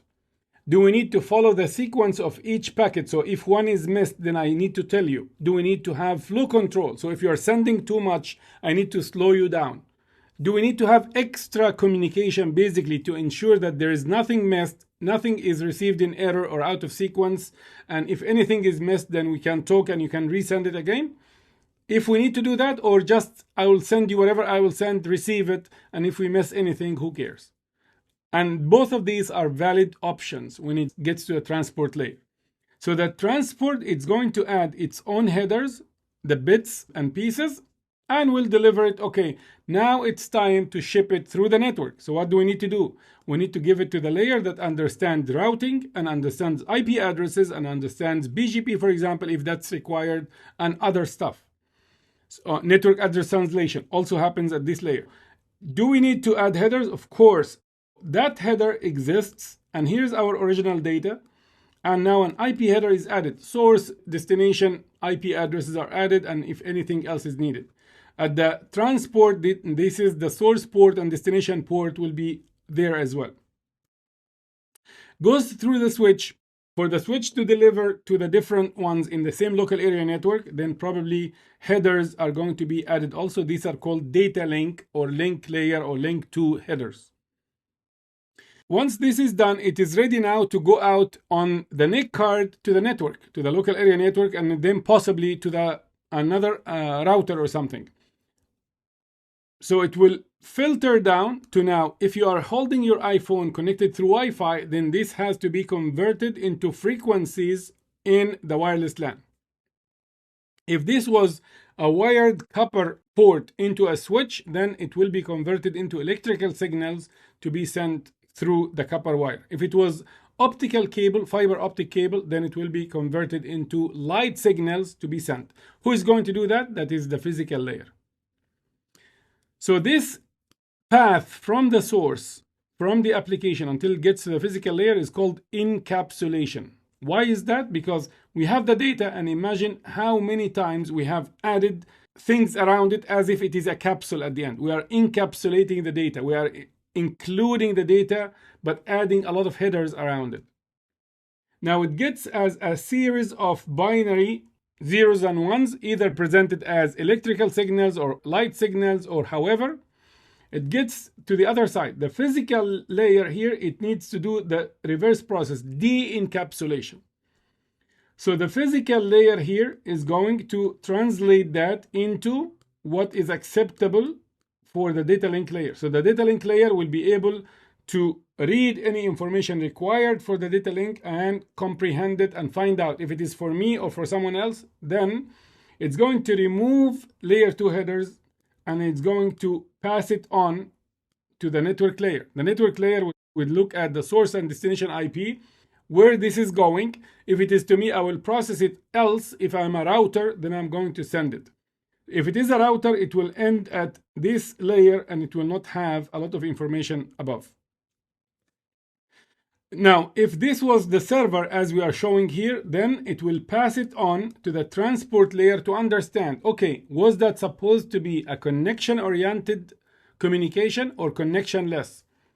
Do we need to look at the sequencing and all that or not? Do we need to do retransmission or not if something is missing? And it understands the protocol or the port it's going to. Is it going to HTTP 80, for example, or port 80? If it is going to port 80, then it will remove each one after it does the processing. It will remove the header and will leave the headers for the layers above. If this was a router, then the router will pass it on. So we'll process the network layer, we'll look at any filtering required, and then it will pass it on to the next router or to the server at the end. But this is not our case. We're using a simple case that they are both close to each other. There are no hops or no devices in between. So now it goes up, session layer reads the information, presentation layer, and then it goes to the application layer. Now the application here will understand it, and then the application will become, for the response, it will become the sender, and here will be the receiver. So as if we are going to reverse the functions, encapsulation for the response, and then de-encapsulation at the laptop level for the response. So that's exactly how it happens. If we didn't have all the standards and we did modularize the different functionalities, the TCP/IP stack inside any device would have been a nightmare. But now, since we have broken these into functions and standards and all that, it's easy for a company, for example, to specialize in only doing the scrambling function of data, or only a deployment of a new protocol at the transport layer, for example, or a new function at the transport layer. So they can focus or zoom into a specific functionality and develop for that functionality only. So the source software will take the data from the application, flows down through the different layers to the physical layer. This is called encapsulation. And then at the receiving end, we do the opposite, which is called de-encapsulation. From the physical up is de-encapsulation. From the application down is encapsulation. Here's an example. Let's say a user is going to open a browser and needs to get to a web page on the server. So what happens? So the browser will send the HTTP request. That is a layer 7 activity, which is done by the application layer. And HTTP, and we are going to talk about this. This is a standard protocol that is defined at layer 7. Will create the request. Like, for example, get for me a get request to read the HTML file of the website. So the web page of the website, simply. But this is still layer 7, and this is all happening now at whatever the browser functionality that will take care of that inside the sender or the client. Now the HTTP data is handed to TCP at layer 4, which is the transport layer, which adds a TCP header that includes. So This is the data after the browser has prepared it with session and presentation. Now it gets to transport. Transport will add the TCP header. What is TCP? We'll talk about that. It will talk about what is the source port, a random port. We'll talk about these ports later on. Destination port is going to be port 80 for HTTP. So now the transport is saying who is the source port, source application, client application, and what is the destination port on the server on the other side. This is where the port number appears. And then it goes down to layer 3 IP to add the source IP and destination IP, layer 2, and then out to the network. So hopefully this makes it clear in addition to the previous slide. What are the benefits of doing that? Standardization and interoperability. And that allows all software and hardware vendors to make products that are interoperable. It's a layered troubleshooting. When you have a problem that has to do with a network, go and look at the network. When you have a problem that has to do with ports, not allowed, traffic is blocked, then we go and look at the transport or configurations that have to do with the transport. So we can focus on specific layers while fixing problems, as opposed to if it was all one big function, then which part should we look into? It's an easier implementation of networking because it's easier to break down, understand, and work with networking components, different components. Modularity is very important as well. So it allows smaller companies or some companies to specialize in optimizing some of the functionalities or modules within the 7 layers.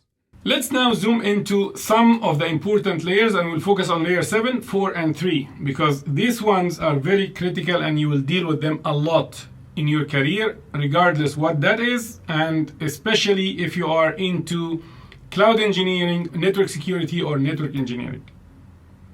The OSI model layers, we have the application which will prepare the data as we mentioned. We have the presentation that will format and scramble or encrypt the data if required. We have the session that will start and stop the sessions to the receivers. We have the transport that will ensure the message will get to the receiver fully and in sequence if required. We have the network that will find the best path, the IP routing through the network. We have the data link layer that will add the delivery details at the switch level or the LAN level, if you will. Physical layer that will identify standards for the cables, and if it is Wi-Fi or signals that will carry the data. So this is an abbreviated definition of the function of each one of the layers. Let's zoom into layer 7, the application layer. So the application layer is the closest to the end user, of course, because we said it will be built into the browser, for example. So this is where the client sits, and that's the browser in front of him or her, and they start working on it.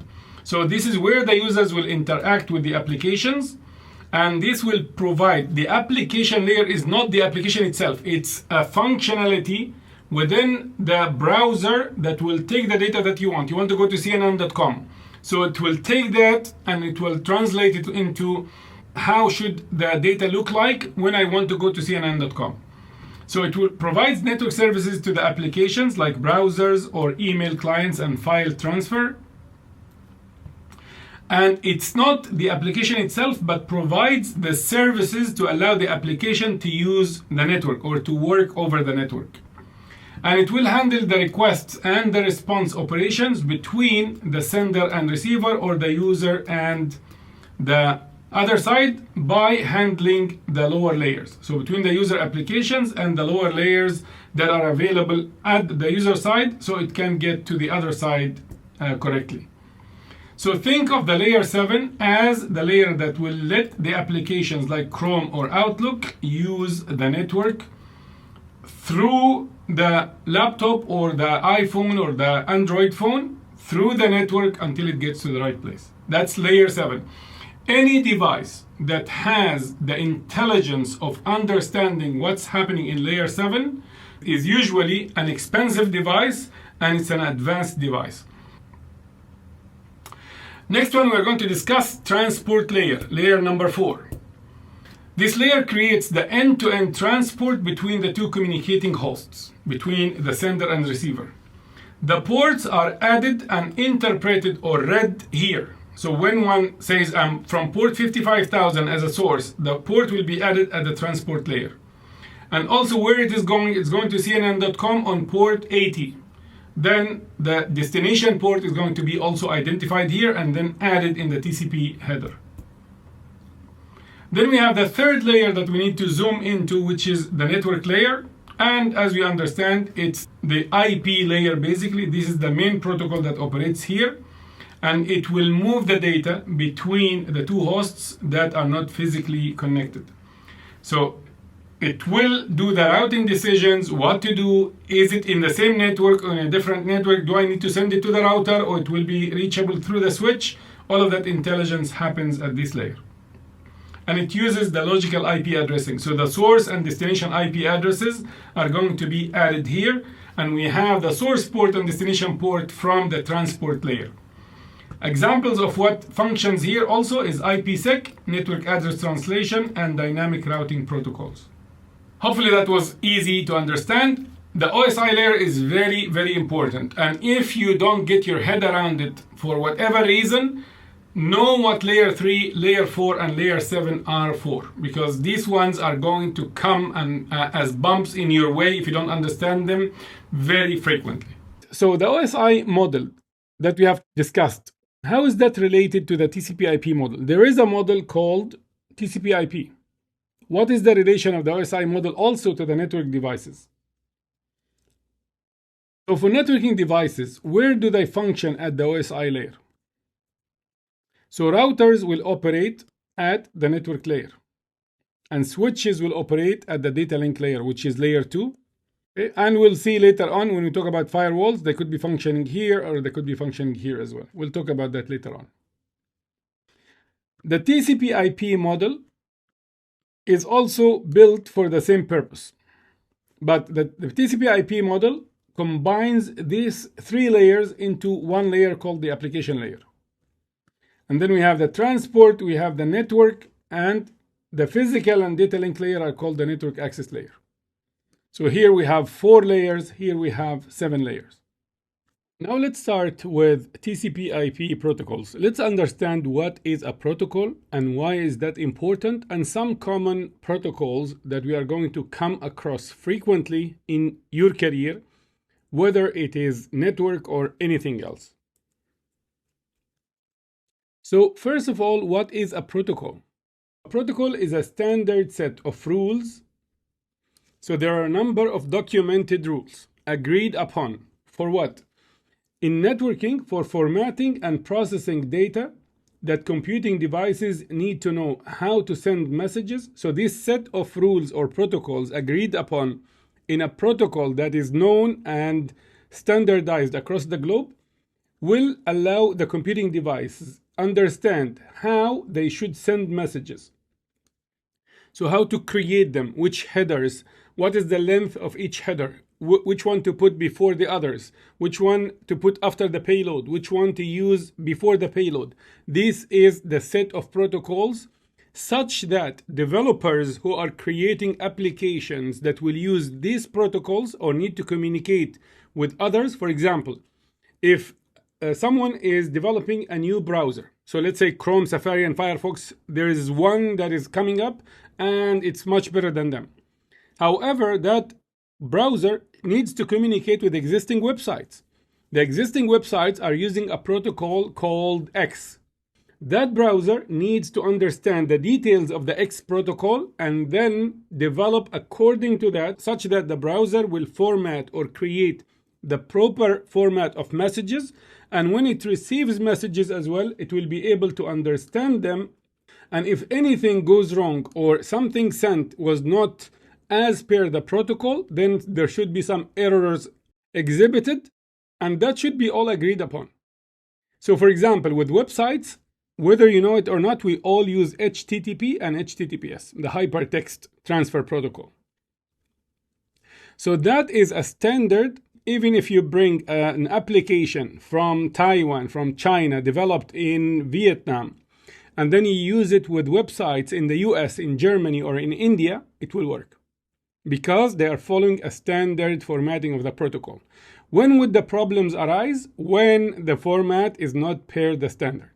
Network protocols are used as a common language to enable network hosts to communicate. So the only reason we create protocols is interoperability and for the successful connection and communication between computing devices and the softwares on them, or the servers and the softwares on them. Just to give you an example, for the application layer, there are certain protocols that are widely recognized, like HTTP, HTTPS, DNS, SMTP for email, FTP for file transfer, NFS for file system, SSH for connectivity. At the presentation layer, we have the ones that deal with scrambling the data or encryption, TLS and SSL. TLS is the newer version of SSL or the successor of SSL.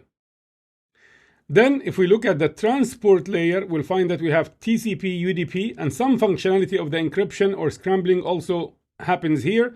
Some documentation will tell you that encryption happens here. Some documentation will tell you that it happens here. Anyways, the recognition of the ports must happen at the transport layer.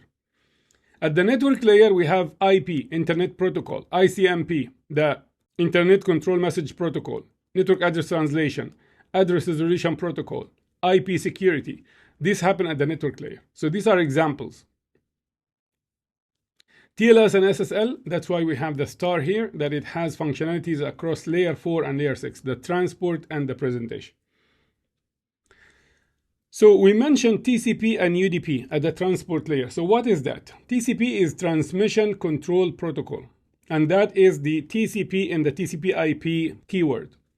Transmission Control Protocol is a protocol used at the transport layer, layer 4. The number of protocol is protocol number 6. Used at layer 4 means it has to do with establishing the connection, if required, between the two parties, between the two communicating parties. So a connection is established. In TCP, the two parties must establish a connection between the client and the server before data is exchanged. And if this fails, data will not be exchanged. So if we think that the client is a laptop and the server is a virtual machine or a physical server with an application, then they have to send a SYN. This is part of the TCP handshake. The client will send a SYN message, synchronized message. The server, because it understands TCP and it knows the protocol, it will understand that this format is for a synchronization message. Someone is trying to establish a connection with me. So after that, they will exchange data with me. So it will send a SYN ACK acknowledging the SYN. So this is again a message that is well known in the protocol TCP, indicating that, okay, fine, I have seen your SYN and I am ready now to start the connection. Then the client is going to send an acknowledgement saying, thumbs up, let's go ahead and start to communicate.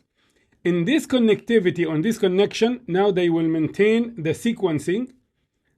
So the sequencing of message, ensuring that messages are delivered in sequence. If one is received out of sequence, then the server will send and say, you didn't send me this message. Please retransmit that message because I didn't get it. They will make sure that the messages are received without errors and with acknowledgements of the receipt and retransmission if there are any missed or unreliable or erroneous packets. Basically, this kind of communication ensures that 100% of the data is delivered, nothing is missed, and nothing is erroneous. That is what TCP is all about. Of course, this is reliable, but it can be slow because you are retransmitting and you are sending a lot of acknowledgements and SYN and SYN ACK, establishing connections first. So if the connection is for whatever reason not established, no communication will happen and so on. TCP, you would use it when you are dealing with critical applications and critical data that you don't want anything to miss. Examples, websites, email. You don't want to send an email and then half of it will be missed in between. And file downloads. You want to make sure that your downloads are complete without missing anything, without any corrupted data. Previous one is reliable but slow. What if we are dealing with voice calls over the network? We're dealing with video streaming. What if we are dealing with games that has a lot of graphics and is sensitive to latency? Then in that case, you can use UDP, User Datagram Protocol. So these are the two major types of connectivity at the transport layer. either TCP or UDP. So again, it's used at layer 4, but this is protocol number 17. The previous one was number 6. TCP was number 6. It does not establish a connection. It doesn't use sequencing, error control, flow control, or acknowledgements. So just send and best effort. If I receive it, good. If I don't receive it, who cares? And one might say, okay, but you might lose data here as well. But think about it. Think about voice calls. So I am talking to you over the phone, and that is voice over IP. We are using an application over the internet, Skype or Zoom or something. And let's say we are doing audio only. Now, if I was speaking and you were following, and then some voice got or was broken, or some words were scrambled, you didn't understand me, or maybe some noise got in between, what would you say? The two parties, the receiving end, which is you would say, your voice is breaking up. Can you please repeat? I didn't get the last sentence, right? So the applications or the users are going to correct or request the retransmission, not the application itself. Same thing for video. If we're doing video conferencing and then the video gets distorted somehow, you would tell me, can we close the connection and start again? And then when we start, everything looks fine. So the two ends can fix problems if they happen. They can realize problems and fix them. For games, it will show in the games as well. So user datagram protocol is important when we don't really care about missing some data, because the two parties communicating can fix or detect that, but we need the speed. So this is just sending a request, the server will respond. There is no SYN or SYN-ACK or acknowledgement. There is no establishing a connection beforehand. So it's faster but not reliable compared to TCP, and use cases include online games, voice calls, video calls, and live video streaming. All right, so to recap quickly, a protocol is a standard set of formats, of message details, and error messages that are used for the successful communication between different parties, regardless or irrespective of who is the developer of the application or the software, for as long as they follow the definitions and the rules in the protocol. All right? Now let's go ahead and look at some common TCP/IP protocols that you will come across. So I'll give you some examples of what you might face and you will face in your engineering roles. So the first one is Internet Control Message Protocol, or ICMP. Simply, the ICMP is a protocol that will be used by one party or one device to send a message, we call it ping, and wait for a response to find out if the server has received it and is alive or not. So when I do ping 8.8.8.8 on my laptop, whether it is in command prompt in Windows or on Mac or on Linux, for an IP address, and the IP address can receive this message, if the server is alive, it will respond and tell me that yes, I'm alive. This is called an echo request, and the response is called an echo reply. And here's a snapshot. We have seen it before. If I do ping 8.8.8.8, this is done from my MacBook.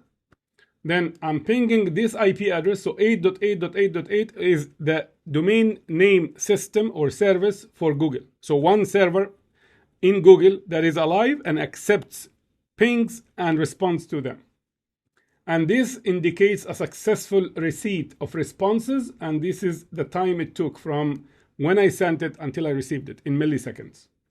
And if I stop it, here it tells me statistics. 5 packets were sent, 5 packets were received, 0% packet loss. It functions at layer 3, very useful in troubleshooting. However, some people misuse this to find out if they are scanning a network to hack it. They will scan the IP addresses by sending random ping messages to find out if servers are alive, and then they will start to orchestrate attacks on these IP addresses. That's why some networks, they will block ping and they don't allow it. So in that case, if you don't receive response, it's not 100% the server is not alive. It could be that the security in the network is blocking ping from reaching the server, and that's why it's not responding. So here, if I had anything at Google to stop ping and say no to ping, don't allow ping, the server will never receive the message. That's why it will never respond. So receiving a response 100% means the server is alive. Not receiving a response, if you know for sure that the server should receive it if it is alive, there is no security to stop that, then that indicates the server is not alive. But if you don't know, you are trying to ping, you are a hacker and you're trying to orchestrate an attack on a specific IP address, you would like to know if it is alive or not. In that case, if that server stops or is not allowed to receive a ping, that is not an indication that the server is down or not alive. You should try some other way to find out. Of course, I'm not trying to enable you to hack servers on the internet. I'm just telling you, when you are doing legitimate work on the internet or in your network, how to use the ping, and you need to be aware whether the other side accepts pings or not. Now let's look at another one, common TCP/IP protocols. We'll look at the secure shell or SSH. This is a secure way for you to log into remote devices. When you log into that remote device, you are going to log in as if you were physically on the device, and then you can start to type commands, troubleshooting, or set up applications, or whatever you want to do. So how does it look like? How does it work? We have a server or a device that accepts SSH connections. So it is a secure shell server. It can accept clients to connect to it securely. That's the whole reason. And then you need an SSH client on your side. So that the client must have an SSH client. The server must have an SSH server. Any Windows 10 and above has SSH client and has SSH server available. And if they are not activated, you can activate them. It's called Open SSH.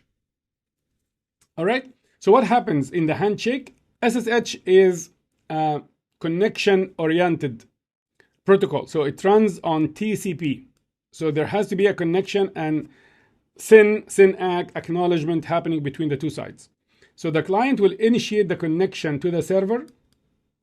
The server will send a key that the client can use to scramble the data and start to send the data. So they will negotiate the connection parameters, and then the client can use that key in order to communicate with the server. That key is used to scramble the data. We are going to discuss scrambling the data in the next module. All right, so whoever, if there is any man in the middle that tries to copy that data, they should not understand it because they don't have that key. They don't have the key phrase that scrambles the data. So the data will be garbled, will be scrambled. They will not be able to know what it means. And that's the whole point. So SSH, it's a secure way to remotely access and control another computer over a network. It could be over the internet, and it could be over a local area network or a private network, local area and wide area, and so on. Data transfer between the two ends is secure, encrypted, scrambled. So nobody can see the data transferred over the connection, and SSH operates at the application layer, layer 7, and uses what I meant by uses TCP. It uses port 22 at the transport layer. Why is it at the application layer? Because the presentation, as we mentioned before, is responsible for the encryption. And that's why they say it's at layer 7. However, the actual port used is TCP 22. It runs over port TCP 22 at layer 4. All right? And SSH is especially useful for managing and administering servers. Example use cases: you would like to log into a remote Linux system to manage it and run commands. That's a solid example. Let's go ahead and do a demo and show how this works. So let's go ahead now and do a demo. What we will establish is we will have an AWS Linux EC2 instance, and we will try to SSH into it from a Mac or Linux client. What am I going to try and do? How does SSH work in AWS? So we'll have a virtual machine, Linux virtual machine in AWS, an EC2 instance. And by default, it has an SSH servers, and it works the following way. When you try to connect to the, when you try to create the instance, there is an option to create a key pair, an SSH key pair. A key pair means we have a public key that will stay in the instance in the AWS side, and we have a private key that you will download it, and you don't have a choice. As soon as you create the pair, it will be downloaded to your laptop. We will see it in the demo. So the SSH key pair that we are going to create is how the negotiation happens for security between the two parties, and the key will be used to scramble the data on this side, and the public key will be used to decipher or descramble or restore the original message on the EC2 instance side. What if you try to connect via SSH and you don't have the right private key? The connection will be refused. So that's exactly how it works, and that's how we'll do it now. Please remember that the public key remains in AWS and a private key that will get downloaded to your computer. And the key pair is used for authenticating the SSH connection to the EC2 instance. SSH server is like a security guard at the entrance of an important place. The client is trying to connect to the instance, get into the instance, right? So the security guard, the SSH server, will say, can you present your ID, please? And the ID in this case, the analogy, is the private key that will be presented with the connection request. The server will look at the ID and then look at the list of people who are allowed. If the matching public key, remember we said we create a key pair, so they are a matching public-private key. If it finds a matching public key, it will allow you inside and say, welcome to the instance. You can now log into the instance. And afterwards, the same will be used for the encryption, as we mentioned. So let's go ahead and do that in the AWS console. All right, so here is my console. What we'll do now is we are going to create a virtual machine in AWS in our custom VPC. And we are going to create a key pair and download it. The instance must be accessible from the internet, so we will launch it in public subnet 1 that we have created before, and we'll download that key pair. Then the instructions will be available in the console on how we can connect to it using SSH. All right, so let's call this testing 2. You can call it whatever you want. The name here doesn't matter actually. I'm going to go with AWS Linux as well, so Amazon Linux. And I'm going to use the free tier T2 Micro because I don't want to pay any money.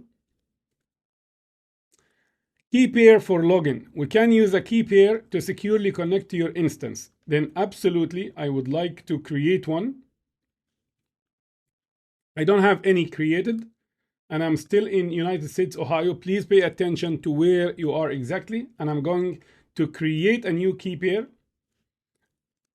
I'm going to give it a name, testing 2.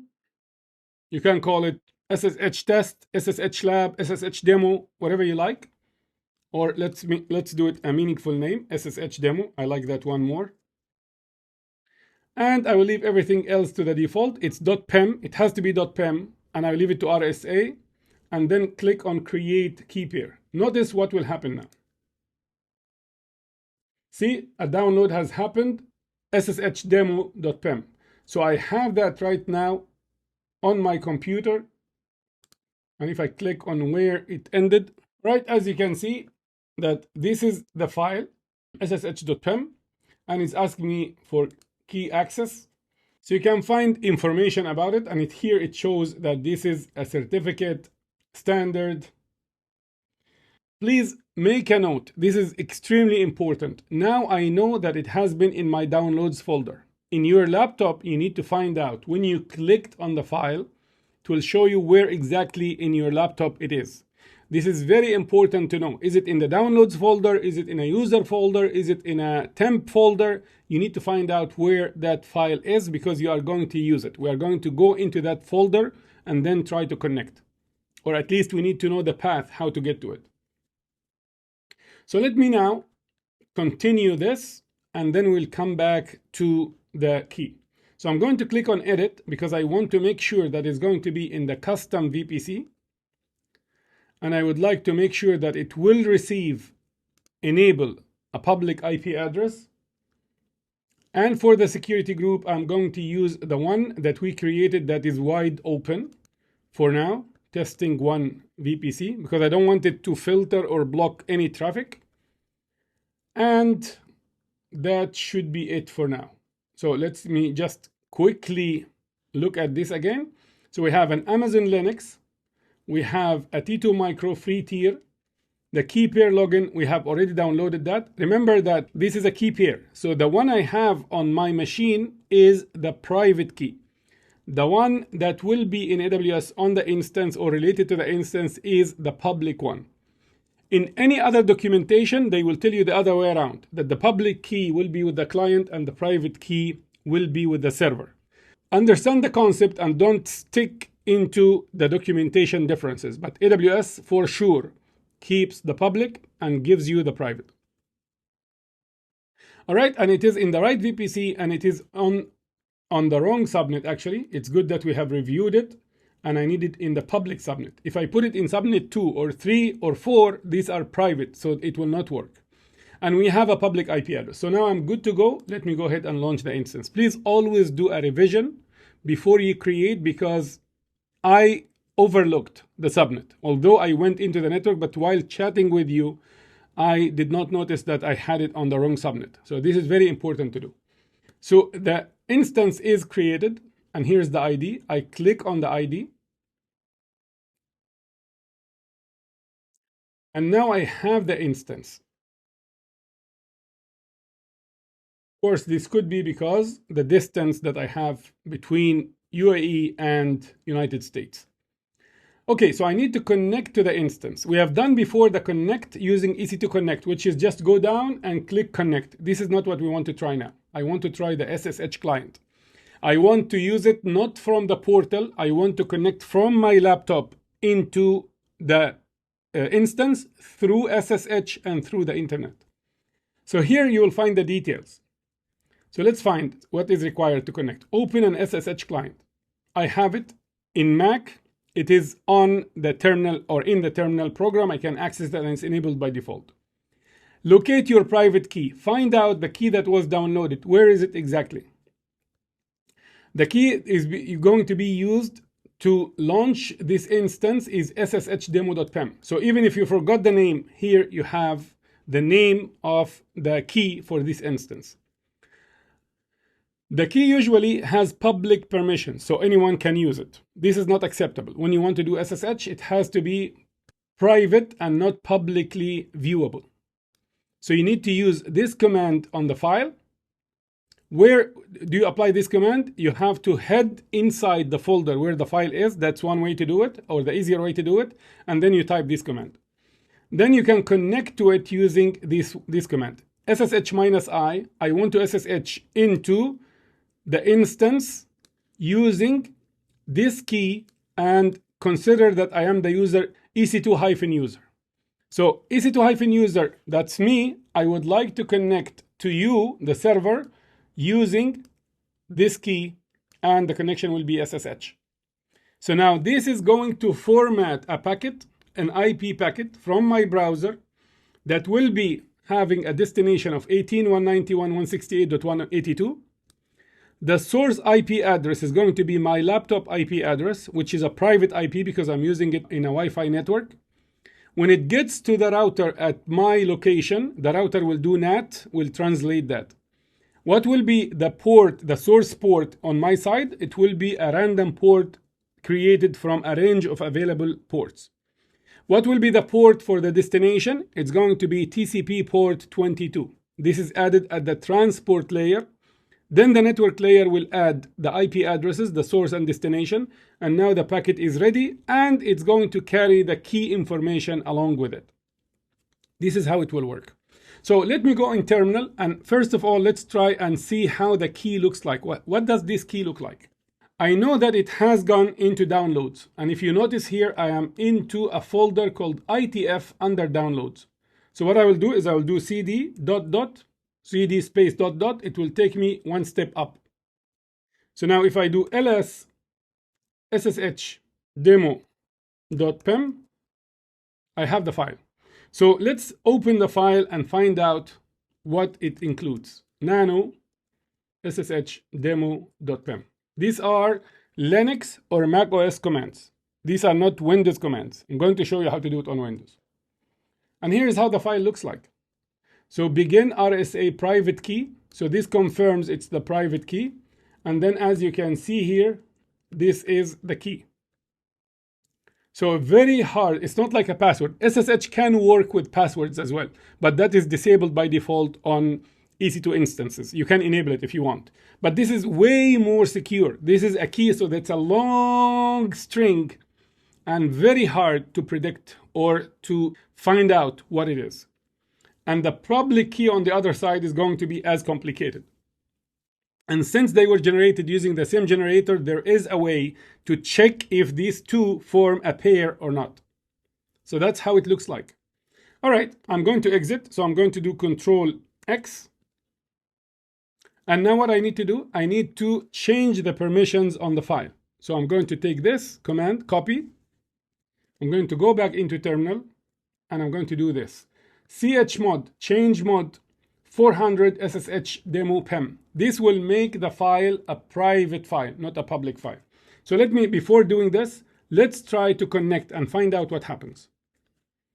So I'm going to jump to the last step, copy this, and try to connect and see what happens. So here it's telling me the authenticity of this host cannot be established. I don't know if this is a secure host or not. However, are you sure you want to continue? And I will say yes. So it's giving me yes, no fingerprint. So I'm trying to connect now. See what happened? Bad permissions on the file. Why? The permission is denied because it's a public key. You have to change the permissions beforehand. It has to be secure. And this is unprotected private key file. So SSH is smart, even it checks whether the key access is open or closed. So what I will do now is I'm going to copy, not this one again, to lock down the permissions. I'm going to use it. And then I'm going to repeat, let me clear. I'm going to repeat the same SSH command. Press on the arrow keys up and down. It has the history and it repeats the commands. So now I'm going to click.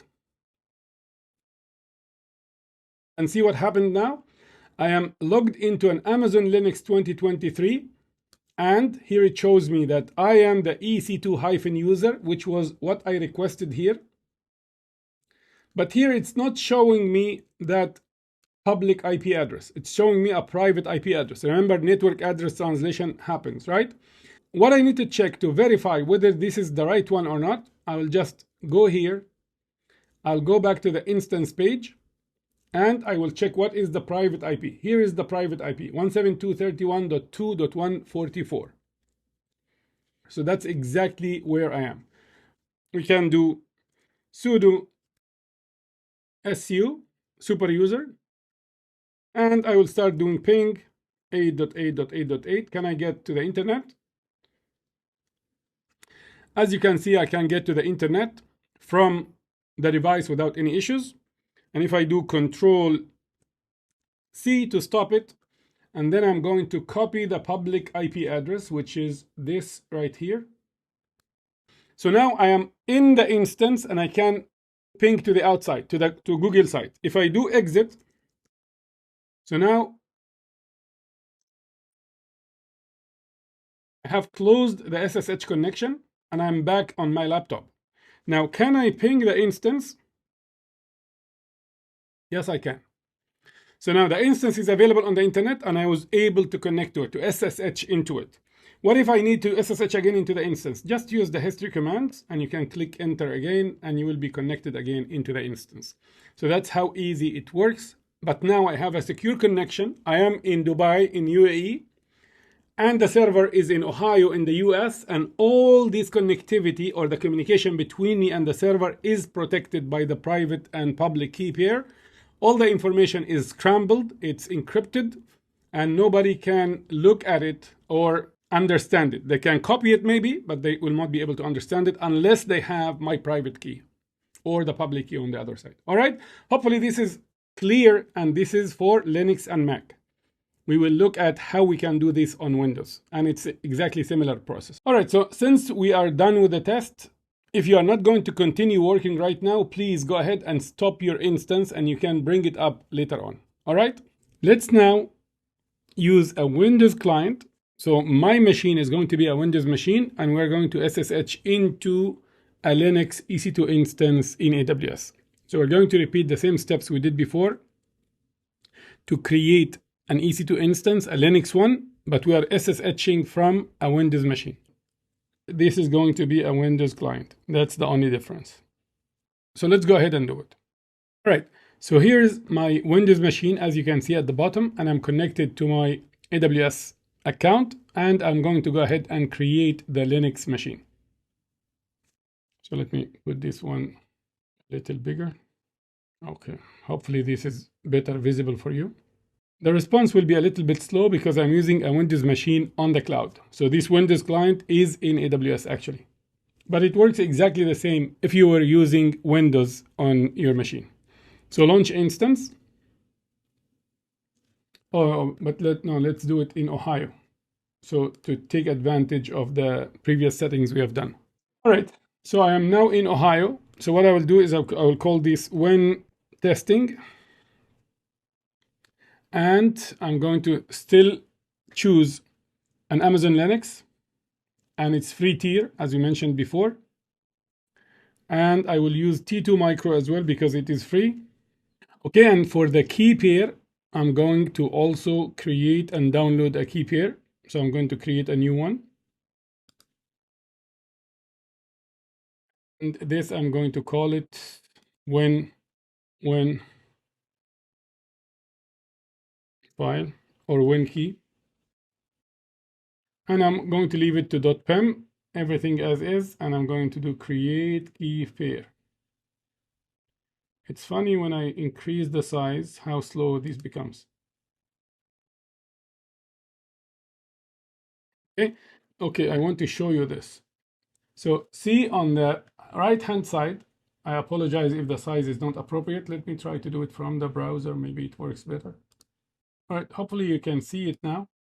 So it has downloaded a file on my laptop, and that is the PIM file, the when key file.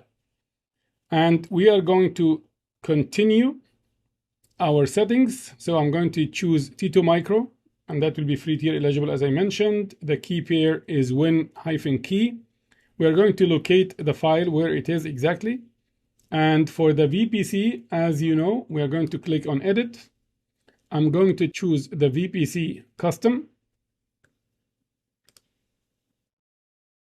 And for the subnet, I'm going to choose the subnet 1 public to make sure that it will receive an IP address. This is very important. Auto assign IP address must be enabled, not disabled.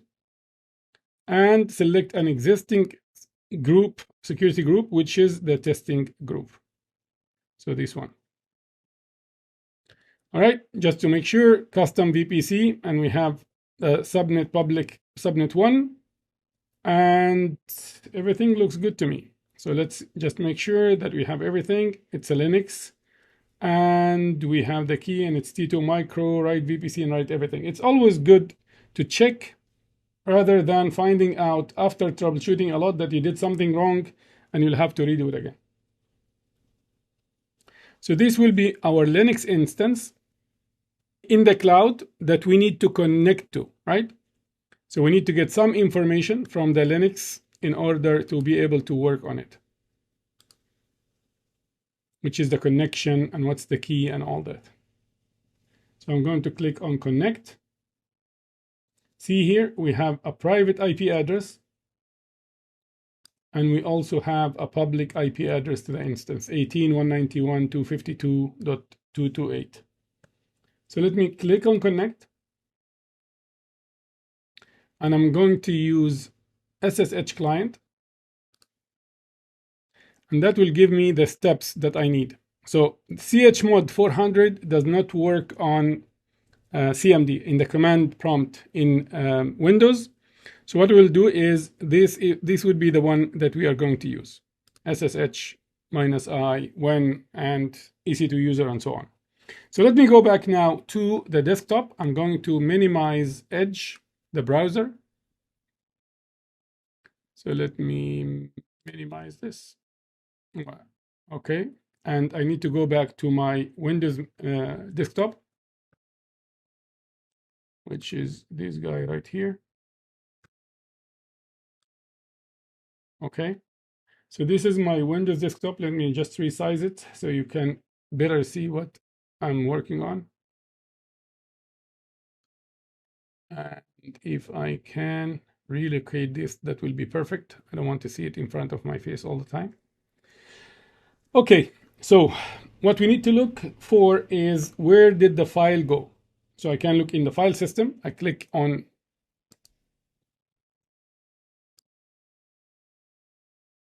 and hopefully in downloads. And let me look. Yeah, it is in downloads. So it's very important to locate where did the file go in order to find it. And win-key.pem is the name of the file. All right, now I need to get to the command prompt. So what I will do is I'm going to type cmd here, and you will see that it will show here. Double click on that. So this is the command prompt. Whenever you hear me talking about the command prompt, this is what I'm talking about. So let's relocate it to the middle of the page. And here, let's enlarge it a little bit.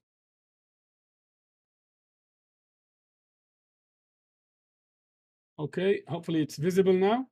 So what I will do is I'm going to do cd downloads. And if I do dir, just to check, we have here the file, the winkey.pem. So what do I need to do now? I need to get the command for the ssh-i to try an SSH from here. So where do I get that from? I get it from the browser window. So let me minimize again and get to Edge. And I'm going to copy that from here. Oh, actually, I had copied it. Anyways, that's okay. And I'm going to go to command prompt again. And let's try and see if it works. So now I am on the same directory where the win-key.pem file exists.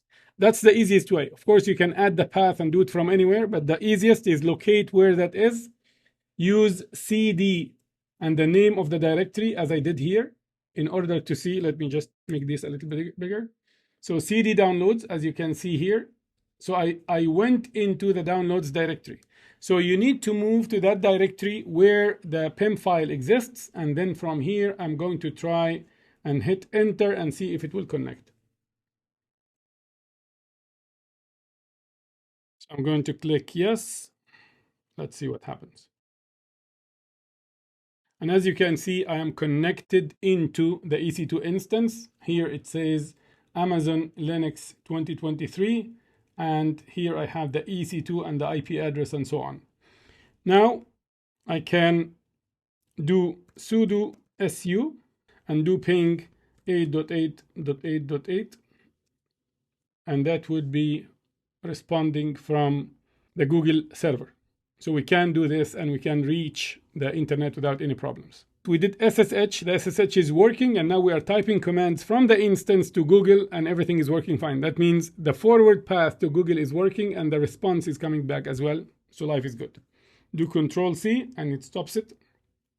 And as you can see here, we have 0% packet loss and we have sent this many and this many were received and life is good. All right, so hopefully this is clear how you can do it from Windows, and this is very easy as you can see. Don't forget to terminate the instance because we don't need it anymore here. So what I will do now is I'm going to exit from here, exit, and then another exit. And now I'm back into Windows. I do CLS. In Linux and Mac, we do clear here CLS, and it will clear the window as you can see. All right, so what I will do now is I don't need the instance anymore, so I'm going to go ahead and remove it. Why? Because if you leave it for extended period of time, and if you are not on the free tier, or if you have some credits and they finish, you will start to get charged, and I don't want you to spend money if you can avoid it.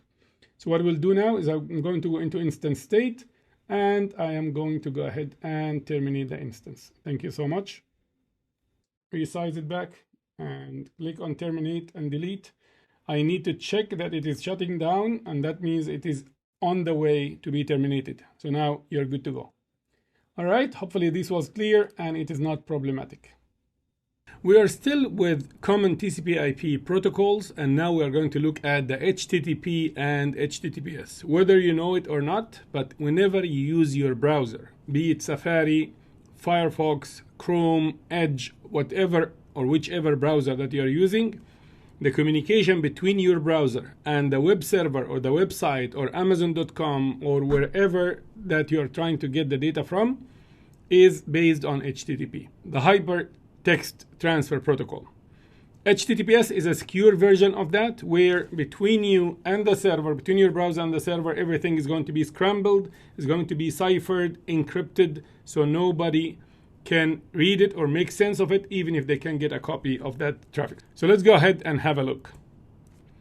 Let's start with HTTP, Hypertext Transfer Protocol. So it is a set of rules that web browsers and websites use to communicate with each other. So this standard was primarily created for the smooth and successful communication between browsers and the websites. And the websites can be anything. It can be Gmail, it can be hotmail.com, it can be British Telecom, it can be CNN.com, any website. So what does it do? It allows the browsers like Chrome or Firefox to request web pages for you to sign into your online banking, for example, to look at your accounts. These are different pages on the websites. And when the requests are sent, then the website will understand what exactly you want, and it will send the information back. And that's how you get the websites in your browser and you can look at them. As in SSH, it functions at layer 7, at the application layer. And it uses TCP port 80 at the transport layer or layer 4. And if we said TCP means what? It means the two parties, the source or the client and the server, are going to communicate and establish a connection, and they will establish the rules of that connection. So the sequencing of packets, the retransmission when needed, errors when there are errors, what are the error codes that will be sent if a page is not available or the website is down or whatever. So they will agree on this set, and then the connection will start. So the send, ACK, and acknowledgement is going to happen beforehand. So this is the port it uses at layer 4. And here's an example.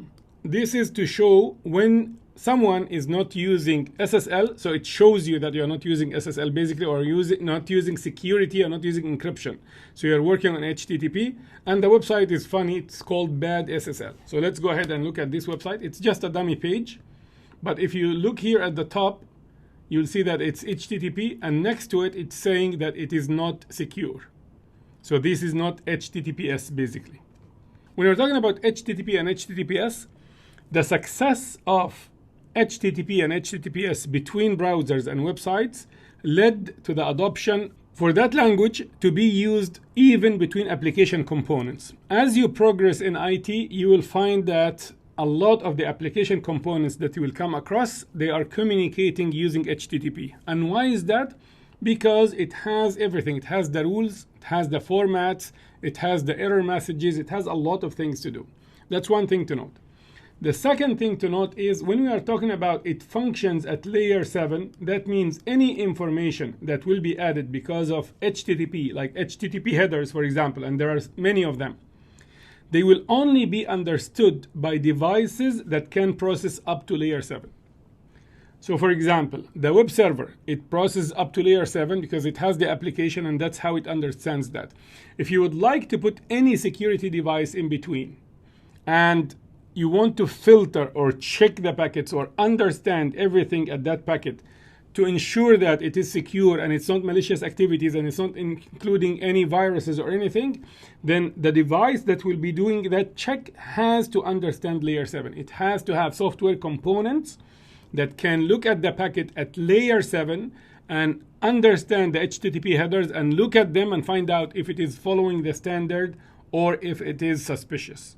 So this is very important, and that's why we mentioned layer 3, layer 4, and layer 7 are going to be bumps on the road. You have to understand in order to assimilate what you need to do from a networking perspective, from a security perspective, from a lot of features that you are going to use, whether in the cloud, in the network, or in cybersecurity, or in a lot of other things. Now let's move on to HTTPS, the secure version of HTTP.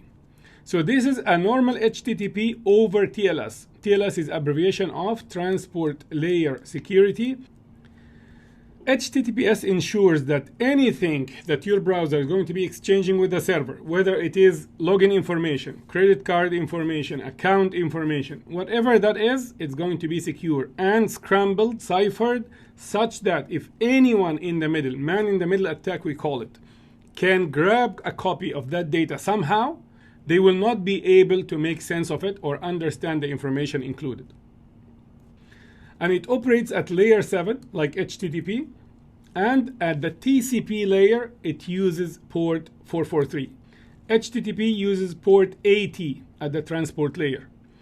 Can I configure my server, my website, to listen or to function at a different port other than port 80, which is a default? And the answer is yes. You can configure it to run at port 8000, maybe 8080, and in that case the client and the browser that are going to be communicating with the server, if the server is listening now based on the updated configuration at port 8000, then anything sent from here should be communicating with port 8000. Otherwise, if this communicates with port 80, but the server is not functioning at 80 anymore, it will not happen. The communication will be broken. HTTPS functions at TCP port 443 at layer 4, and examples would be a lot of things. Could be CNN.com. As soon as you get to the website, you'll find here, it's not saying that it is not secure. And if you click on this, it will tell you that the connection is secure. And if you look here, you'll find that this is HTTPS.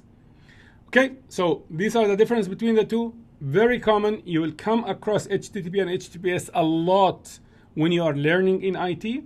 So that's why you need to know them. Whether you are a developer, a cybersecurity consultant, a network engineer, a cloud engineer, DevOps engineer, you will come across HTTPS a lot. So it's very important to know HTTP and HTTPS. If you are a developer, maybe you need to dive deeper into these protocols because you are going to build software that will start using HTTP and HTTPS. All right, so hopefully this was easy. This content will not be possible without diligent viewers like yourself. So if you would like to support more free content like this one, please consider purchasing the VIP bundle that has all the demo scripts, and it has the PDF guide, and it has all the videos spliced into individual lectures as opposed to one long video. And it has more content or more depth than this video as well.